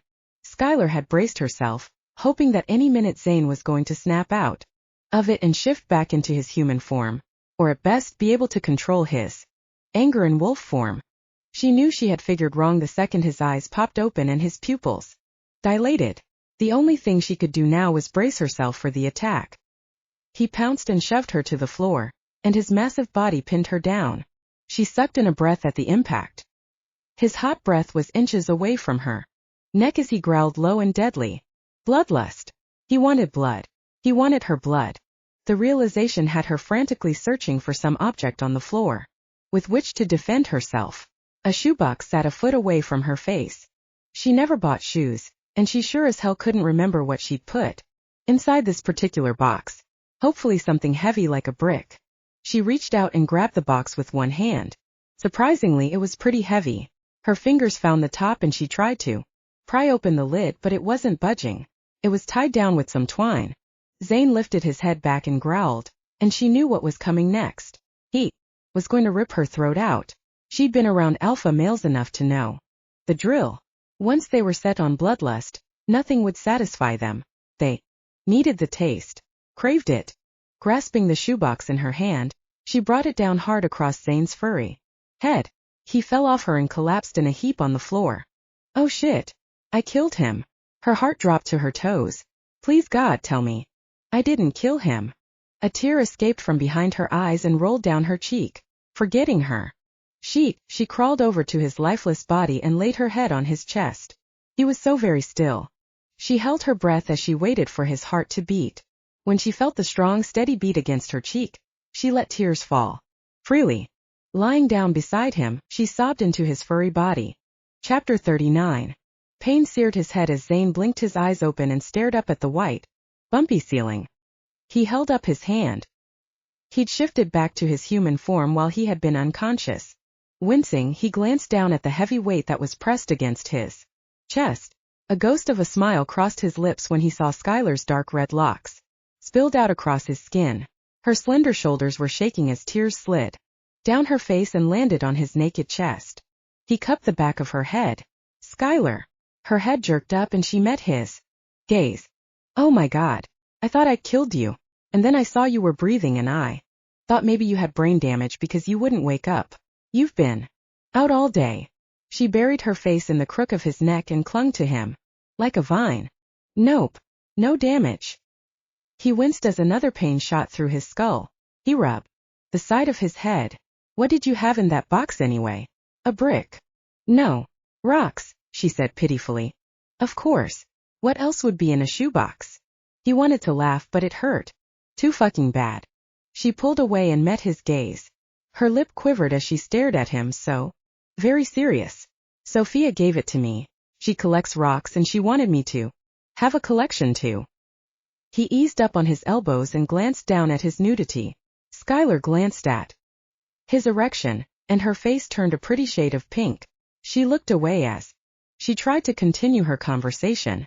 Who's Sophia? A very special friend. Skyler gave him a true smile. Whoever Sophia was made Skyler happy. He was glad she had a friend she could count on. Although he did wonder about a grown-ass woman collecting rocks. Seemed kind of juvenile. To each her own. He got his feet under him while Skyler kept her arm around his waist to steady him. He didn't bother telling her that there was no way she could bear his weight if he did fall. He liked the way she felt against him too much to say anything. He ambled into the living room and eased himself onto the couch. While he didn't feel any blood coursing down the side of his head, he knew that it was probably bruised at best. He glanced out the window into the darkness. She must have hit him pretty hard to make him lose consciousness for almost 12 hours. You know how to handle yourself, I'll give you that. He cracked a smile. God, Zayn, I'm so sorry. It was just you had bloodlust in your eyes and it was like you couldn't even see me. He cupped a hand under her chin. His thumb grazed the bottom of her full lip as he searched her face. Don't be sorry. You did what you needed to do. I'm the one who needs to apologize. His chest ached with remorse. He could have killed her, and he wouldn't have remembered any of it. I'm so sorry, Skyler. While I'm like this and unable to control my shift or my actions, I am a danger to you. He stood and shook his head and looked around her apartment. I can't stop ruining the clothes you get me, but I can't stay here. He hated this. He hated not having any kind of damn control over anything. He lived his life by the code of the pack, and he'd strived his whole life to keep his body in control and under discipline. Hell, control and discipline were what made him a good soldier. That was what made him a hell of a guardian. You can't leave. She jumped to her feet. Where the hell are you going to go? Someone is going to see you shift, and then where will you be? Her eyes widened with each word. If there's a risk that I can lose control and hurt you, then I can't stay here. You know that. His words came out harsher than he meant them to, but His gut was still twisting with what could have happened if Skyler hadn't knocked him out. I can handle myself. You said so yourself. You don't need to worry about me. She stuck her hands in her jeans pockets and lifted her chin in that defiant way she'd had as a child. I could never live with myself if I hurt you. If something happened to you. Don't you understand? He grabbed her arms and gave her a little shake, hoping the gravity of the situation would sink into that thick skull of hers. Don't do that. You don't tell me what to do. She wrenched free of his hold and took a step back while piercing him with a glare. Stop being so unreasonable. You know as well as I do that if I lost control, I could hurt you. And you know that I can handle myself. Believe me, I've had to do that since I was a child. This is different. This is dangerous. What did you think my childhood consisted of? Puppies and cartoons. She curled her fingers into fists and leaned into his space. By the time I was old enough to walk, I knew I had to find places to hide to keep my father from hitting me when he got drunk. By the time I was in school, I knew enough to stay out of his way and hide the food I managed to take from your house under my bed so I wouldn't go days without eating. And when I hit puberty and started looking like a young woman, I had to learn how to hit back hard enough so I wouldn't be raped by my father's friends. So don't you sit there and tell me I'm some helpless female when it comes to out-of-control werewolves who don't give a shit about anyone but themselves. Chest heaving and eyes flashing with anger, she spun on her heel and headed into the bathroom. Zayn felt like he'd been hit in the chest by a 2x4. He'd known her life had not been easy, but never in a million years would he have guessed she was physically abused. Anger flooded his body like lava in a volcano. The image of her piece of shit father trying to hit her, or even worse, letting his friends try to lay their hands on her, had rage flooding through his body. He was quickly losing control and he didn't fucking care anymore. He lifted his head back and growled as the shift began to take over his body.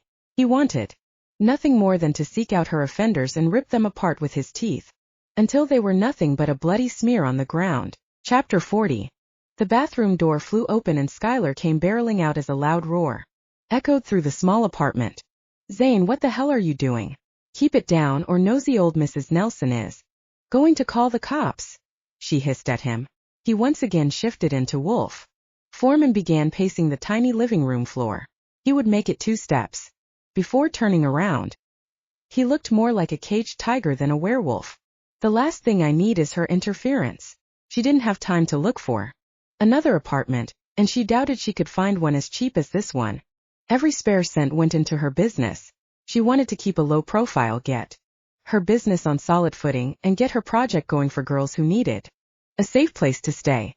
That was her priority, and now Zayn was going to ruin everything with his whole alpha male routine. Knock, knock, knock. She stiffened and Zayn stopped his pacing. Maybe if they stayed quiet, whoever it was would go away. Knock, knock, knock. She shot him a glare when she saw that wasn't happening. Go in the bedroom and stay there, she whispered. He didn't move for a few seconds and she wondered if she was going to have to grab him by his hairy tail and drag him. He stared at her through intense, wolfy eyes, and she fought the tiny shiver of fear that zinged through her stomach at the memory of what had happened the last time he shifted. She didn't want to hurt him, nor did she want to draw attention to herself by having him here. Please, she implored. He gave a low growl and lumbered back into the bedroom. She closed the door behind him. She grabbed the remote control off the small table by the couch and turned on the stereo system. Glad she'd put her robe on, she slowly walked to the door and pressed her sweaty palms to her thighs before reaching for the doorknob. Easing open the door, she blinked in surprise. Hector, what are you doing here? He was standing there holding his daughter, Sophia, in his arms. Skyler looked over his shoulder as Mrs. Nelson popped her head out her own door, scowled and slammed it shut. Thank God the old woman didn't want to talk. What the hell is going on in there?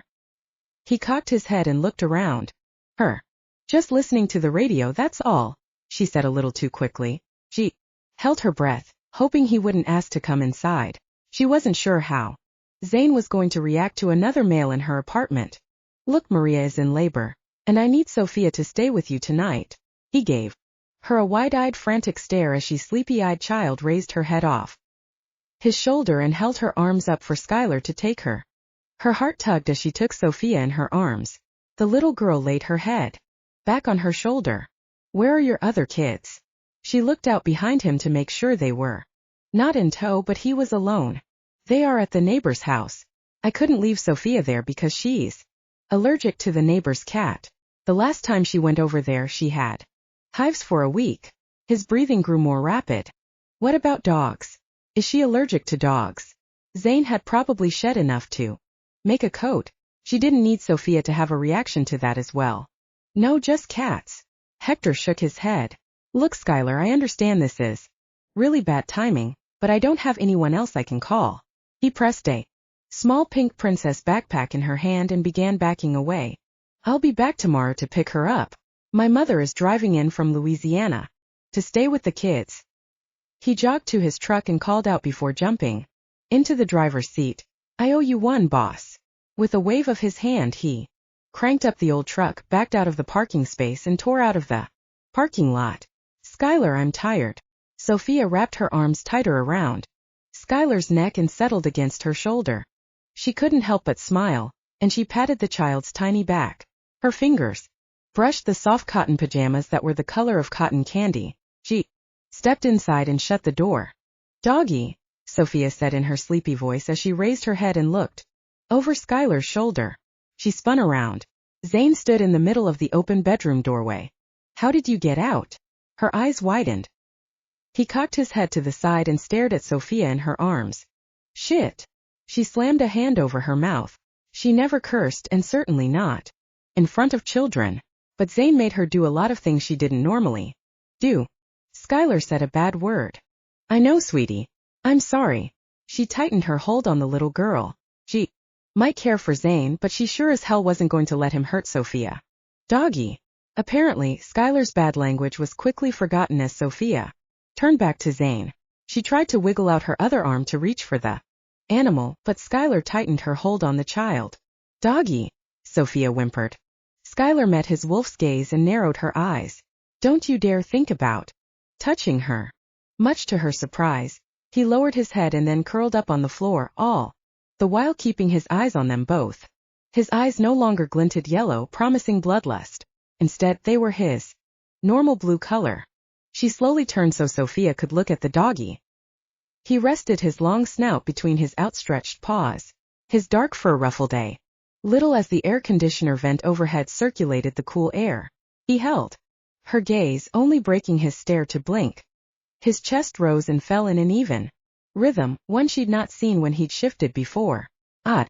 Usually he was on edge, angry and dangerous. But now he looked as if he could control his emotions a bit better. Zayn. She spoke his name quietly and stepped closer. Right now he was between her and the bedroom door. She needed to get Sophia to bed, and she didn't intend on spending the night on the couch with a 4-year-old. She had too much work she needed to get done tomorrow since she was a day behind. I need you to move so we can get to bed. Zayn lifted his head and squinted at her. Her heart stumbled to a halt in her chest, and she forced herself to suck in deep breaths. Just getting upset and showing fear was the worst possible thing she could do right now. Move, she repeated and hugged Sophia close to her chest. A low rumble came from behind his closed lips, yet he didn't show his teeth. He looked like he was pissed at having to move his large body out of the way. Slowly he got to his feet and let out a sigh like she was inconveniencing him. He padded over to a corner, walked out a circle and lay down. She arched an eyebrow and waited a few seconds before heading into the bedroom and shutting the door behind her. She reached out to turn the lock on the doorknob. Her fingers brushed across something wet. So that's how he opened the door. With his mouth. She wiped her hand on her robe as she walked over to the bed, pulling down the comforter she placed Sophia in the soft bed and tucked her in. I'll be right back. She brushed the hair out of the child's face as her eyelids fluttered closed. She turned on the faucet and made quick work of brushing her teeth. She peeked her head around the corner to make sure Sophia hadn't gotten up. A smile lit her face as she watched the little girl sleep deeply. Her arms were stretched over her head and her pouty lips were slightly parted. Her pink pajamas were hiked up, showing off her chubby stomach. She tiptoed in the room and carefully opened a drawer and pulled out an old t-shirt and some shorts. She didn't usually sleep in anything, but with Sophia here and Zayn in the next room, tonight called for clothing. After donning the t-shirt and shorts, Skyler slipped between the covers, careful not to wake her little bed partner. Out in the distance the first peals of thunder echoed and a brief flash of lightning slashed across the sky. Skyler settled into the bed and smiled with the promise of rain. At least it was going to be a good night to sleep. After today's events she... Chapter 41. Zayn woke to booming thunder that rattled the tiny windows of the apartment. He sat up and frowned at his nakedness. Easing up off the floor he looked around. His gaze landed on a greenback sitting on the edge of the kitchen counter. He remembered Skyler bitching about having to buy him clothes. Another round of thunder echoed outside. Despite her own hectic schedule, she always seemed to be anticipating what he would need next. She was fluidity to his discipline. He opened the bag and pulled out a white t-shirt with an 80s band scrawled across the front, then a pair of jeans. They were just his size. At least he didn't have to replace the boots she'd bought him earlier. That was the one thing he never ruined when he shifted. He pulled on the jeans, smirking as he realized she didn't buy him any underwear. Maybe it was a subconscious thought on her part. Lightning stretched across the sky like claws. He ambled over to the window and pulled back the flimsy white curtain. Resting his hand on the top of the windowsill, he gazed out at the summer storm rolling in. The parking lot was half full and all the other tenants' windows were dark. The only light was the lightning in the bleak sky. He glanced over at the clock on the microwave and noted the time. 2 a.m. It would be light in a few hours. And once that sun came up he was going to have to leave. He needed to find the cure to whatever was preventing him from controlling his shift. Pushing away from the window he sunk onto the couch. It was too short for him to be able to stretch out, but if he bent his knees he should be able to sleep in that position. He'd slept in worse conditions than this. Hell, at least he was inside and out of the weather. Chapter 42. Skyler yawned and stretched out in the bed as the light of dawn sparkled through her window. She glanced over and noted the sky was bright and clear, with no evidence of last night's rain. She turned over to check on Sophia. Her heart stuttered to a standstill when she saw the bed was empty. She jumped out of bed and threw open the bedroom door. She made it only a few steps before she froze at what she saw on the couch. Zayn had shifted back into his human form and was lying on his back on the couch. Little Sophia was lying sprawled on his bare chest, and he had his arm draped over her back, making sure she wouldn't fall. Her heart and her womb lurched at the tender sight. She let a sigh slip past her lips as she brushed her hand over her heart. Zayn stirred and blinked awake. He glanced down at the child in his arms and then up at her. Morning. His hoarse voice had her stomach turning warm with desire. She cleared her throat and nodded toward the precious package he was holding. How did she end up here? Her gaze flitted back to his sleepy eyes. Not sure. She came out during the night when the thunder got bad. She must have thought I was her dad, 'cause the next thing I knew she'd crawled up on me like a ladder and laid down. He tried to shrug from his reclining position. I didn't want to disturb her, so I let her sleep. Oh. She swallowed. Her throat was like sandpaper while her other parts were heating up. When did you know? She waved her hand at him. Shift back. Around 2. He wrapped both arms around Sophia's tiny back and sat up. His muscles clenched and strained with emotion in a beautiful dance. He stood with her still in his arms. Barefoot and dressed only in jeans, he looked like something out of a woman's fantasy. Where are you going? She managed to squeak out when he walked past her. I'm putting her in the bed, he whispered over the child's shoulder. He might be a guardian, but he knew how to handle a lady no matter what her age. She smiled as he gave her his back and walked into the bedroom. She followed behind, watching him gently lay the child down and pull the sheet up to her chin. Sophia mumbled something in her sleep and turned over to the side. He turned and shot her a glare. What? You look like a natural. She grinned. Don't let your womb get all weepy. The kid was scared of the thunder and thought I was her dad. It's not personal. He shifted his weight and stuck in hands in his jeans pockets. I never thought you would be so good with a little girl. Growing up you seemed so distant, so aloof. I didn't have time to be bugged by little kids like you and my sister. He patted toward the kitchen. Want some coffee? Sure. I was just about to make some.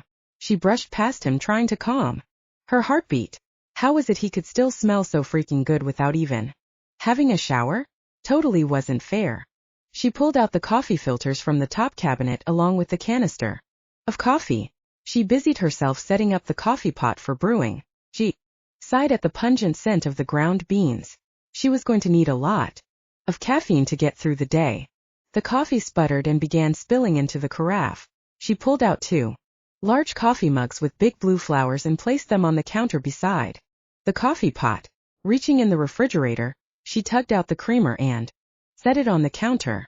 Once the carafe had enough brewed coffee for one, she poured a cup of coffee and handed it to him. "No, you take it." He gently shoved it back into her hands. "I can wait." "Thanks." She frowned. Never in her life had anyone put her first. Certainly no male. But Zayn treated her differently, like she was more than a pair of boobs in work boots. Shaking off the silly, nostalgic feeling, she turned her attention back to doctoring her coffee with a liberal amount of creamer. Then she retrieved a canister from the cabinets and cut her eyes at him as she opened the lid. He narrowed his eyes at her as she spooned a heap of dark powder into her coffee. "Is that what I think it is?" He cocked his head. She could feel the censure pouring off him in waves. She'd taken precautions for years to keep her identity hidden. She just wanted to blend in, be normal. If that meant not shifting, then so be it. The Red Wolves don't have a reputation for being greeted warmly by the rest of the wolves in Arkansas. I really don't blame them. Our kind has been a pain in the ass. I'd rather continue to take precautions to keep from shifting than be placed in a category with them. The less that other wolves know about me, the better." She met his gaze and took a sip. "There's no harm in that, is there?" She waited a beat to hear a lecture from him about denying what she was, but it never came. His gaze softened as if he understood her reasons. "So what's up with the kid?" He nodded toward the bedroom as he rested a lean hip against the kitchen counter. "She's the daughter of one of my construction workers, Hector. He was in a tight spot last night and needed me to babysit." She shrugged and took a sip of her coffee. The hot liquid slid down her throat with comforting warmth. She could always count on coffee. "Anything going on between you two?" He scowled and flexed the muscles in his arms. She barked out a laugh. "With Hector? He's married with a brood of kids. He had to drop Sophia off because his wife Maria went into labor." "Oh." He relaxed back against the counter. The stress lines around his eyes disappeared. "Hector's been working with me since I started the business. He's always on time, he's gotten me more workers, and he's loyal. His wife is a doll. She's always inviting me over for dinner and trying to fatten me up." Skyler laughed, thinking back to the last dinner she'd shared with the family. Maria had told Skyler that men liked women with some meat on their bones. Before shoving another piece of blueberry cheesecake at her, the coffee pot had stuttered to a stop. She pulled out the carafe and filled his mug. "Creamer or sugar?" She glanced up at him. "No, just black." "Ah, like your heart," she joked. "Smartass." He accepted the hot mug and took a sip. "Good coffee." "Thanks. I like it strong. Like sex." He smirked. Her face heated. "Shush. You can't talk about that. Sophia's in the other room." She slugged him in the arm. "She's asleep. Besides, I doubt she knows what we are talking about." He chuckled. "You never know. The last time she came to the construction site, she picked up a dirty word from one of the workers. Her dad didn't let me forget it either." "What did she say?" "Shit. And she repeated it at preschool." Zayn barked out a laugh. "Hector blamed me for it when he got the phone call from the school. She didn't even hear it from me." She scowled at his grin. "It's not funny." "It kind of is. I can't imagine that little bit saying anything so bad." His eyes sparkled as a slow grin teased the corners of his lips. His gaze dipped to her thighs. She'd forgotten about the tight, skimpy shorts she'd slept in last night. "So what's your plan for today?" She tucked her shirt down, but there was no way it was going to cover her stomach. "I need to go get my Harley." His eyes narrowed a little, and he looked away. "Where is it?" "At the Moon Goddess." "Do you think it's still there?" She knew the shop well. It was off Main Street, and the college crowd liked to frequent the place to get their first tattoo after drinking too much. Even a few of her workers had gotten their arms inked there. She knew there wasn't much parking available, and if he'd left his bike there, there was a strong possibility that it had been towed. "It's still there." Matt is the artist for the Guardians. Since I didn't return, he would have moved it to the gated area in the back. So the Guardians get their tats here? I didn't know that. She took another sip and glanced at his back when he turned to refill his mug. The signature. Black wings and eyes that spanned his back were impressive. The wings were jagged, and there was nothing serene about them as they arced across his back. Then there were the eyes that peered out between the wings as if they were watching her. The tattoo was intimidating. Yep, the same family has done it for generations. He turned around and faced her before taking another sip. Always in Jonesboro? I would think they would have someone in Little Rock do it since it's near the Guardian base. He shook his head.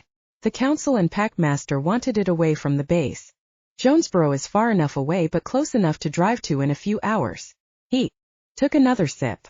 Jonesboro is small enough to seem inconspicuous and large. Enough that we don't draw too much interest when we ride into town. I'm sure you draw a lot of interest from the college girls in particular. She smirked. She could only imagine how gorgeous he looked riding into town on his Harley-Davidson. She'd never seen a Guardian who didn't look like a cover model for a magazine. Their sexual appeal alone made them a target for every hot-blooded woman within a 100-mile radius.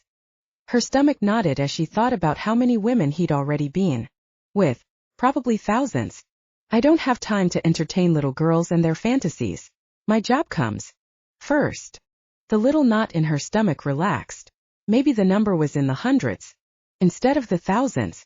Didn't make her feel much better. She ran her fingers through her hair and set her coffee cup down. She had 1,000 things to do today, from checking on her construction site to seeing how Maria was doing. She didn't need to be thinking about Zane's many conquests as well. I need you to drive me to the moon goddess. His rough voice shook her out of her mental fog. I've got to run by the hospital to check in and see what's going on with the babysitting situation. The grandmother should be getting into town today, so I can drop Sophia off and then take you over to get your bike before going to the construction site. Sounds good. Why don't you go ahead and get in the shower? I'll start breakfast and then maybe little bit will be up by the time you get out. His muscles rippled as he bent to take a skillet out from a cabinet. He moved easily about the kitchen, pulling out eggs and bacon from the fridge and getting plates together. He was clearly comfortable in a kitchen. To her it was an odd sight. What? He frowned when he caught her looking at him. I just didn't expect you to know how to cook. I know growing up your family had a maid. The Steele family's housekeeper made no bones about how she felt about Skyler. She'd made it clear to the Steeles that Skyler was beneath them, and that Katie shouldn't be playing with her. You mean Hildy? He snorted. She cleaned, but she never once set foot in the kitchen. My mom didn't like anyone in her kitchen. It was her domain. He smiled with genuine affection. I didn't know that. I thought your mom was always too busy with running charities and looking after you guys. I just assumed she didn't have time to cook. My mom made time for the things that mattered. She always told me that family came first before anything else. He cracked the egg against the corner of the counter and spilled the yellow, oozy contents into the small bowl he'd retrieved from the cabinet. He cracked several more before dipping a fork into the mixture and whisking until the eggs were beaten and frothy. Skyler nodded. Your mom was a very smart woman. Her first memory of being shown kindness was from Victoria Steele. She didn't think she would ever forget the woman. Yes, she is. He cut his eyes at her. She asked Katie about you throughout the years.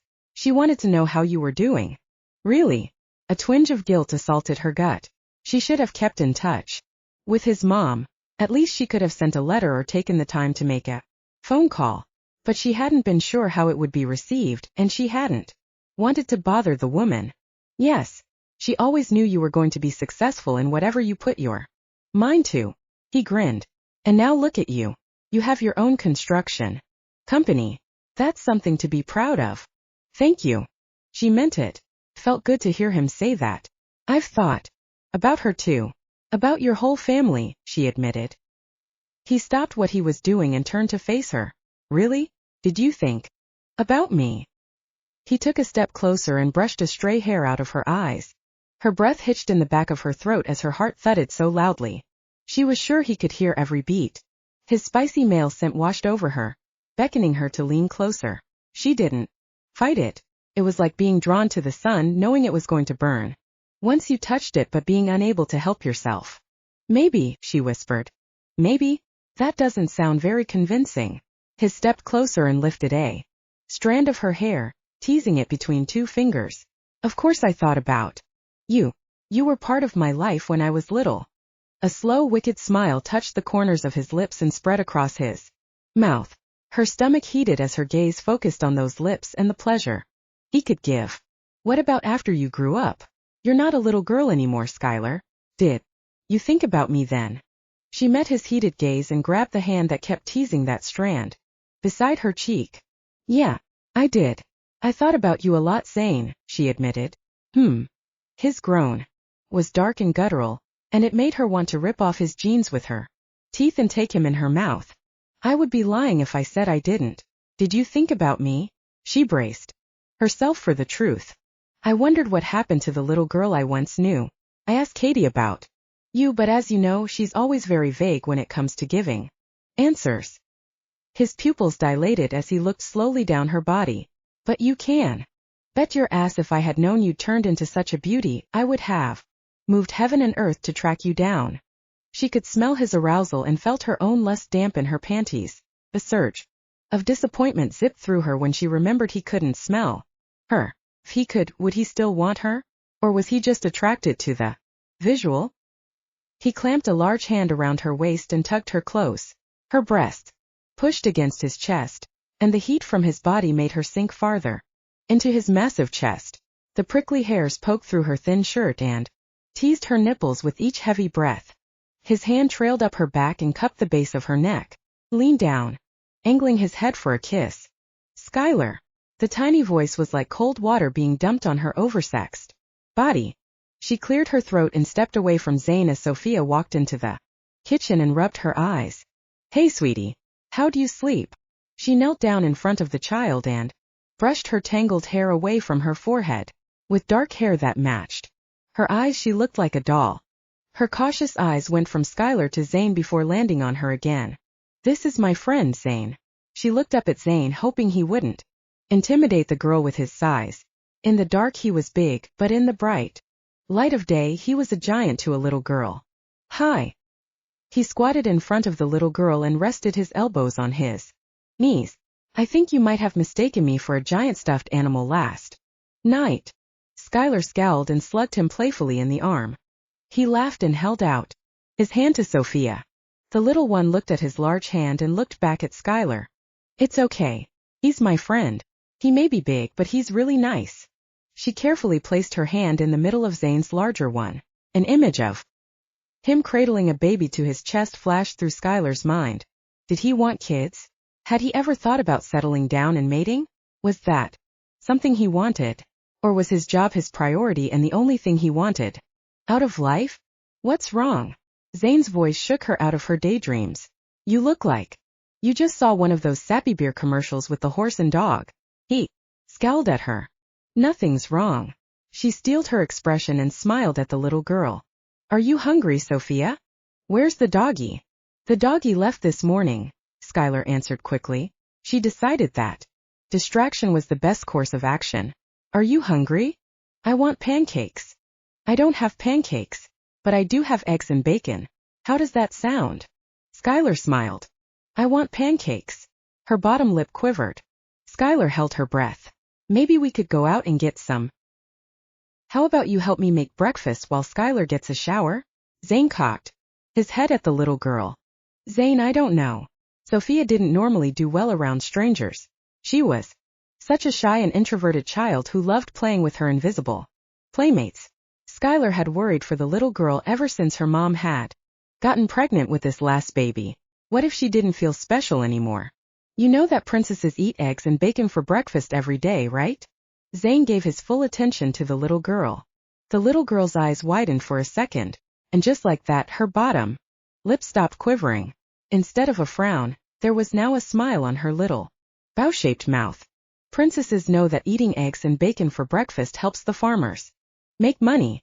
Every time you eat one of the things they raise or grow, it puts money in their pockets. Now if you had pancakes, well, that doesn't necessarily help anyone but the company that sells the pancake mix. So, basically you're doing your job as a good princess to help others. Zayn stood to his full height. I want eggs and bacon. A bright smile filled her face. Skyler's mouth dropped open. Zayn's hand was at her back, guiding her into the bathroom. Now go get cleaned up and we should have breakfast on the table for you when you get out. He closed the door. She blinked at the closed door for a few seconds before shaking her head. For someone so distant and in control, Zayn was unbelievably tender with Sophia. She'd thought she had him figured out, but now she wasn't so sure. She'd just have to wait and see. Chapter 43. Zayn kept his eyes on the child as she leaned closer to him from her perch on the stool. He'd pulled up the tall kitchen stool near the stove so she could help lay the bacon strips in the frying pan. Once the grease started sputtering, he'd covered the pan and pulled her stool to a safe distance so she wouldn't get a grease burn. Easy. Not too close. Remember what I said about the cooking bacon? He kept his voice soft so as not to frighten the child. He remembered the frightened little girl climbing on top of his chest last night as the thunder boomed across the sky. He tried to explain that she needed to go back to bed with Skyler, but she was too sleepy and had conked out once her head hit his chest. With no other option, he'd resigned himself to being a human sleeping bag. It reminded him of the times Katie had come into his room when they were kids. She'd been frightened by a storm and had sought him out for protection. Growing up as the child of Jonathan Steele, both Zayn and Katie knew that once the lights were out in their parents' room, they better not disturb them. So, whenever Katie got scared, she sought out her big brother instead. He would always pretend that she was bothering him, but in reality he was grateful for the time spent together. Is it ready yet? Sophia looked up at him with brown eyes as big as saucers. Chapter 44. Not yet. We need to wait until it gets crispy on both sides. He lifted the cover and turned the strips over with a fork. The meat sizzled in the pan and the aroma made his stomach growl. Your tummy sounds like a dragon. She patted her small hand on his stomach. He barked out a laugh. I've been called a lot of things, but a dragon is not one of them. He pulled out a white plate from the cabinet and sat it on the corner in front of her. He pulled some sheets of paper towels off the roll and handed them to her. I need you to put these on the plate for the bacon. She took them out of his hand and gave the plate a thoughtful look. Why? So the grease can drain off the bacon and soak into the paper towels. He glanced at the bacon one more time. The bacon needs a diaper? She looked up at him with a slight frown. He didn't fight the grin. I've never heard it compared to that, but yes, like a diaper. Sophia wasted no time and lined up several pieces of paper on the plate. Perfect. Just in time, kid. He lifted the lid off the skillet and picked up the bacon with his fork. He lined the bacon strips side by side and then turned his attention back to the empty skillet. Using his fork, he whipped the eggs one last time before pouring the liquid into the hot skillet. The eggs bubbled and popped in the hot grease as they cooked. I hope you like scrambled. She nodded and bent over the plate of bacon. How's it going? Need a hand? Skyler came out of the bedroom in jeans, white t-shirt and wet hair. His chest ached with want. She was fucking gorgeous. We've got it. He cleared his throat. Grabbing a spatula, he cut the eggs into pieces and turned them over to finish cooking. After a few seconds, he reached for a bowl and dumped the scrambled eggs inside. Sophia, what are you doing? Skyler came up behind the girl and gave her a hug. Helping. It's what princesses do. What's going on with the bacon? Skyler asked. You don't like crispy bacon? Zayn scowled. He couldn't remember how Skyler had liked her bacon when she was little. That's not what I meant. I meant, why does the bacon look all bundled up like a baby? She looked up and met his gaze. A confused smile lingered on her face. What? He looked over Sophia's shoulder at the plate of bacon. He chuckled. Each piece of bacon was wrapped in its own paper towel. Well, I did tell her the bacon needed a diaper. He shook his head. I didn't think she was so literal. She's 4. To her, everything is literal. Skyler grinned as she planted a kiss on the crown of the little girl's head. Diaper or no, let's eat. I'm starving. He lifted Sophia off the stool. How about you, princess? Are you hungry?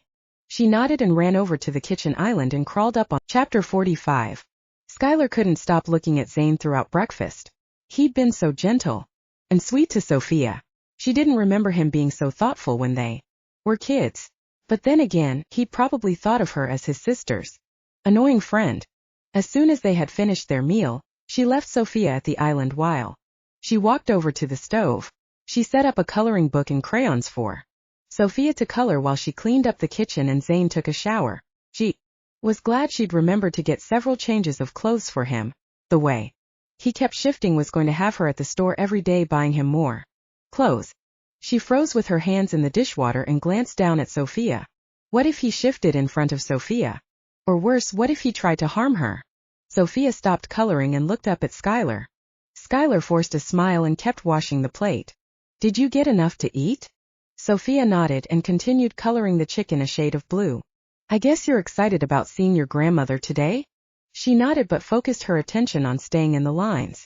Skyler would never know what having a grandmother was like.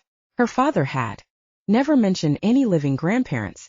The few times she'd asked if she had a grandmother, her abusive father had flown into a rage and whipped her with a belt. She'd been no bigger than Sophia at the time. That was her first lesson in what her childhood was going to look like. She patted her hands on the dish towel and took the little girl by the hand. Let's get you changed out of your pajamas and ready to see your grandma. Chapter 46. What's up, assholes? Damon strode into the diner and nodded at Jaxon and Lucien before easing his big frame into the booth. Lucien's stomach clenched as his fellow guardian sat down across from him. He'd figured Barrett was going to send someone to check up on them. He just didn't figure it would be Damon. The brother didn't like to stay away from his mate Ava. Lucien couldn't blame him. Ava Trahan was gorgeous. Damon, what are you doing here? Lucien frowned and pushed his coffee cup away. Just seeing what's going on in this neck of the woods. Damon flagged down a passing waitress and ordered a coffee. Lucien could feel Jackson's eyes on him, but he didn't dare look at him. He knew Damon was here to find Zayn. Where's Zayn? Damon crossed his arms over his chest and glared. And don't fucking say you don't know. Shit.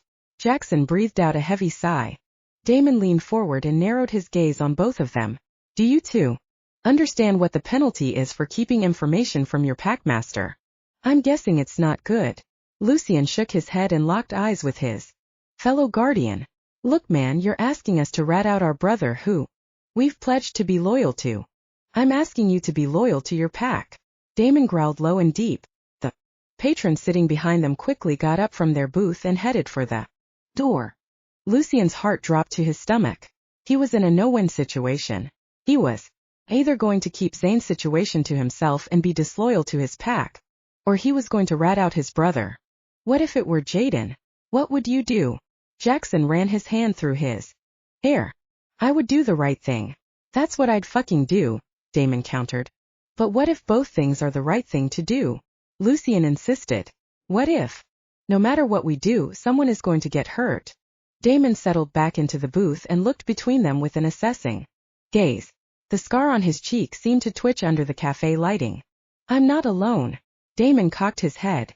Fuck. Lucien held his breath. So Barrett is with you. Perfect. Fucking perfect. There was no way out of this shitstorm now.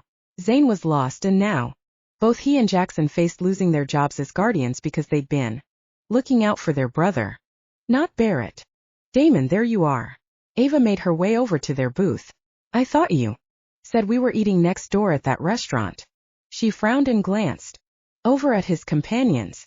Jaxon, Lucien. I didn't know you guys were in Jonesboro. She smiled.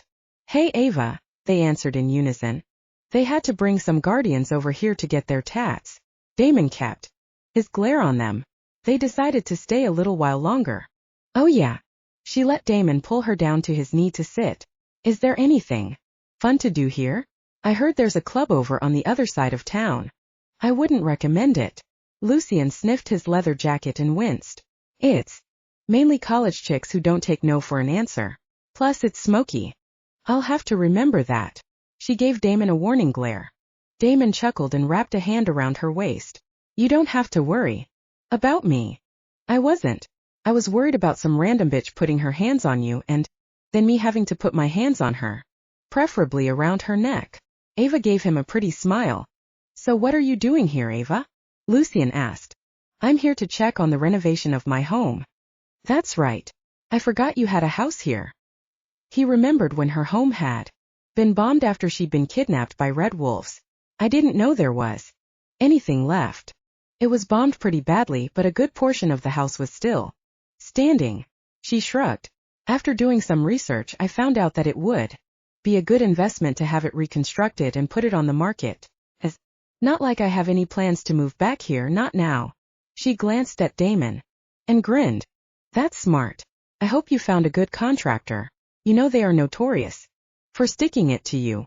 Lucien took a sip of his coffee and relaxed a little. This was good.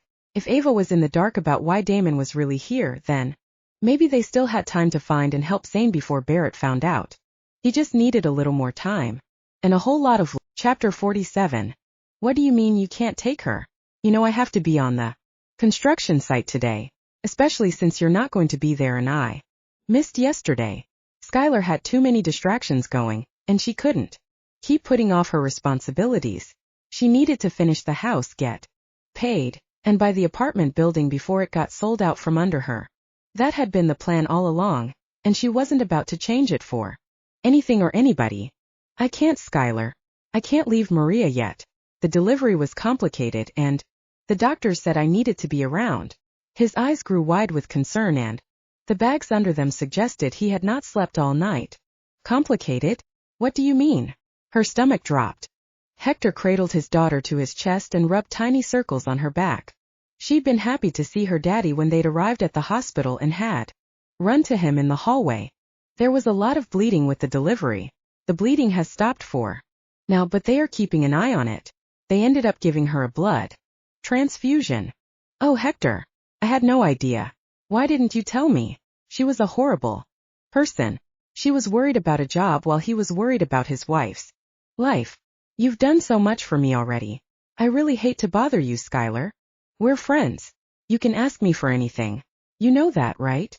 He'd stuck with her through thick and thin, sometimes even turning down another job that paid more so he could work with her. She'd never forget that. Then I need to ask you to watch Sophia another day. He cringed as he said the words. Where's Grandma? Grandma had some car trouble. She's getting it fixed today and hopefully will be here by tonight or tomorrow at the latest. He shook his head. She held out her hands. Sophia went willingly into her arms and stuck her finger in her mouth. We'll be okay, won't we, Sophia? The little girl nodded. Skyler, are you sure? I mean, I can get the neighbor to give her some Benadryl and watch her. Are you crazy? You know she'll get hives, maybe even a stronger allergic reaction if she goes over there. I can take her. She met Sophia's big brown eyes. You don't mind spending another night with me, do you? I like it at your house. You have a doggy. Hector barked out a laugh. A doggy? I had no idea you had a dog. Not all the time. He just comes around when he's hungry. She smiled at her. Inside joke. Thanks, Skyler. I really appreciate it. He frowned. What are you going to do about work today? Don't worry about it. Just stay here and concentrate on getting your wife better. She smiled. How's the baby? A grin crossed his face. She's beautiful. Just like her mother. Ah, another girl. I hope she gives you a hard time. She laughed. I'm sure she will. We named her Sky. Chapter 48. Skyler held Sophia's hand as they walked out of the hospital. She was immediately greeted with a hot blast of stifling heat the second she stepped outside. She squinted against the bright sun as she headed toward the truck. She was still in shock that they thought enough of her to name the baby Sky. They were not related by blood, but they'd forged a friendship through the trials of life, and sometimes those bonds were just as strong. She brushed a tear away from her cheek as she opened the door to her truck. What's wrong? Zayn frowned. Nothing. It's not nothing. You're crying. What's wrong? They named the baby Sky after you. She must be beautiful. His eyes softened. She froze, mesmerized by the sincerity in his face. Shifting her weight, she looked away. Why do you do that? Do what?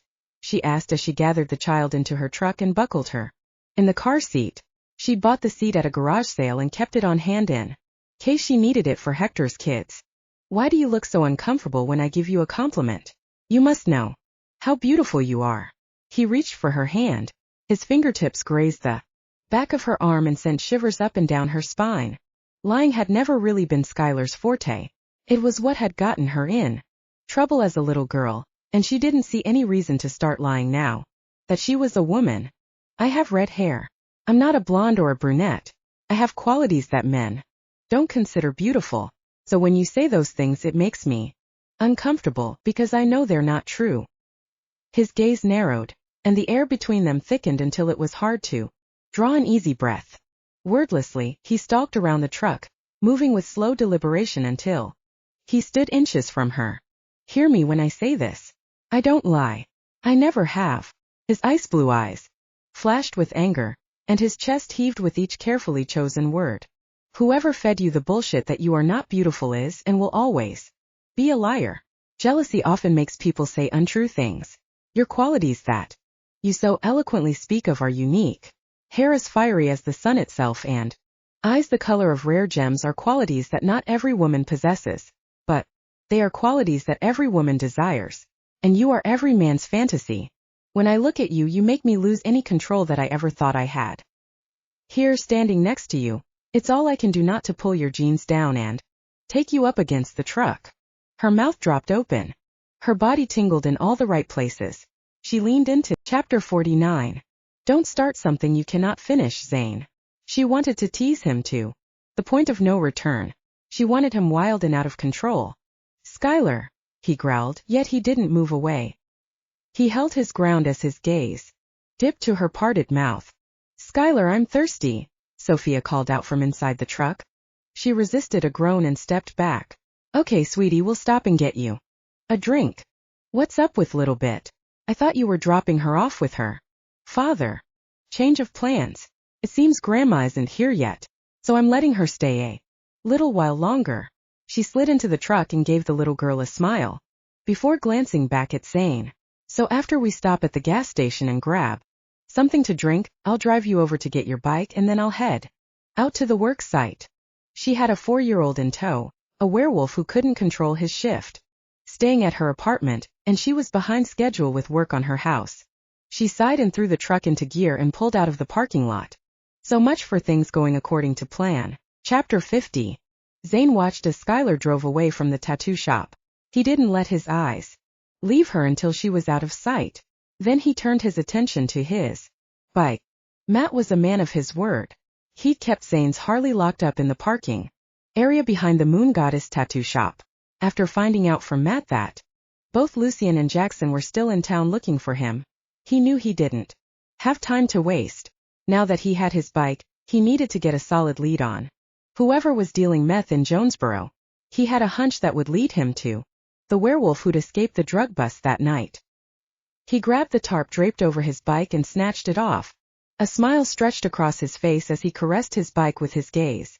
Hey baby, I missed you. He ran his hand gently down the blood-red Harley Davidson breakout. Bright red and chrome, she was dressed out like one badass bitch. Some of the other guardians like Damon and Jaden had chosen colors like black and gray for their breakouts, but not him. He'd always been partial to red. He associated the color with courage and fearlessness. He grinned as Skyler's face popped into his mind. Apparently he liked his women like he liked his Harleys. Hot, red and full of fire. He straddled his bike and started the engine. The motor rumbled to life, growling between his legs. His blood heated as he revved the engine. He loved this. The sound of his screaming eagle pipes, the smell of leather and metal, and the feeling of freedom and power. This was his office astride a Harley. He gunned the engine and pulled out onto the street. He didn't miss the stairs. The women on the sidewalk were shooting at him as he cruised down the street. Humans always wanted a biker. What they didn't know was that with him they were getting a werewolf biker.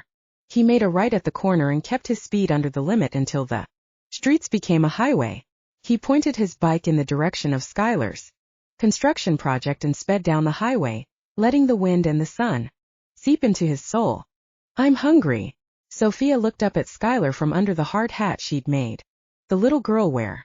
A bead of sweat trickled from her temple down her plump cheek. She swiped the back of her dirty hands across her face, leaving behind a smudge of brown. The little girl had played happily under the tree in the backyard, pushing discarded pieces of wood blocks around in the dirt like cars while Skyler oversaw the continued work on the kitchen. I'll grab our lunch out of the truck and we'll eat. Okay? She jogged over to her truck and opened the door. Thank goodness she'd stopped at the store for some sandwich fixings, snacks, drinks, and a cooler before heading back to the construction site. So far, she'd given Sophia 2 snacks of animal crackers. And it wasn't even noon yet. Tugging the cooler and the bag out of the truck, she headed back toward the tree. She found a grassy spot and sat down before pulling out the antibacterial gel. Bathing her hands, she held out the bottle to Sophia, who held out her palms. She squirted a generous amount into her hands and instructed her to rub them together. She pulled out some paper towels and wiped the excess off the little girl's hands. After making the first ham and cheese sandwich, she handed it to Sophia. Opening a bag of chips, she placed it between them and then snagged 2 ice cold waters out of the cooler. She quickly made herself a sandwich as she watched Sophia eat in silence. The little girl pulled off the brown edges of the bread before taking her first. Skyler smiled. She knew better than to give a 4-year-old a sandwich with crust. She'd seen too many families out at the park having a picnic, and not once did the children have a sandwich with crust on it. She took a bite of her sandwich and wondered if maybe she should take Sophia to the park once she finished the project. It was hard to know how to treat a child well when she'd never been shown an ounce of kindness by her own father when she was growing up. Her mind drifted back to Zayn. His family had been the only ones to ever treat her like she was worth something. If it hadn't been for them, who knew what would have happened to her? She might have ended up on drugs or homeless or even dead. Girls like her needed a safe place where they could escape from abusive families the system couldn't keep track of. She was bound and determined to make her life count for something. That was her mission, to build a safe haven. Sophia picked up a chip and nibbled on it like a little bunny. Hey Skyler, you need to come look at this. Sanchez, one of her construction workers, called out from the kitchen door. Be right there. She brushed the hair out of Sophia's face and then hopped to her feet. She jogged over to the back of the house where Sanchez was waiting for her. The young man was only a few years older than her but was married with 2 kids. He was a WER and had made it his high school sweetheart right out of school and had never gone to college. He said he never was one for studying, so he went into construction work. He was a hard worker and smart too. She had told him he would be running his own construction company in a few years. What's up? She walked into the kitchen and looked at Sanchez. The cabinets are the wrong color. He waved his hand at the kitchen counters, sitting on the middle of the floor. What? That's impossible. Her heart dropped. We ordered maple cabinets, but these are cream-colored with the glaze. This can't be. Her chest tightened as she stared at the cabinets. Even if we got the correct cabinets by the end of the week, we still won't make our deadline. What do you want to do? Sanchez rested his hands on his hips, awaiting her next order. That's how Sanchez always was, so damn even-keeled. Sucking in a deep breath, she bent down to pull the protective covering away from the cabinet. The cabinets were glazed in an off-white cream. They were completely different look from the style the owner had picked out. She cocked her head. She liked them even better than the ones that the owner had picked out. Does the supplier know they sent the wrong cabinets? Not yet. Sanchez arched his eyebrow. They will. She stood up and glanced over at the sample of the granite countertop sitting atop the work table. She picked up the sample and held up next to the cabinet. The cabinets brought out the cream and gray colors of the granite and made it pop. She reached in her jeans pocket, pulled out her phone and snapped a few photos. To be honest, I think they look better with this countertop. She scrolled through her contacts. So what do you want us to do? Sanchez asked. By this time the rest of the workers had filtered into the kitchen. They stood there casting worried glances at each other. I want everyone to grab a quick lunch and then I want you to put these cabinets in. But they're not the ones the owner wanted, Sanchez said. I'm about to change the owner's mind. Skyler pulled up the number for the distributor. But first, I'm calling the distributor to let him know he's giving me these cabinets for the same amount as the first cabinets. It was his mistake after all. Chapter 51. What's wrong? Damon could see the distress on Ava's face as soon as she got off the phone. The cabinets came in, but they are the wrong ones. Her phone dinged and she glanced down at it. Then the contractor needs to fix the mistake. He shook his head. I knew. This was a bad idea, hiring someone without meeting them in person. You can't do a remodel without being there for all the damn details. She sent me a picture. Ava nibbled on her bottom lip. She says the new cabinets are more expensive. I'm not paying 1 more cent. He crossed his arms. Well, she said that since it was a mistake, they would let us have them for the same cost as the original cabinets. She held up the phone. Look at the picture. I think these cabinets actually look a lot better. What do you think? He took the phone and studied the picture. Still, they made a mistake. I don't want someone you are doing business with taking advantage of you. He handed her the phone back. She grinned. So you like them? I knew it. When are we driving out there? He needed to lay eyes on this contractor. Now, if you're free from whatever top-secret business Barrett has you on? She gave him a saccharine smile. Smartass. You like my smartass, she quipped. You're right. I do love your ass. He reached out and clamped 2 hands on her butt and pulled her into his arms. She giggled as she snuggled into his chest. So let's go right now. She wrapped her arms around his neck and pulled him down for a kiss. He covered her mouth with his, taking his time to savor her sweet taste. He loved her with an intensity that frightened him at times. Fine. Let's go. He gave her ass a squeeze. His phone buzzed in his jeans pocket. Ugh. Ignore it. She narrowed her eyes. Can't, babe. Might be work. Reluctantly, he pulled away from her and reached in his back pocket for his phone. He sighed as soon as he saw it was Barrett calling. Ignore it. She tried rubbing her boobs against his chest in an attempt to distract him. It's Barrett. I have to answer it. She frowned as he hit the green button. Hey. What the fuck took you so long? I was beginning to think you'd run off with those other 3 assholes who can't manage to answer their fucking cell phones, Barrett rumbled. Damon fought a smile. His packmaster was known for keeping his cool, but these last few days had certainly pissed off Barrett to put him on edge like this. I've got Ava here distracting me. Not planning on running off with anyone else. He winked. No visuals. Please. Damon laughed. What have you found out? Where are my guardians? Damon took a deep breath. I tracked Lucien and Jaxon to a cafe this morning, where they looked like they were either hungover or their dog died. That dog better not be Zayn. Barrett growled. Damon shook his head. Look, boss, I'm not sure what's going on with those 2, but I do know they are hiding something. Has Zayn gone rogue? Barrett's voice was eerily calm. Damon knew his pack master held Zayn in the highest regard. He was his second in command. I'm not sure, Damon answered as honestly as he could. But that's what I'm here to fucking find out. Chapter 52. Lucien ran his hand through his hair and clenched his jaw. Dude, you look constipated. Jaxon walked past him in the littered yard of an abandoned apartment complex and stopped at the entrance.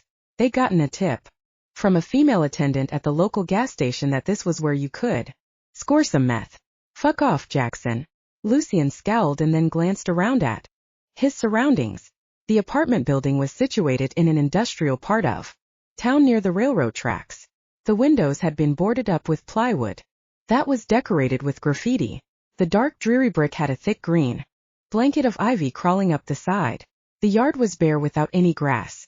Not even weeds wanted to put down roots in this depressing place.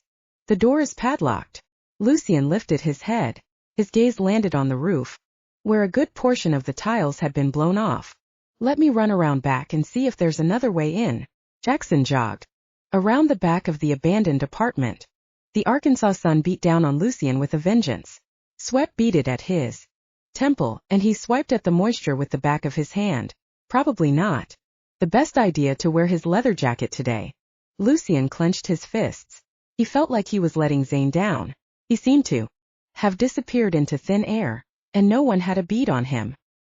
He had to hurry up and find him before Damon did. I got something back here, Jaxon called out. Lucien made his way around the back of the building. His gaze landed on something poking out of the ivy. He stopped, bent down, and brushed the vine out of the way. Concealed in the greenery was small plastic sandwich bag. He picked it up and held it up to his nose. Though it was empty, the scent of crystal meth was overpowering to his wolf-sensitive nose. So we have found a trail after all. Clutching the bag, he made his way over to Jaxon. Jaxon frowned as he shoved the bag under his nose. Jesus, dude. That shit stinks. Jaxon stepped back. At least we are following the right breadcrumbs. Or should I say meth? Crumbs. He tossed the bag on the ground. What did you find? We have a basement window. He pointed to the boarded-up window that was too small for anyone, let alone a werewolf, to fit through. Are you kidding? I don't think a 6-year-old could fit through there. Wait. I'm not finished. Jaxon walked over to the window and grabbed the board on the window. A click sounded, and then the board, along with a sizable section of the brick, swung open. It was about a 4 by 3 foot opening. What the fuck? Lucien's mouth dropped. I know, right? I mean, how genius is it to put a concealed door at the smallest window in the whole building? No one would have ever thought to try to get in here. Jaxon smirked and pulled out his cell phone. He opened the flashlight app and shone it into the dark basement. Which means these are some highly motivated drug dealers. Lucien pulled out his phone and snapped a photo of the hidden door. His packmaster would be very interested in seeing this. Lucien stepped inside the basement and Jaxon followed after him.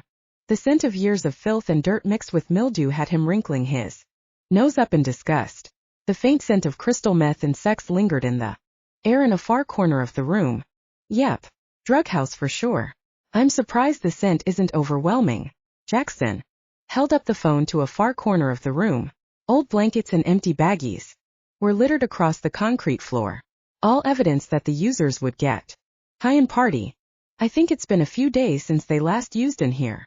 Lucien held up his own flashlight app and scanned the room. Other than garbage, there wasn't much in the room. Let's go see what's up there. Lucien nodded toward the stairs that led to the first floor. Jaxon followed his lead. The door at the top of the stairs was locked. Lucien rammed his shoulder into the wood and the door gave and swung open. He stepped into the darkened hallway of the building and blinked, allowing his eyes to adjust to the darkened room. Tiny slivers of light filtered in through the cracks of the boarded-up windows. Wordlessly, they wandered through the litter-filled hallways, stopping only to peek into the rooms they passed. There were old, moldy mattresses in some of the rooms, suggesting that maybe it had once been a den of homeless people, until the drug dealers had taken over for their own gain. The scent of old urine wafted around Lucien, and he swallowed back the bile rising in the back of his throat. Why can't people walk a few feet to go outside and take a piss instead of pissing inside? Jaxon growled. Because they don't give a fuck, I suppose. Lucien wrinkled his nose and continued the trek. When he reached the last room, he nodded toward the stairs. Want to see what's on the next 2 floors? Lucien wiped his sweaty forehead with the back of his arm. Why not? But I suspect it's just going to be more of the same. More stink. More piss, Jaxon hissed. Probably. Lucien snorted. A few minutes later, after making the trek to the second floor and not finding anything out of place, they forced their way up to the third and last floor of the apartment building. They turned left at the top of the stairs and opened the door to the first room. What Lucien saw made the hair on his neck stand at attention. Jaxon, check this shit out. He pushed the door all the way open and stepped inside. Jaxon was right behind him, muttering a curse. This window was different. Instead of being boarded up from the outside, it was boarded from the inside.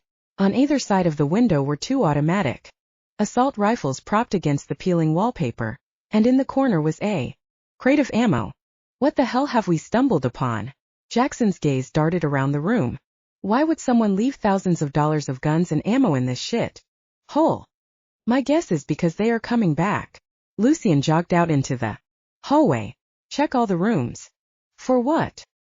He met his brother's gaze. I'm betting that each corner room with the window has the exact same setup. It's like a guard post. Go check that end and I'll get this end. Lucien went to room opposite and opened the door.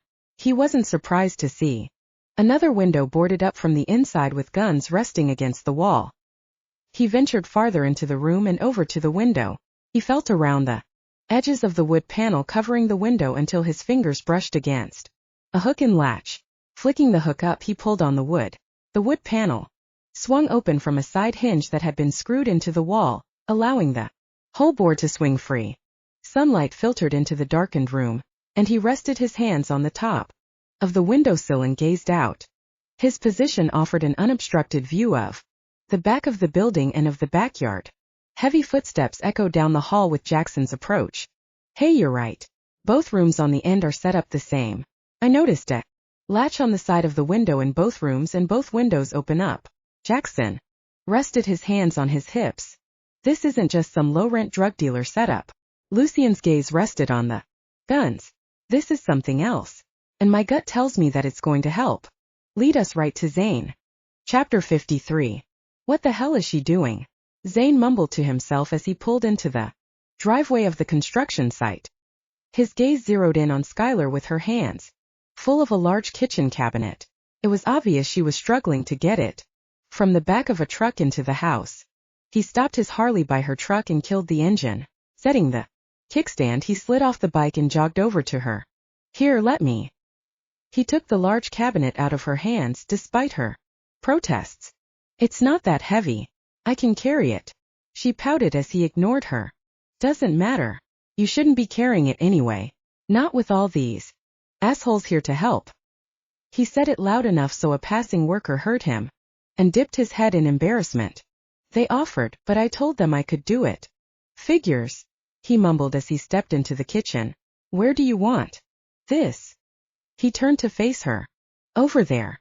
It's the last cabinet that needs to be hung. She motioned with her hand. He carried it over and hefted it up to the worker standing on a ladder. He held the weight from the bottom while the cabinet was screwed into the wall. Once it was secure, he stepped back and admired the work. This looks really good. Did you pick these out yourself? She grinned. Not exactly. The owner picked out a different set of cabinets, and these were delivered by mistake. That couldn't be good. Don't look so worried. I already talked to the owner and sent a text with the new cabinets and explained what happened. I think she liked the fact that I talked the supplier into letting us have these for the same cost as the other ones. She shrugged. In the end, it worked out. Wow. I got to say I'm impressed. You must be one hell of a businesswoman. No, I'm one hell of a construction worker. He didn't suppress his smile as he let his gaze drift over her body. Her t-shirt sleeves were rolled up to her shoulders, revealing her toned arms. Sweat dripped from the ponytail she was rocking onto the front of her shirt, making the fabric cling to her like a second skin. Her jeans were tucked into her work boots, and her tool belt hung off her hips at an angle. What?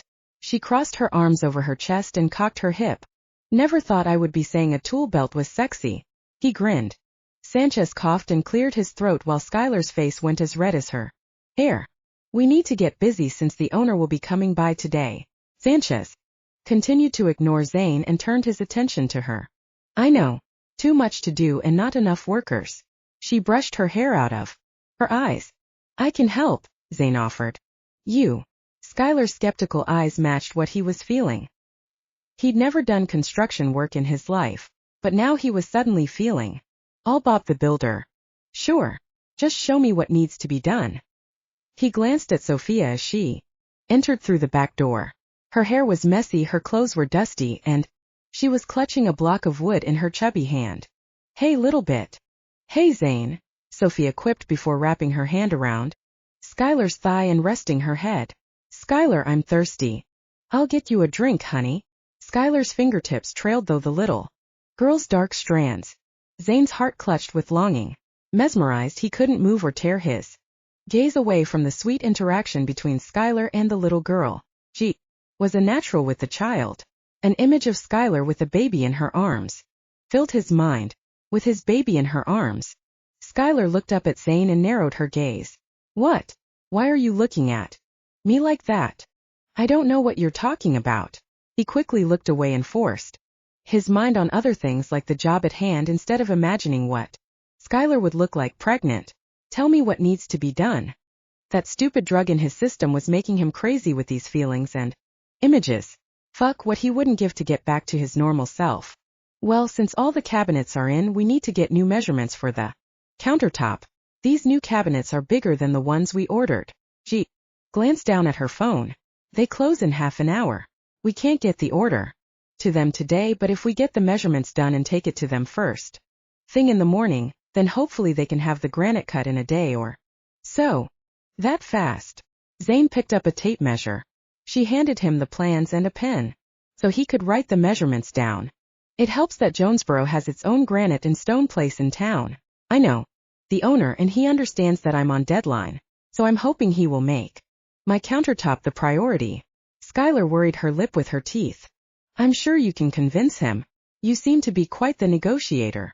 He stepped toward her, wanting to kiss her. Skyler, I'm thirsty. Oh right. I'm sorry. Here. I'll get her something to drink if you tell me where the drinks are. By the tree out back in the cooler. She sighed. Thanks. He headed out the back door. The heat blasted him in the face. At least in the house there were fans to stir up a slight breeze and disperse the humidity. A plume of dust caught his eye as a car sped up the driveway. He didn't know what kind of asshole was behind the wheel, but he was sure going to have a talk with them about driving way too fast with Sophia running around. Snatching a drink out of the cooler, he stalked back to the house. Skyler, someone's here, and they are driving way too fast. He unscrewed the top of the chilled water bottle and handed the bottle to Sophia. The little girl smiled before taking a long drink. Her sweaty hair had matted to her face, but she didn't look like she minded one bit. She looked like she was having the best time playing in the dirt. It reminded him of when Skyler was little and playing in their front yard. Oh my gosh. It's the owner. She's here early.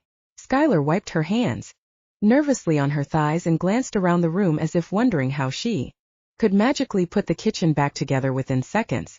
He chuckled. Relax. The owner knows it's a work in progress. She's not expecting it to be move-in ready. He tugged her into his chest. She relaxed for a second before stepping back. I know, but I was hoping to have much more done. I wanted it finished early. He cupped her cheek and forced her to look into his eyes. Breathe. Nodding, she closed her eyes and sucked in a deep breath. The car pulled into the yard and stopped. She stepped out of his arms and dusted off her t-shirt. Can you help Bart unload the wood floor from the truck? I'd like for the owner to get a glimpse so I can show her how it's going to look once it's installed. Sure. He pressed a kiss to her lips before heading out the back door while she went out the front to greet her customer. Skyler said to put these in the living room for now, since she's giving the tour to the owner in the kitchen. Bart swiped his forehead with a black bandana and let down the tailgate of the truck. I'll be glad when we're done. This has been one hell of a job. How long have you guys been on this project? Zayn hefted a pile of boxes with ease while Bart grabbed only two. The man grunted as he followed Zayn to the front of the house. A few months now. It's undergone a dramatic change since we first started. It seems like it. Dude, you don't understand. Bart chuckled as he stepped up the front steps and into the house. What do you mean? I mean, the whole back of the house was blown out, like a goddamn bomb. He lowered his voice and leaned into Zayn. If you ask me, I think the owner is into something dirty, like the mafia. How else would you explain a bombing in someone's house? Unease skidded across his spine and up his neck. Why didn't Skyler mention that to him?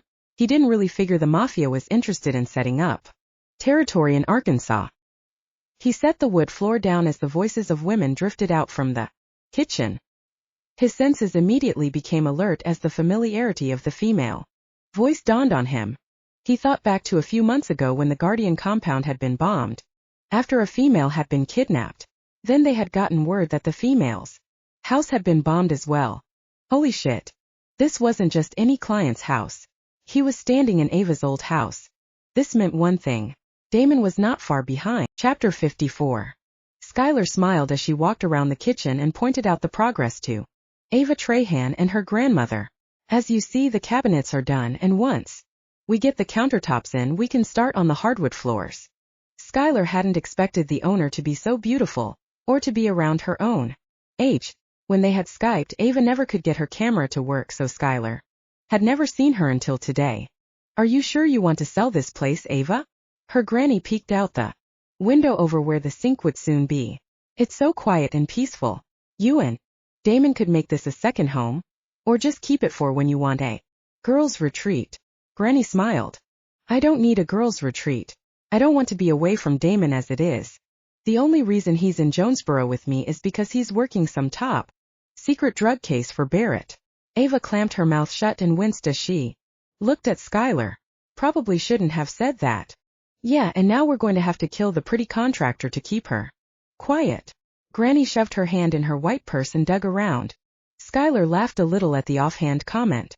Surely the old woman was joking. She'd never had cause to be nervous around a client before. She'd not been worried when Ava told her the house had been bombed. Hell, she had bought the story Ava gave her about some crazy kids throwing a pipe bomb in the house. She said it was a horrible Halloween prank. Just kidding, hon.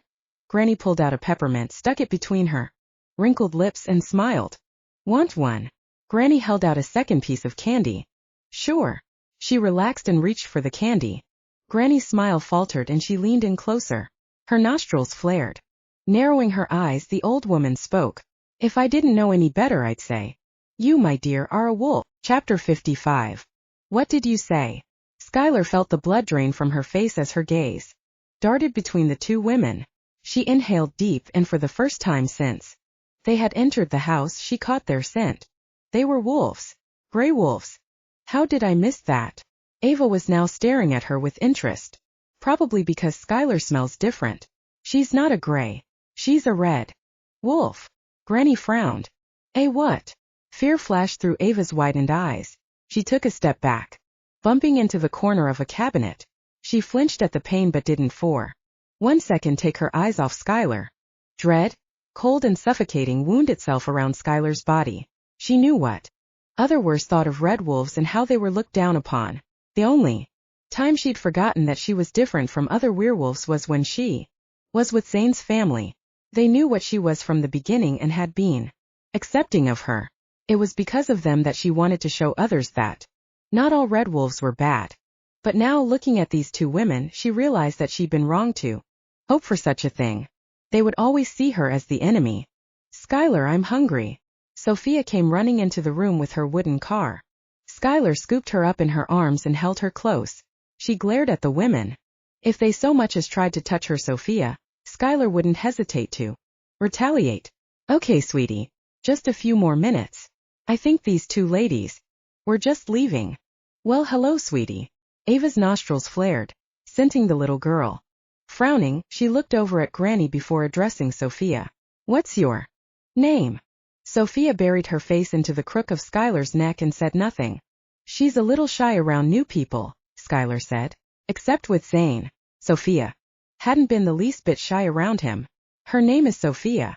I didn't know you had a little girl. Ava glanced at Skyler's bare ring finger. And while words made it for life, they didn't always have a wedding or wear wedding rings. Rings were a personal preference, not the rule. She's not mine. I'm watching her for a friend. His wife had a baby and he's staying at the hospital with her, Skyler blurted out in her defense. How nice of you. That's good, he has a friend to help him out. Ava reached out and touched a dark curl on Sophia's head. I have a snack in my purse that she can have. Ava met Skyler's gaze. This is if it's okay with you.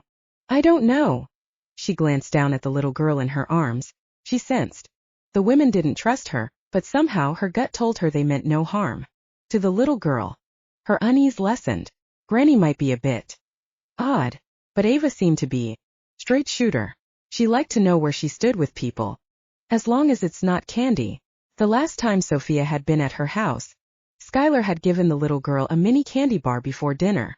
It had amped her up and she hadn't gone to sleep until after midnight. Lesson learned. It's a donut. Ava gave her a sheepish grin. From this morning. Sophia's head snapped up. It's just a glazed one. Maybe the glazed ones don't have a whole lot of sugar. Granny shrugged. Or she can have some chocolates that I keep in my purse. The old woman patted her white bag. No, Ava and Skyler answered in unison. I want a donut. Sophia looked expectantly at Skyler. Her eyes were wide. As she smiled. I guess I don't have much of a choice now, do I? She touched her forehead to the child's. Ava pried open her purse and fished out the treat. She unwrapped it from the decorative paper and held it to Sophia. Here you go, sweetie. Sophia grabbed the donut in both hands and took a big bite. Looks like you were hungry. Ava brushed a strand of hair out of her way. What do you say, Sophia? Skyler whispered. Thank you, she mumbled with her mouth full of the sweet treat. Ah, you're welcome. I love donuts. Ava smiled. Ava loves anything sweet. Good thing you have a metabolism like a cheetah on. Crack. Otherwise you'd be big as a house, Granny said. Skyler let Sophia slide out of her arms. The little girl ran outside to her tree and sat down in the shade. Skyler turned her attention back to the women. Look, I wasn't trying to be deceitful by not telling you I was a red wolf. When you hired me, if I had known you were a were, I would have been upfront with you. Skyler swallowed the lump in her throat and lifted her chin. I know how it is between our races. Skyler, do you have any family here in Arkansas? Granny cocked her head. The scowl was back on the old woman's face. The only family I had was my father. And he's dead. She shrugged. After I was old enough to leave home, I moved out of state. By that time the majority of the red wolves had eliminated themselves. I was hoping to move back and live a quiet life, without any drama. Her throat ached, but she forced herself to continue. I will understand if you don't want me working on your house anymore. If you would agree to just pay me what I'm owed for the work done, then I'll be out of your way. Did you know that it was red wolves who bombed this house in the first place? What? Skyler blinked and shook her head. There's not that many left. Why would they do such a thing? Because they got upset when Ava was rescued from them. They were holding her captive. They wanted to use her to increase their population. Granny kept her steady gaze on her. Oh God. Her hand clutched her stomach and she reached out to the nearest cabinet to keep herself from falling. Nausea swelled in her stomach. She knew what red wolves were capable of. She just never thought they'd be so ballsy to take a gray female. I'm so sorry. That's horrific. Ava sucked in a deep breath and blew it out. What's done is done. It's in the past. I'm here to talk about the future. Skyler, I am thrilled with the progress. I think you've done the impossible and turned this house back into a livable place. Ava shook her head. After it was bombed, I didn't think it could ever be fixed. But you have proved me wrong. Ava smiled. Good job. Thank you. Skyler was humbled by Ava's generosity and praise. After all the woman had gone through, she was still willing not to judge Skyler based on someone else's actions. Does this mean you want me to finish the house? Absolutely. Ava nodded. Skyler felt the weight lift off her shoulders. She needed this job and now she had gotten validation from Ava that she was pleased. She knew she was going to be able to make her dream a reality. She was one step closer to getting her paycheck and being able to buy the apartment. Chapter 56. Zayn hurried out the front door and headed for his Harley. He needed to make himself scarce before Ava saw him. Tony, one of the younger construction workers, stood off to the side talking animatedly into his cell phone.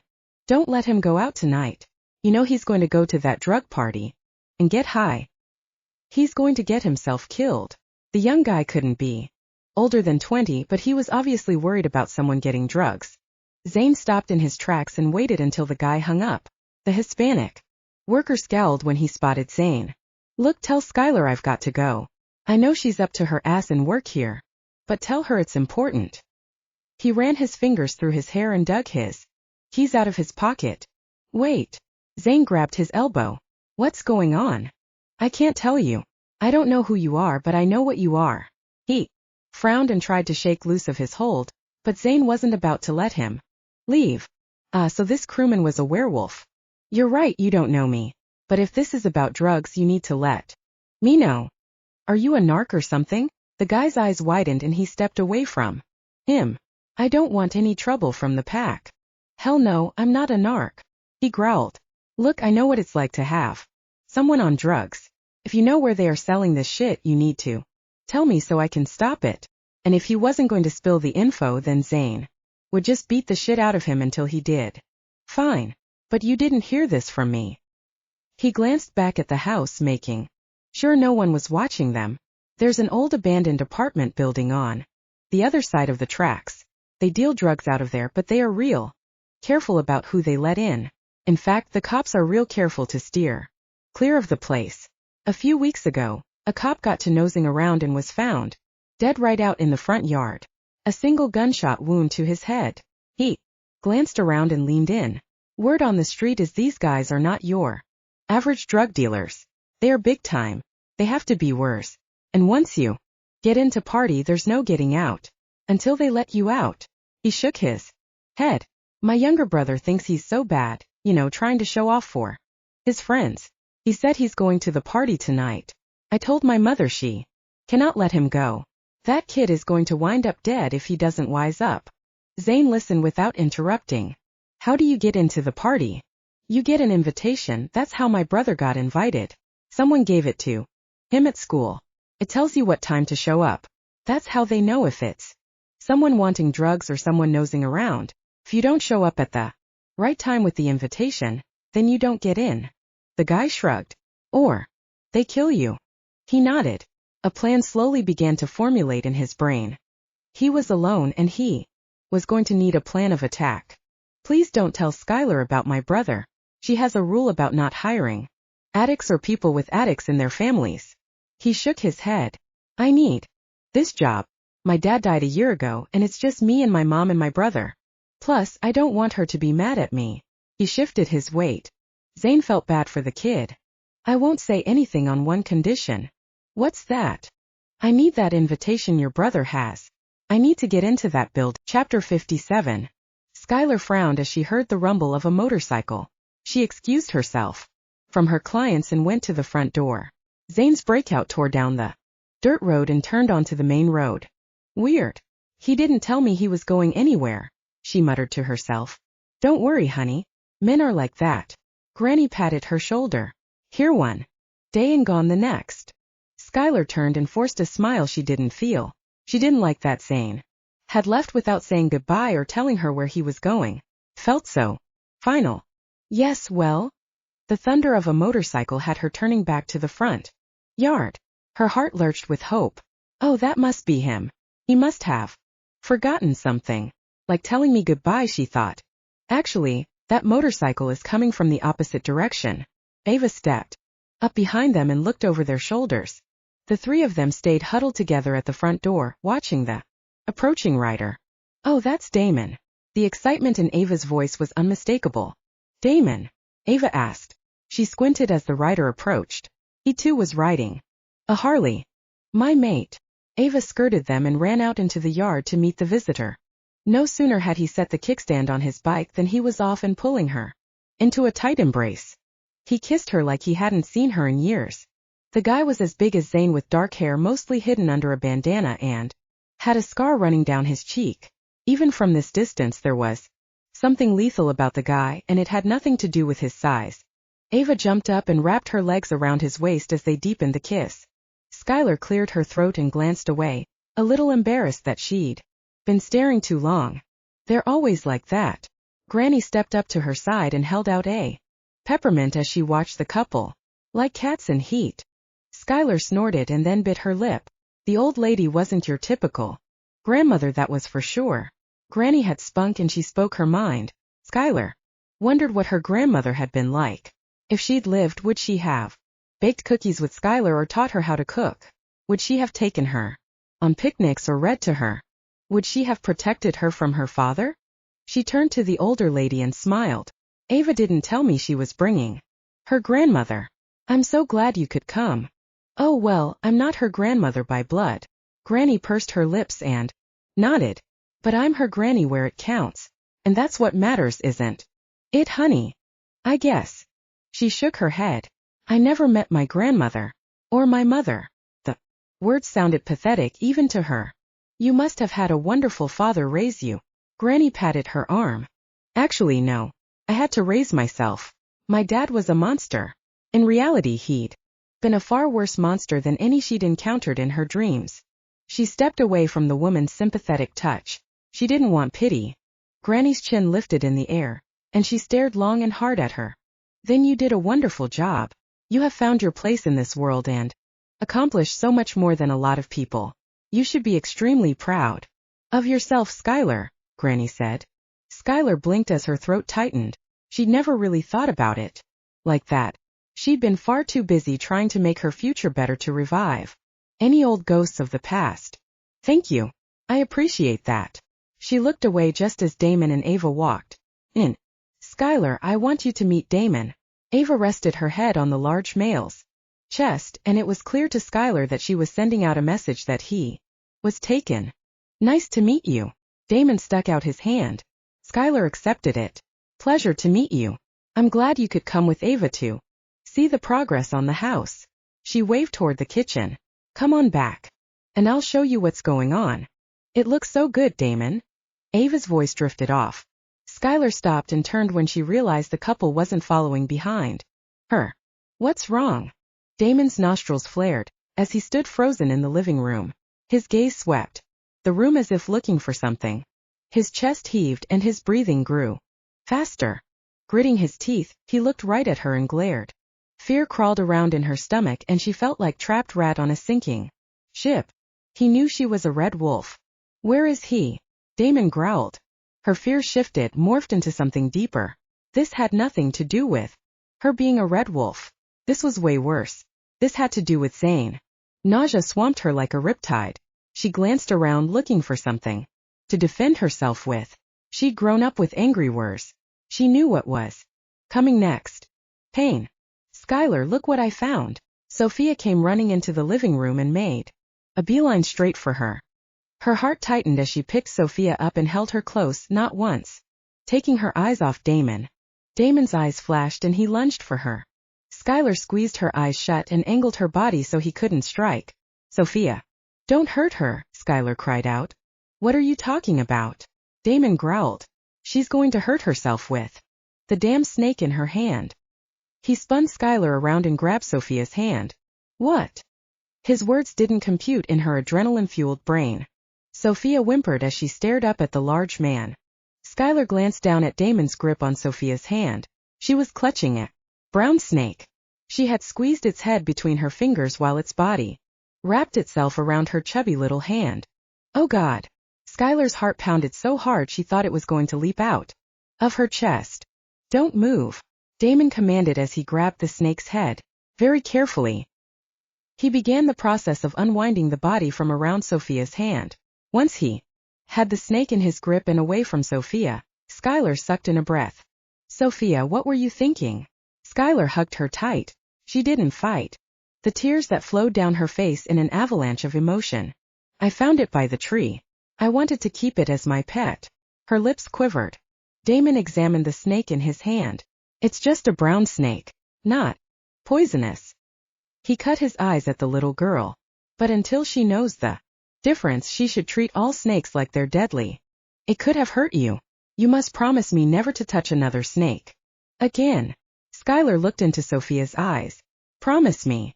I promise, Skyler. Sophia blinked rapidly, and Skyler knew she was close to tears. Thank you. Skyler looked at Damon. That almost gave me a heart attack. Ava pressed her hand to her heart. Here, honey. Have some chocolate. Granny, unfazed, pulled out a piece of chocolate from her white purse and handed it to Ava.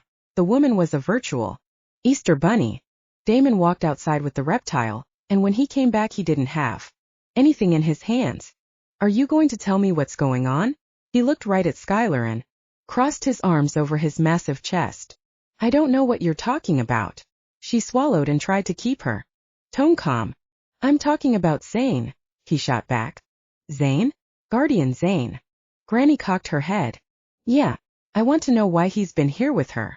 He pointed his finger in her direction and she tried not to fidget. Skyler, I didn't know you knew Zayn. Ava's lips quirked up. I've known him since I was a kid, she admitted.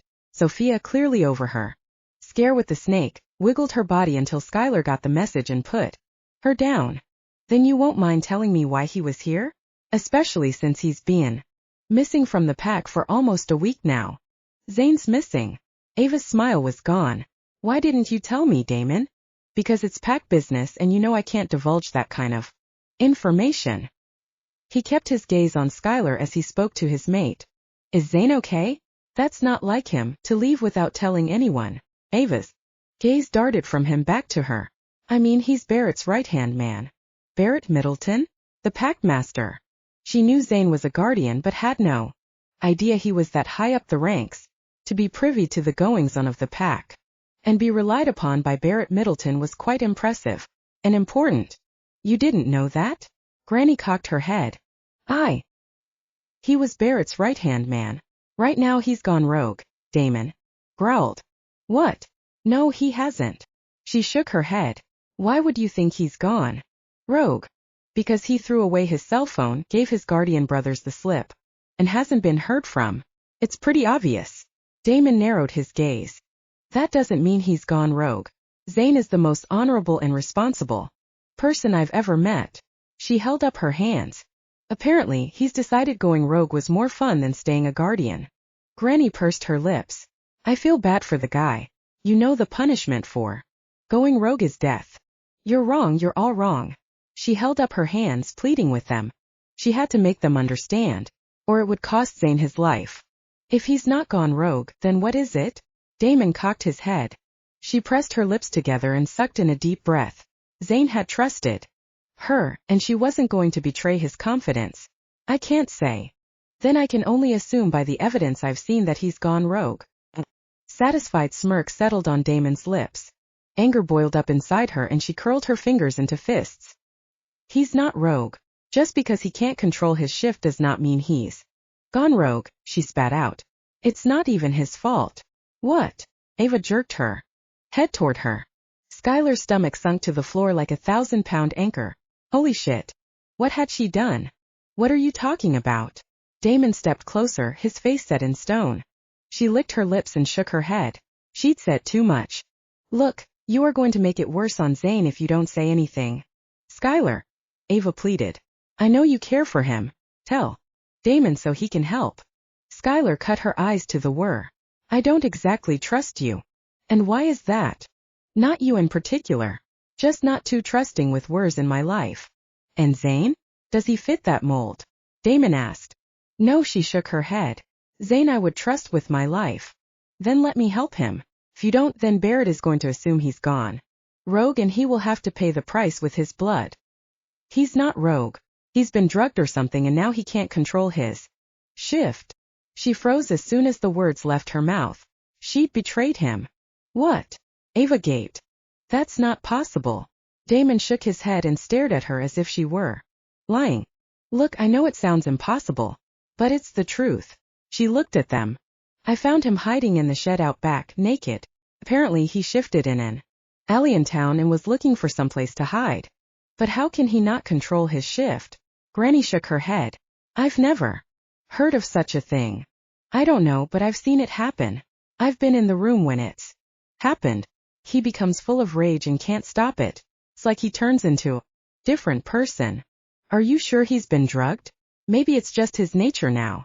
Damon cocked his head. I'm sure. He said it happened after he got hurt at a drug bust. She glared. Zayn is the best where I've ever known. Don't you dare question his loyalty to his pack or doubt his integrity. If he's in trouble, then why hasn't he contacted his pack to help?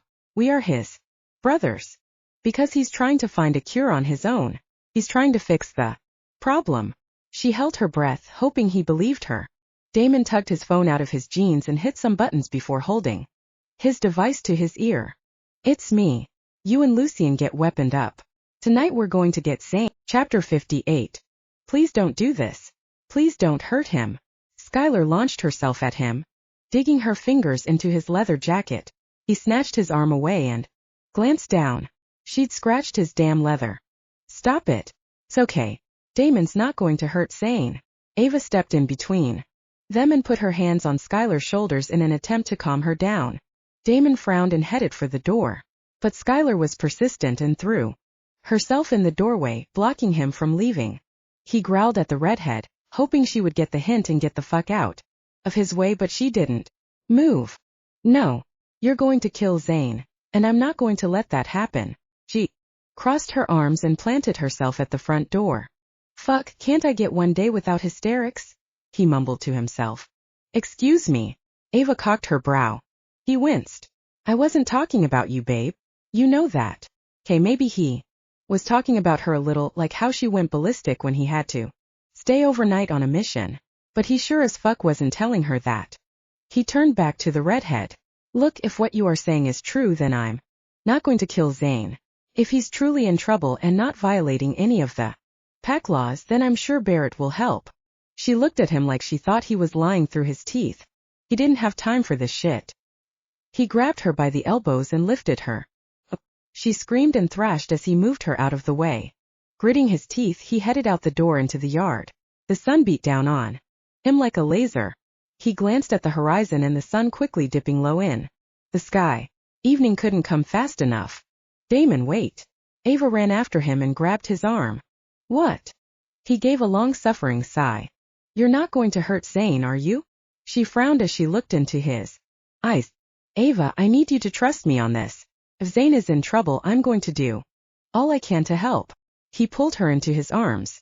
I love you, baby, but you've got to start putting your trust in me. I do trust you. She batted her eyes and snuggled in closer. Where do you think you're going to find him? I have a lead. At the hotel by the highway, he lied. The nice one with the cute little courtyard? She frowned. That doesn't look like a place where drug deals go down. Exactly why it's the perfect place. Apparently they have drug parties on the 13th floor. I'll talk to you later tonight. He kissed her hard before jumping on his Harley. He hated to lie to his mate, but he wouldn't put her in danger for anything. Chapter 59. Darkness had fallen and the temps were dropping to a comfortable, balmy night. Dude, how can you and Damon wear that leather in this heat?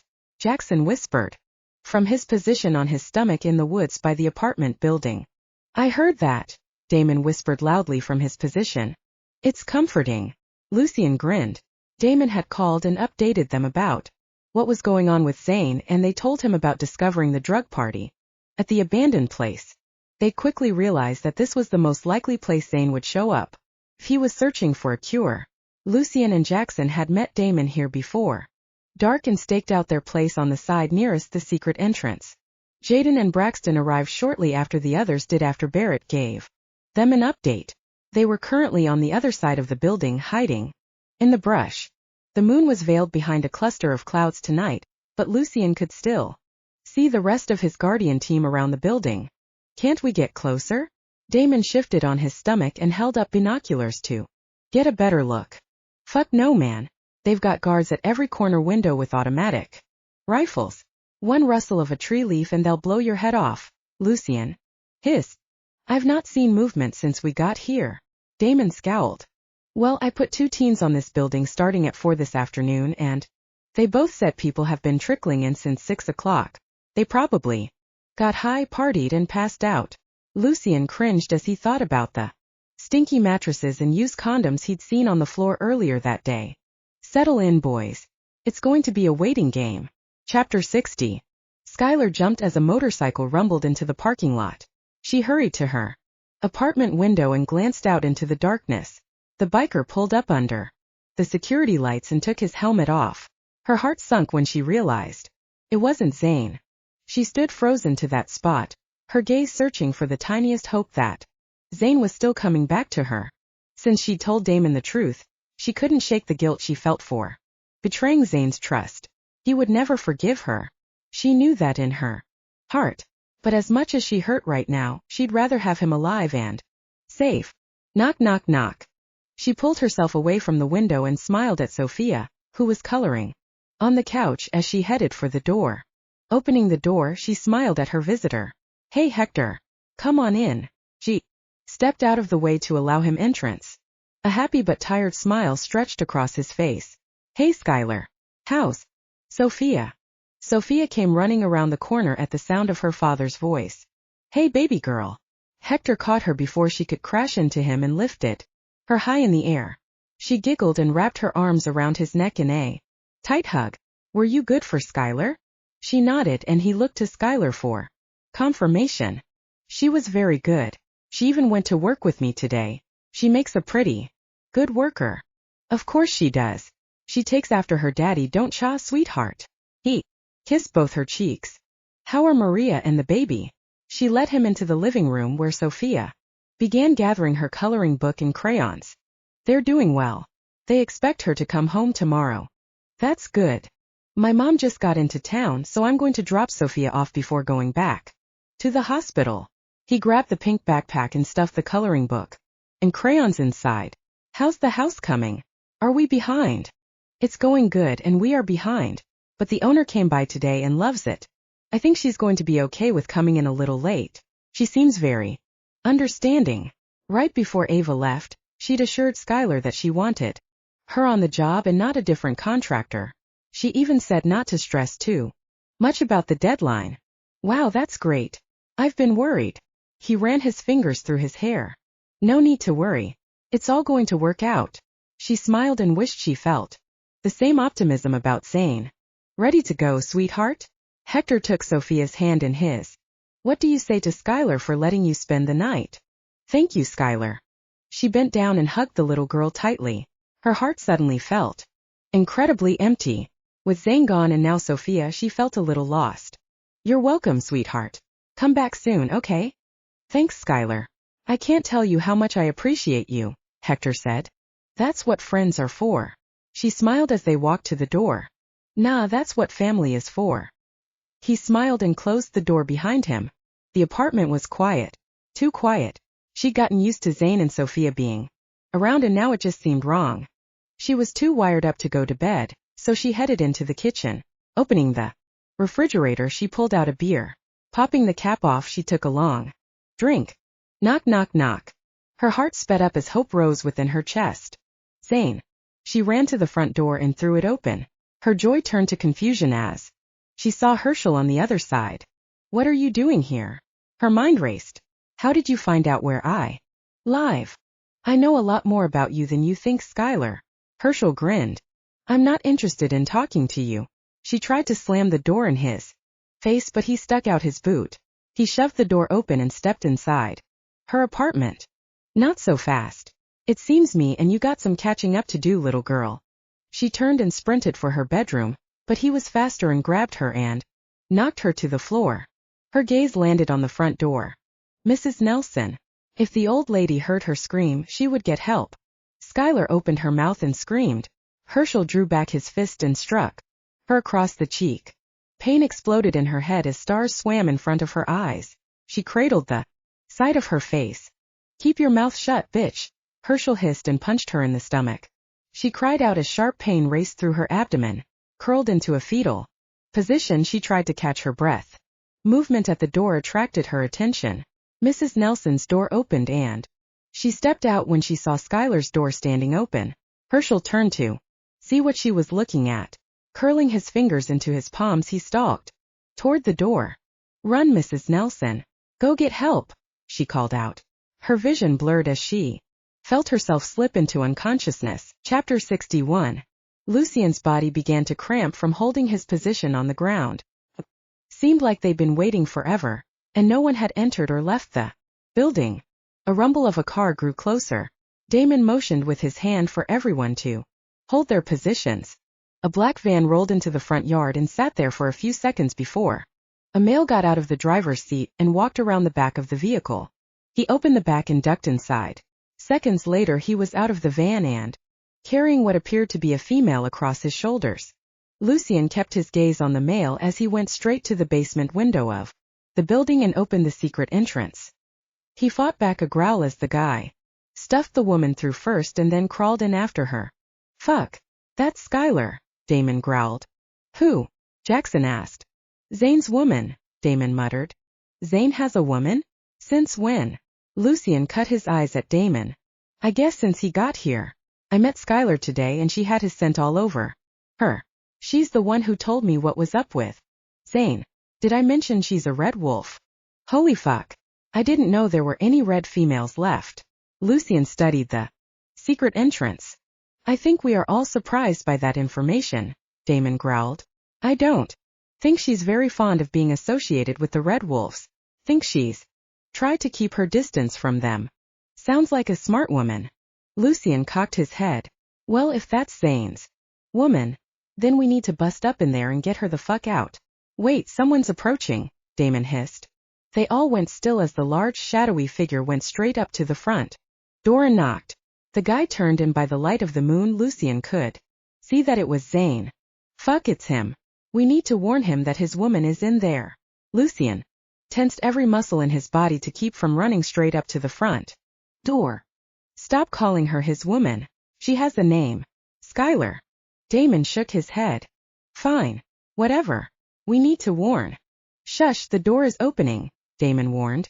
The front door opened only a few inches, enough for Zayn to hand a piece of paper to whoever stood on the other side. Where the fuck did he get an invite? Lucien glared at Damon. Not sure. A few seconds later, the door swung open all the way and Zayn walked on in. Okay, well, he's in. And we need to get in. Lucien's nerves were on fire. With all this waiting around, he usually wasn't this impatient, but this was Zayn, and he was like a brother to him. Take the invitation up to the front door and knock, Damon ordered. As soon as you get in, take out the guard. Then let the rest of us in one by one so the guards on the top floor don't get suspicious. Ease out of the trees the way we came in and approach from the front, Damon added. Got it. Lucien stuck the invitation in his jacket pocket and backed his way out.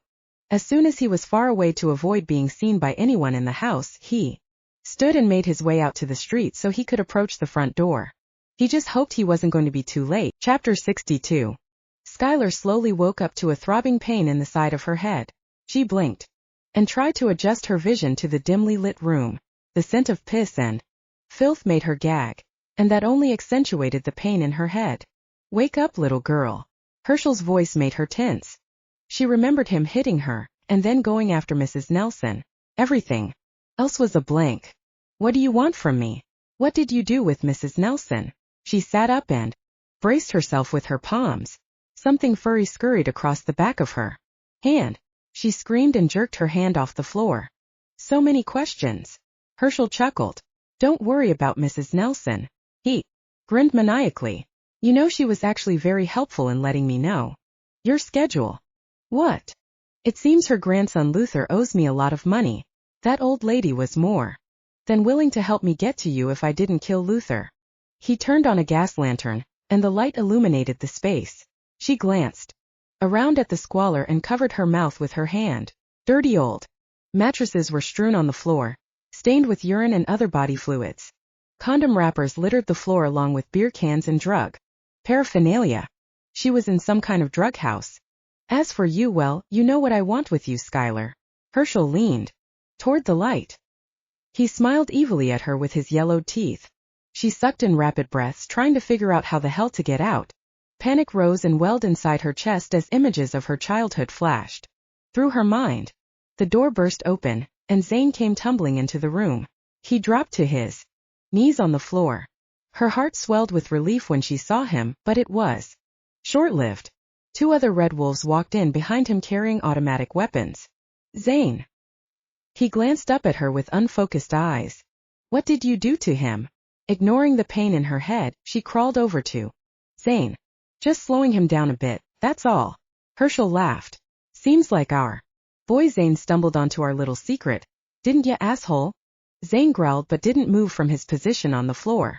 She reached him and cradled his head between her palms. Zayn, what did they do to you? Just put a little silver in him. I can't have him going all apes hit up in here. This is a business, you know. Herschel scowled. You're a drug dealer, so what do you want with us? She glared at him over her shoulder. I've got a surprise for you, Skyler. Herschel walked over to the door where Zayn had entered and motioned to someone in the hallway. Hey, little red. A tall, lanky man with a pockmarked face and rotten teeth stepped into the light. Skyler forgot to breathe. Dale Wade stepped out of his grave and into the room. That's not possible. You're dead. The blood drained from her face as she stared up at her dead father. Dale chortled. He reeked of cigarette smoke and meth. She knew he never touched the drug himself, but he sure as hell cooked it. It's amazing what you can get away with when you put your mind to it. You're supposed to be dead. It seems I got into a bit of trouble with these Arkansas guardians. He glared at Zayn. Ever since Middleton became packmaster, he's been fucking up my business, always shutting down drug deals. He spit a dark stream of tobacco juice on the floor. She cringed.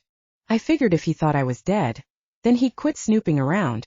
And it worked too until he pointed at Zayn. Fucked everything up. That meth house he busted a few weeks ago was my biggest factory. He destroyed all my hard work and I lost a lot of fucking money by not filling those orders. He stepped closer to her. Herschel said he ran into you in town, so I followed you. That's when I saw you two together. I knew if you were out of the picture, then the Guardian wouldn't have any reason to stay in Jonesboro. So I sent Herschel out to that house you've been working on. I told him to make it look like an accident. Her blood ran cold. She'd always known she was a bother to her father when she was growing up, but she hadn't thought he was capable of murdering her. And then Zayn showed up, she whispered. Yeah, and once again fucked everything up. He ran his hand over his balding head. I see I have to handle things myself around here. He pulled out a gun from the back of his pants and aimed it at Zayn. Stop! She leapt in front of Zayn, blocking her father's aim. He threw back his head and laughed. Herschel joined in with him along with the two guards holding the rifles. You are still as stupid as you ever were. I swear, girl. Do you think I won't shoot you too? He scratched his chest and grinned as he aimed the gun at her head and pulled the hammer back. Wait until I'm done with her. Herschel grinned and reached for his belt. He unzipped his pants and motioned with his head toward the dirty mattress. Get over there and take your clothes off. Chapter 63. Lucien stepped inside the abandoned apartments after the guard verified his invitation. Rap music drifted down the hall, and the stench of meth hung heavy in the air. As the armed guard closed the door, Lucien grabbed the guy by the neck and knocked his head into the wall. The guard was human, so he didn't kill him. He grabbed the limp guard, tossed him over his shoulder, and shoved him into the nearest closet. He locked it and glanced around to make sure no one else was coming. He needed to get the guardians inside as fast as possible. As much as he wanted to rush upstairs and find Zayn, Lucien knew he needed to follow orders and get some backup. He opened the door and motioned. A jagged flash of lightning streaked across the sky, followed by a bellow of thunder. A few thick raindrops fell and soaked into the ground as he waited. Jaxon strolled up to the front door, his head down and his hands in his pockets. What the fuck took you so long? Lucien growled. Just trying to make it believable. Addicts don't sprint to the door. They'd get their asses shot for coming in hot. Jaxon winked before shoving past him. Inside. There are humans here, Lucien whispered. He turned his attention back to the yard, waiting for the next guardian to walk up. Fucking perfect. And here I thought I was going to shift. Jaxon sighed and reached for his gun in the back of his jeans. Not this time. We need to take this slow and easy. No human casualties. Lucien nodded as Braxton approached and stepped inside. Braxton, you go with Jaxon and secure the first floor. I'll wait on Jaden and Damon before going to the second. Braxton and Jaxon nodded and made their way through the first floor, clearing and securing each room. By the time the first floor was swept, Damon and Jaden had made it inside. First floor is secured. Be advised there are humans among the worse. Fuck. Damon reached into his holster and brought out his Sig Sauer. Let's go to the second floor. Zayn is in here somewhere and so is his girl, so we need to. Chapter 64. The pain in Zayn's shoulder was astounding. No sooner had he entered the building than he'd been jumped and injected with silver. Whoever was responsible was waiting for him. He tried to wade through the fog in his brain and focus on Skyler's face. He'd been poisoned with silver and shoved in the room where she was being held. His blood was boiling with anger, and he didn't care if the two guards with the rifles were human. He wanted to shift into wolf so he could tear their throats out. Zayn. He could hear Skyler's voice and was vaguely aware of what was going on, but he couldn't make his body obey a fucking command. He was trapped by being self-disciplined before and unable to control his body now. He'd gone from one extreme to the next. Skyler, her father Dale Wade, and that asshole Herschel Baker. He'd grown up with Herschel, and they'd been enemies from the beginning. Herschel was more of a sociopath than an asshole. He'd been accused of animal mutilations in grade school and rape in high school. He hated that motherfucker with a vengeance. Skyler screamed as Herschel grabbed her by the hair and threw her on the dirty mattress. Zayn knew what was coming next. He had to get control of his body before Skyler got. Chapter 65. He's not on the first or second floor. That leaves the third floor. There's a shitload of guns and ammo on that floor, so we need to be careful, Lucien whispered among his guardians. Weapons ready. These red wolves that have Skyler and Zayn are being cowards and using humans as guards. No shifting. Damon scowled at the group. Got it, Jaxon said. Barrett is en route, so let's try to do this nice and easy and have it all wrapped up like a Christmas present before he gets here. Skyler landed with a thud on the dirty mattress. Herschel's hand was in the front of his pants, and she knew if she didn't get her ass up and fight, he was going to rape her. Remember how we used to play when you were a kid? Skyler. Herschel rubbed his hand across his bulge in his jeans. Her heart raced. Her breathing came in short pants.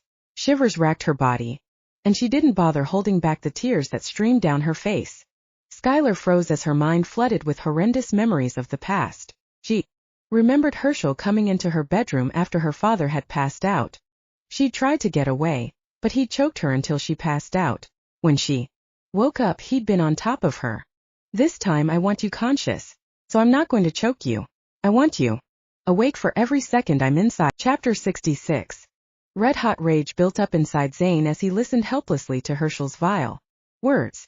She'd been abused as a child by that pervert, and her father had stood by and let it happen. Herschel shoved his pants down, grabbed his erection, and took a step toward Skyler. Skyler screamed. He was no match for the silver in his body, but the silver was no match for the animal that raged inside him. As Zayn pulsed with violent anger, his vision went white. He knew his eyes were shifting, changing to the color of bloodlust. Throwing his head back, he growled, shattering every window in the room. Herschel stopped and spun around, his eyes wide with surprise. Dale reached for his gun and aimed it at Zayn while the two armed guards aimed their rifles at him. Shoot that fucker, Herschel yelled. He didn't care if he lived or not, but he sure as hell wasn't going to let anyone hurt Skyler. Not ever again. He'd continuously grappled for control since he'd been infected with the drug. He'd struggled with containing his shift and caging the monster inside his body. He'd fought against it for too fucking long. With renewed clarity, he knew what he had to do to protect Skyler. He had to let go. He had to let go, and let the wolf take control. Chapter 67. The first 2 floors were all humans high on meth. None had put up much of a fight when they had tied them up. Let's do this nice and easy. I don't want a big shit show. Damon's words were cut off by a predatory growl from upstairs. Think we found Zayn, Jaxon quipped. So much for nice and easy. Jaden tightened his hand around the gun. Bring on the shit show. In a blinding flash, Zayn shifted into Wolf. Herschel cursed, realizing he no longer had the advantage over him. One of the guards shot at him, but Zayn was too fast, anticipating the bullet and jumping out of the way. He turned and growled at the guard. Both human guards screamed and popped off another round. Zayn dodged the bullets and turned and growled at the humans. Fuck this. You don't pay me enough, Wade. The guards scrambled out of the room, dropping their guns in their escape. They raced up to the 3rd floor just as the sound of gunfire erupted in the building. Fuck, Damon growled as he hit the hallway. Braxton, call Barrett and tell him the situation is out of control. He's going to have to do some damage control on this one. Braxton hung back to update their packmaster as the rest ran toward the room. The noise was coming from 2 terrified humans tore out of the room and raced toward them. Damon grabbed one and slammed him up against the wall while Lucien grabbed the other one. You got to let us go, man. There's a fucking animal in there. He's going to kill us all. The burly man struggled against Damon to get him to let him go, but he only tightened his grip. What do you mean? Damon growled. It's a fucking werewolf like in one of those movies. You got to let us go. Man, the other guard cried out. Fuck. Lucien glanced at Damon. They both punched the guards in the face. Their limp bodies crumpled to the floor. I got these too. Braxton grabbed the unconscious guards by their collars and pulled them toward the nearest room. I'll let Barrett deal with these two. Idiot. Chapter 68. Zayn growled and lunged for Herschel. They were both in wolf form, but Zayn's lust for the red wolf's blood was insatiable. Zayn landed on Herschel and pinned him to the ground with his massive paws. Herschel plowed his claw into Zayn's chest where they'd cut him and injected the silver. Pain shot through his chest and he was momentarily crippled. Herschel knocked Zayn off and landed on top of him, biting him on the shoulder. Zayn's blood pulsed as Herschel locked his teeth into his skin. What Herschel didn't realize was that with every strike of pain inflicted and every visual of Skyler being hurt, his wolf strength grew. It was time to end this. It was time to end him. Using his powerful back legs, he kicked Herschel in the stomach. The red wolf went flying across the room, taking a patch of Zayn's hide with him. Flipping to his feet, Zayn registered the fact that the Guardians had arrived. and were filling up the doorway, guns drawn and shouting orders. Ignoring them, Zayn jumped through the air and landed on Herschel, giving him the upper hand in the battle. Fear flashed through the wolf's eyes as Zayn bared his teeth and growled. He went for the neck, biting down hard on the throat. Cartilage and bone crackled in his mouth as Zayn ripped out his enemy's throat. Lucien's senses were on high alert as he surveyed the scent in the room. Skyler was curled into a ball, looking on with horror as Zayn ripped the throat out of another wolf. Even that wasn't enough to satisfy his bloodlust. He continued to maul the body, ripping out pieces as blood spurted on the walls and floor. Lucien growled as he recognized the other were in the room as Dale Wade, Arkansas's #1 drug dealer, who everyone thought was dead. Yet here he stood in the flesh and clearly not dead. Dale swung his gun around at the group of guardians as they entered the room. Put the fucking gun down. Lucien aimed his gun at Dale. Fuck you. Dale grabbed Skyler's arm and tugged her to her feet. He pressed the gun to her temple and snarled. This is your entire fucking fault, Skyler. If you hadn't started fucking around with that guardian, then I wouldn't be in this mess. As usual, you're fucking up my life. Dale, put the fucking gun down and let the girl go, or I'm going to put a bullet in your head. Damon flanked Lucien, while Jaxon was on the other side of him. From the corner of his eye, Lucien spotted Jaden edging his way toward Skyler. Why the fuck do you even care about her? Do you know what she is? She's a red wolf and she's your enemy. Dale laughed. Our only enemy is you and your rogue wolves, who are constantly breaking the law and hurting people, Lucien hissed. I bet you assholes wouldn't be so quick to sacrifice your lives if you knew what Skyler really was. The room went silent. Even Zayn stopped his attack and turned to face Dale. I see I got your attention too, Zayn. Dale narrowed his beady eyes and tightened his grip on Skyler's neck. Tears streamed down her face as she struggled to breathe. Skyler may look like a hot piece of ass for you guardian boys, but she's used goods. And we know how you only mate worthy females. None of you would risk your lives for used goods. I know that. Why, the first time Herschel took her, she was 13 years old. She screamed like she was dying, but we all knew she liked it.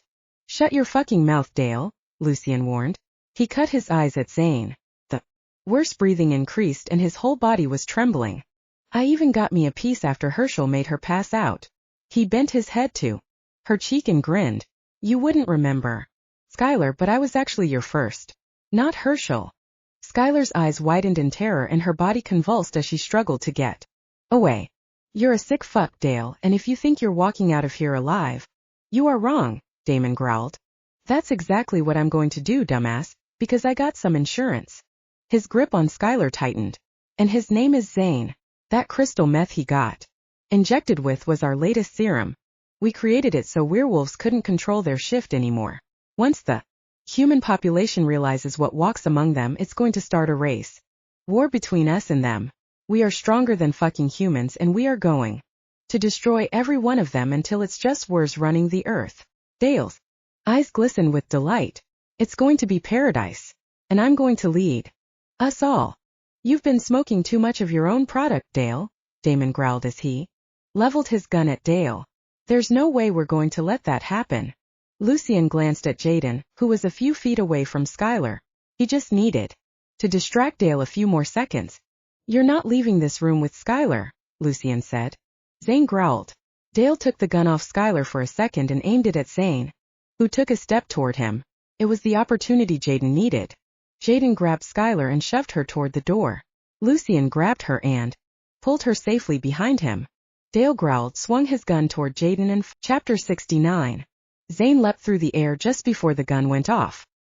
He landed in front of Jaden, taking the impact of the bullet to his side. Wide-eyed, Dale realized he no longer had anything to leverage. He glanced at the door and swung his gun from Zayn to the other guardians. Zayn stumbled as the silver coursed through his body. His vision blurred and then turned black as he hit the floor with a thud. Skyler, tell them not to hurt your daddy now. Dale kept his eyes in his gun aimed at the guardians. You tell them not to hurt me, you hear? Don't hurt him. Skyler heard herself say. She clutched the automatic rifle left by the guards in her hands and stepped out from the shadows. I want to do it. Dale's eyes widened for a brief second before she squeezed off a rapid fire round straight into his chest.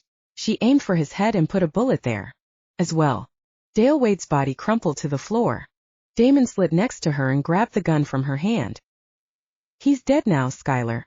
He won't hurt you again. She nodded once and looked around for Zayn. A guardian with blonde hair was bending over him, pressing his own t-shirt to his wound. Snapping out of her shock, she ran to Zayn and pressed her face to his fury chest. The t-shirt over the wound was saturated in his blood. He struggled to breathe as his eyes rolled back into his head. Don't you dare die on Chapter 70. Barrett arrived just as the red-haired female put a round of bullets into Dale Wade. He shoved his way into the room and surveyed the bloody scene with trepidation. I said no shit show. He glared at Damon. This reeks of a shit show. Couldn't be helped, boss. Damon shrugged and nodded toward Zayn. Did Braxton fill you in on everything? Zayn's been infected with a special crystal meth and is out of control. There are humans who have seen him shift, and Dale Wade isn't dead. Barrett glared at the body on the floor. Well, he wasn't dead. Yep. Oh, and Zayn has been shot with a silver bullet. Damon turned his back, so the guardians who were working on Zayn couldn't see his face. Even if we get the silver out, there's still the problem of his inability to control his shift. He's still a liability. Ignoring Damon's concerns, Barrett headed for his hurt guardian. Kneeling down, he assessed Zayn's chest wound and the bullet wound. There was a third wound where flesh had been torn away from his shoulder. Zayn, I know you can hear me. I know you're in there, so you better fucking listen to your packmaster. Zayn opened his eyes and blinked once. I'm going to dig this silver bullet out of your side. It's going to hurt like fuck, but there's no way around it. I've also got to get the silver out of this other wound. It looks like they skinned you and just poured liquid silver in. I've got to take more flesh out, and that's going to hurt too. Once it's out, you can heal the wound on your shoulder. Is he going to die? Skyler looked up at him with earnest eyes. Not today. Am I going to die? She asked. I did kill my father, and the pack law says the penalty for killing your parents is death. Am I going to die? He pulled his knife out of his back jean pocket and flipped up the blade. He turned to her. You can't kill someone who's already dead. And if people found out that Dale wasn't dead to begin with, then that would require a whole lot of paperwork. And if there's one thing I hate, it's paperwork. He glared. He's right. Jaxon knelt beside Zayn, ready to assist Barrett. Barrett hates paperwork. Skyler's shoulders sagged in obvious relief. Thank you. Don't thank me. Until we fix Zayn. Chapter 71. Zayn woke up in a bed in the Guardian's infirmary. His back ached like a bitch, and every muscle in his body was sore. He's awake. Skyler's voice had him turning his head. How do you feel? She leaned down and cupped his face. Step back and let me have a look-see. Boy, you look like you've been run over and dragged ass backwards in the streets. Dr. Gilliam, the pack doctor, stepped up and shone a penlight into his eyes. Dr. Gilliam looked more like a mad scientist with his gray hair poking up in all directions. He'd been the Guardian's personal doctor for years, and despite his crappy bedside manner, he was one of the best. Cut that shit out. Zayn waved away the old man. I need to check your vitals. The crotchety old doctor frowned. I'm fine. My body just hurts like hell. He scowled as he tried to sit up. You've been out for a week. Skyler grabbed his hand and pressed it to her chest. I didn't think you were ever going to wake up after Barrett dug the silver out. He ran his hand across his side where the bullet had gone in. The wound was completely healed. He moved his hand up to his chest where the silver had been poured in. That was healed as well. Your shoulder is taking more time to heal than the other places, she said. He touched his fingertips to the rough patch of skin where Herschel had pulled flesh out with his teeth. If nothing else, you can always cover it with ink. Barrett stepped up to his bedside with Lucien, Jaxon, Braxton, and Jaden behind him. Thank you. Zayn looked around his band of brothers. But I'm still going to be a problem. I didn't find a cure for what I have been injected with. I'm still a danger to our pack. His stomach turned as he faced his new reality. So is that it? Do you think so little of us? Lucien sulked. You are my brothers, and I'm trying to do the right thing here. If you'd shut the hell up. Zayn swallowed the lump in his throat. I can't be a guardian if I can't control my shift. Zayn, you've not shifted in a week. Skyler smiled. I've been out, that's why. He hated this. He hated losing his brothers, his job, Skyler, but he had to do the right thing by them all. No, it's not, Dr. Gilliam said. I ran your blood work and compared it to the blood sample we got when you first came in. The drug is out of your system. You were only infected one time. While it did take a while to get out of your system, it didn't change your DNA. You are back to normal. The doctor slapped him on the shoulder. Well, back to your old self, I should say. He made his exit. Is that true? Zane's heart leapt, and he looked to Barrett for confirmation. His hand squeezed Skyler's. He inhaled deep, and Skyler's scent of strawberries and spice flooded his nose. He could smell her. Finally. It's true. Barrett grinned and looked around at his guardians. You assholes. Need to get out of here so Zayn can rest and spend time with Skyler. His head hit the pillow as he sucked in a deep breath.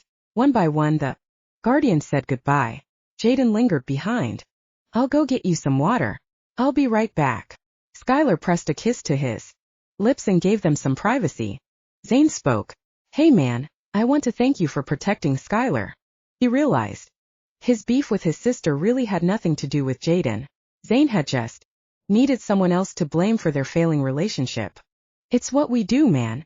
No need to thank me. Jaden shoved his hands in his pockets and frowned.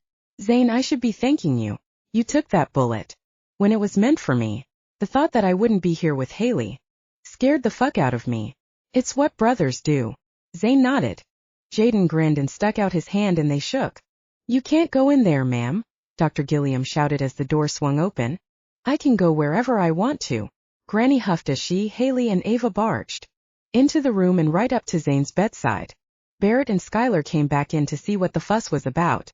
Zayn frowned, and Granny took his hand and pressed her lips together. Granny, he's resting and doesn't want you to bore him. Jaden gave Zayn an apologetic look. I've got something to say and I'm saying it.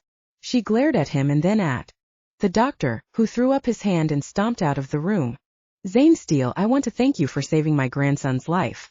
I don't know what I would do if something had happened to him. Her lips quivered and she blinked her eyes to hold back the tears. Haley bent down and pressed a kiss to his cheek. Thank you, Zayn. You're welcome. He shifted uncomfortably. He wasn't used to all this tension. Granny, can you please give Zayn some peace now? Jaden took her arm to escort her away. He stopped and pointed to the large band-aid covering her upper arm. What happened to your arm? He frowned. Did you fall? No, I didn't fall. She shot him a glare. And I don't appreciate your suggesting I did. Sorry. He held up his hands. Didn't mean to offend. So what happened? Haley giggled and covered her mouth. Yeah, Granny, show them what happened. Ava snorted. Fine. She tugged at the corners and carefully pulled off the band-aid. She smiled brightly as she showed off her arm. I got some ink. Jaden's mouth dropped and he turned pale. The women giggled and Zayn could swear he heard Barrett mutter, "Fuck my life." Zayn was confused and then stunned. Granny had a bright pink dick tattooed on her arm. That shit better be temporary. Jaden's face turned bright red. He tried to slap the band-aid back on, but it fell right back off. Ouch. Granny scowled. It's still tender. Holy shit, you mean it's real? Jaden asked, his voice getting louder. Of course it is. Granny lifted her chin. She looked at Barrett and showed her arm. Do you like my rocket ship? Is that what they're calling it these days? Barrett closed his eyes and rubbed his temple. Granny, that's not a rocket ship, Jaden said. It's a dick on your arm. Zayn bit his lip to keep from laughing.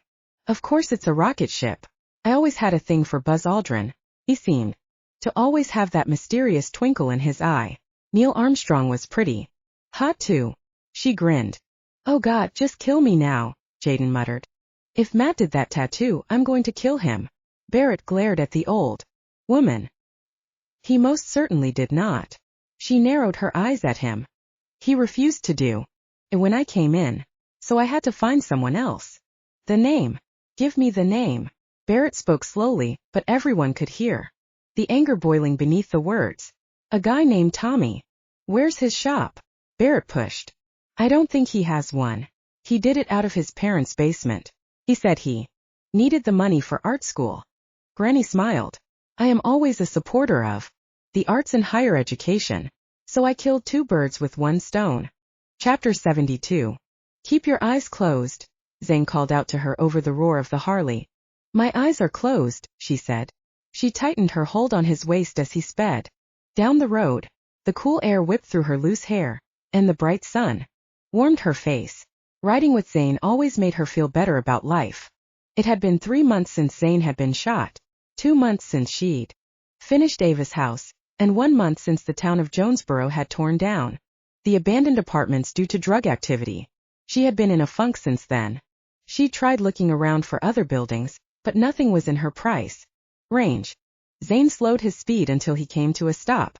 Killing the engine, he flipped the kickstand and slid off the bike first.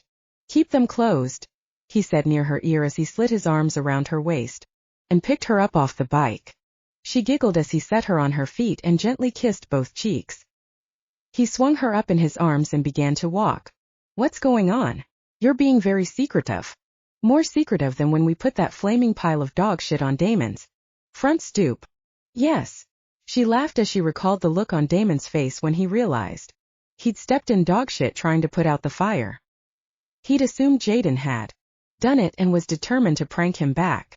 She'd never seen Zayn so relaxed before, and it was good to see him interacting with his fellow guardians. Since she'd finished working on Ava's house, he'd invited her to come stay with him in Little Rock until she got her next job. Truth be told, she was in no rush to find another contracting job. She had a lot of money in the bank after finishing Ava's house. She was still determined to find another building to fix up for her girl's home. She knew it would come along. She just had to be patient. The smell of autumn was in the air, and from the scent of turning leaves and brown grass she realized they must be out in the country, away from the city limits of Little Rock. He set her gently on her feet and covered her eyes with his hand. Open them. She opened her eyes and blinked against the bright sunlight. She smiled in confusion as she saw all the guardians from Little Rock standing in a line in the middle of a pasture. What's going on? She looked up at Zayn. Barrett stepped forward. Zayn told me about the project you had in mind in Jonesboro. He cocked his head. He did. She blushed. Would the packmaster think it a stupid idea? And when they condemned and tore the apartments down, it got me to thinking. He propped his hands on his hips. It would probably be a better idea to build your safe haven for girls in a centrally located place in the state, like Little Rock. She nodded. I've been looking around in town, but everything is so expensive. Maybe you should look out of town and start from the ground up, like here. He waved his hand over the pasture. That's going to be well out of my budget. The cost to build it would be astronomical. Not if money is no object. Barrett motioned toward the people standing in front of them. They parted, revealing a sign that read Future Home for Girls. Skyler's house. She shook head. I don't understand. This is your land, Skyler. It's bought and paid for. There's even an account set up in your name with $6 million in it to build it however you want, Zayn whispered in her ear. But who bought it? She looked up at him, her eyes filling with tears. We did. Victoria and Richard Steele stepped forward from the crowd of guardians. Victoria's hair was pulled into a loose bun, and she was dressed in skinny black pants and crisp white top and ballet flats, looking like she'd stepped off the pages of a magazine. Richard looked a bit more relaxed in his khaki pants and golf shirt. She'd never seen him wear anything other than suits. Hey honey. Victoria pulled her into a hug. We've missed you so much. Hey Skyler. I'm glad to see you. Richard hugged her next. She wiped the tears from her face as Zayn pulled her into his embrace. You did this? For me. She looked up into his parents' faces. Zayn told us about what happened and how disappointed you were. We got in contact with Barrett and he helped find us land that was available and set up the deal. We bought the land, but Barrett funded the building account himself, Victoria whispered. Don't go around telling everyone. The last thing I need is for everyone to start asking for $1. Barrett scowled and hurried away. I don't know what to say.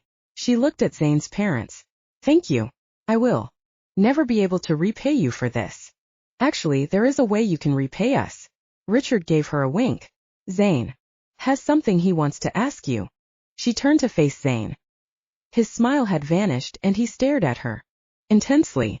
Skyler, I have never met anyone who is as caring and loving and giving as you are. When I am with you, all I can think about is how lucky I am, and when I'm away from you, all I can think about is seeing you again. He swallowed. I don't want another day to go by without knowing that you are mine. What? Her heart jumped in her chest. Love swelled up inside her. Skyler, I love you more than anything else in this world.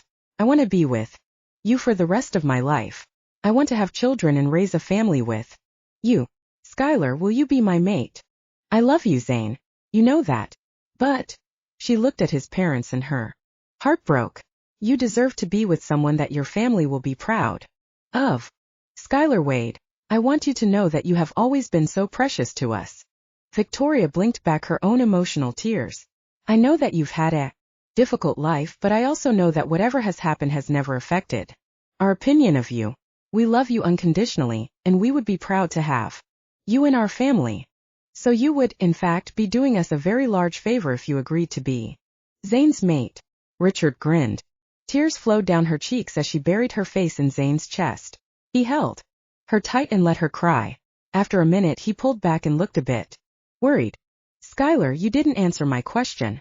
Don't leave me hanging here. Zayn frowned. I love you, Zayn. I always have. She laughed. I would love to be your mate. Forever. His mouth descended on hers in a hot kiss. She held on to him as her chest filled with more love than she'd ever known.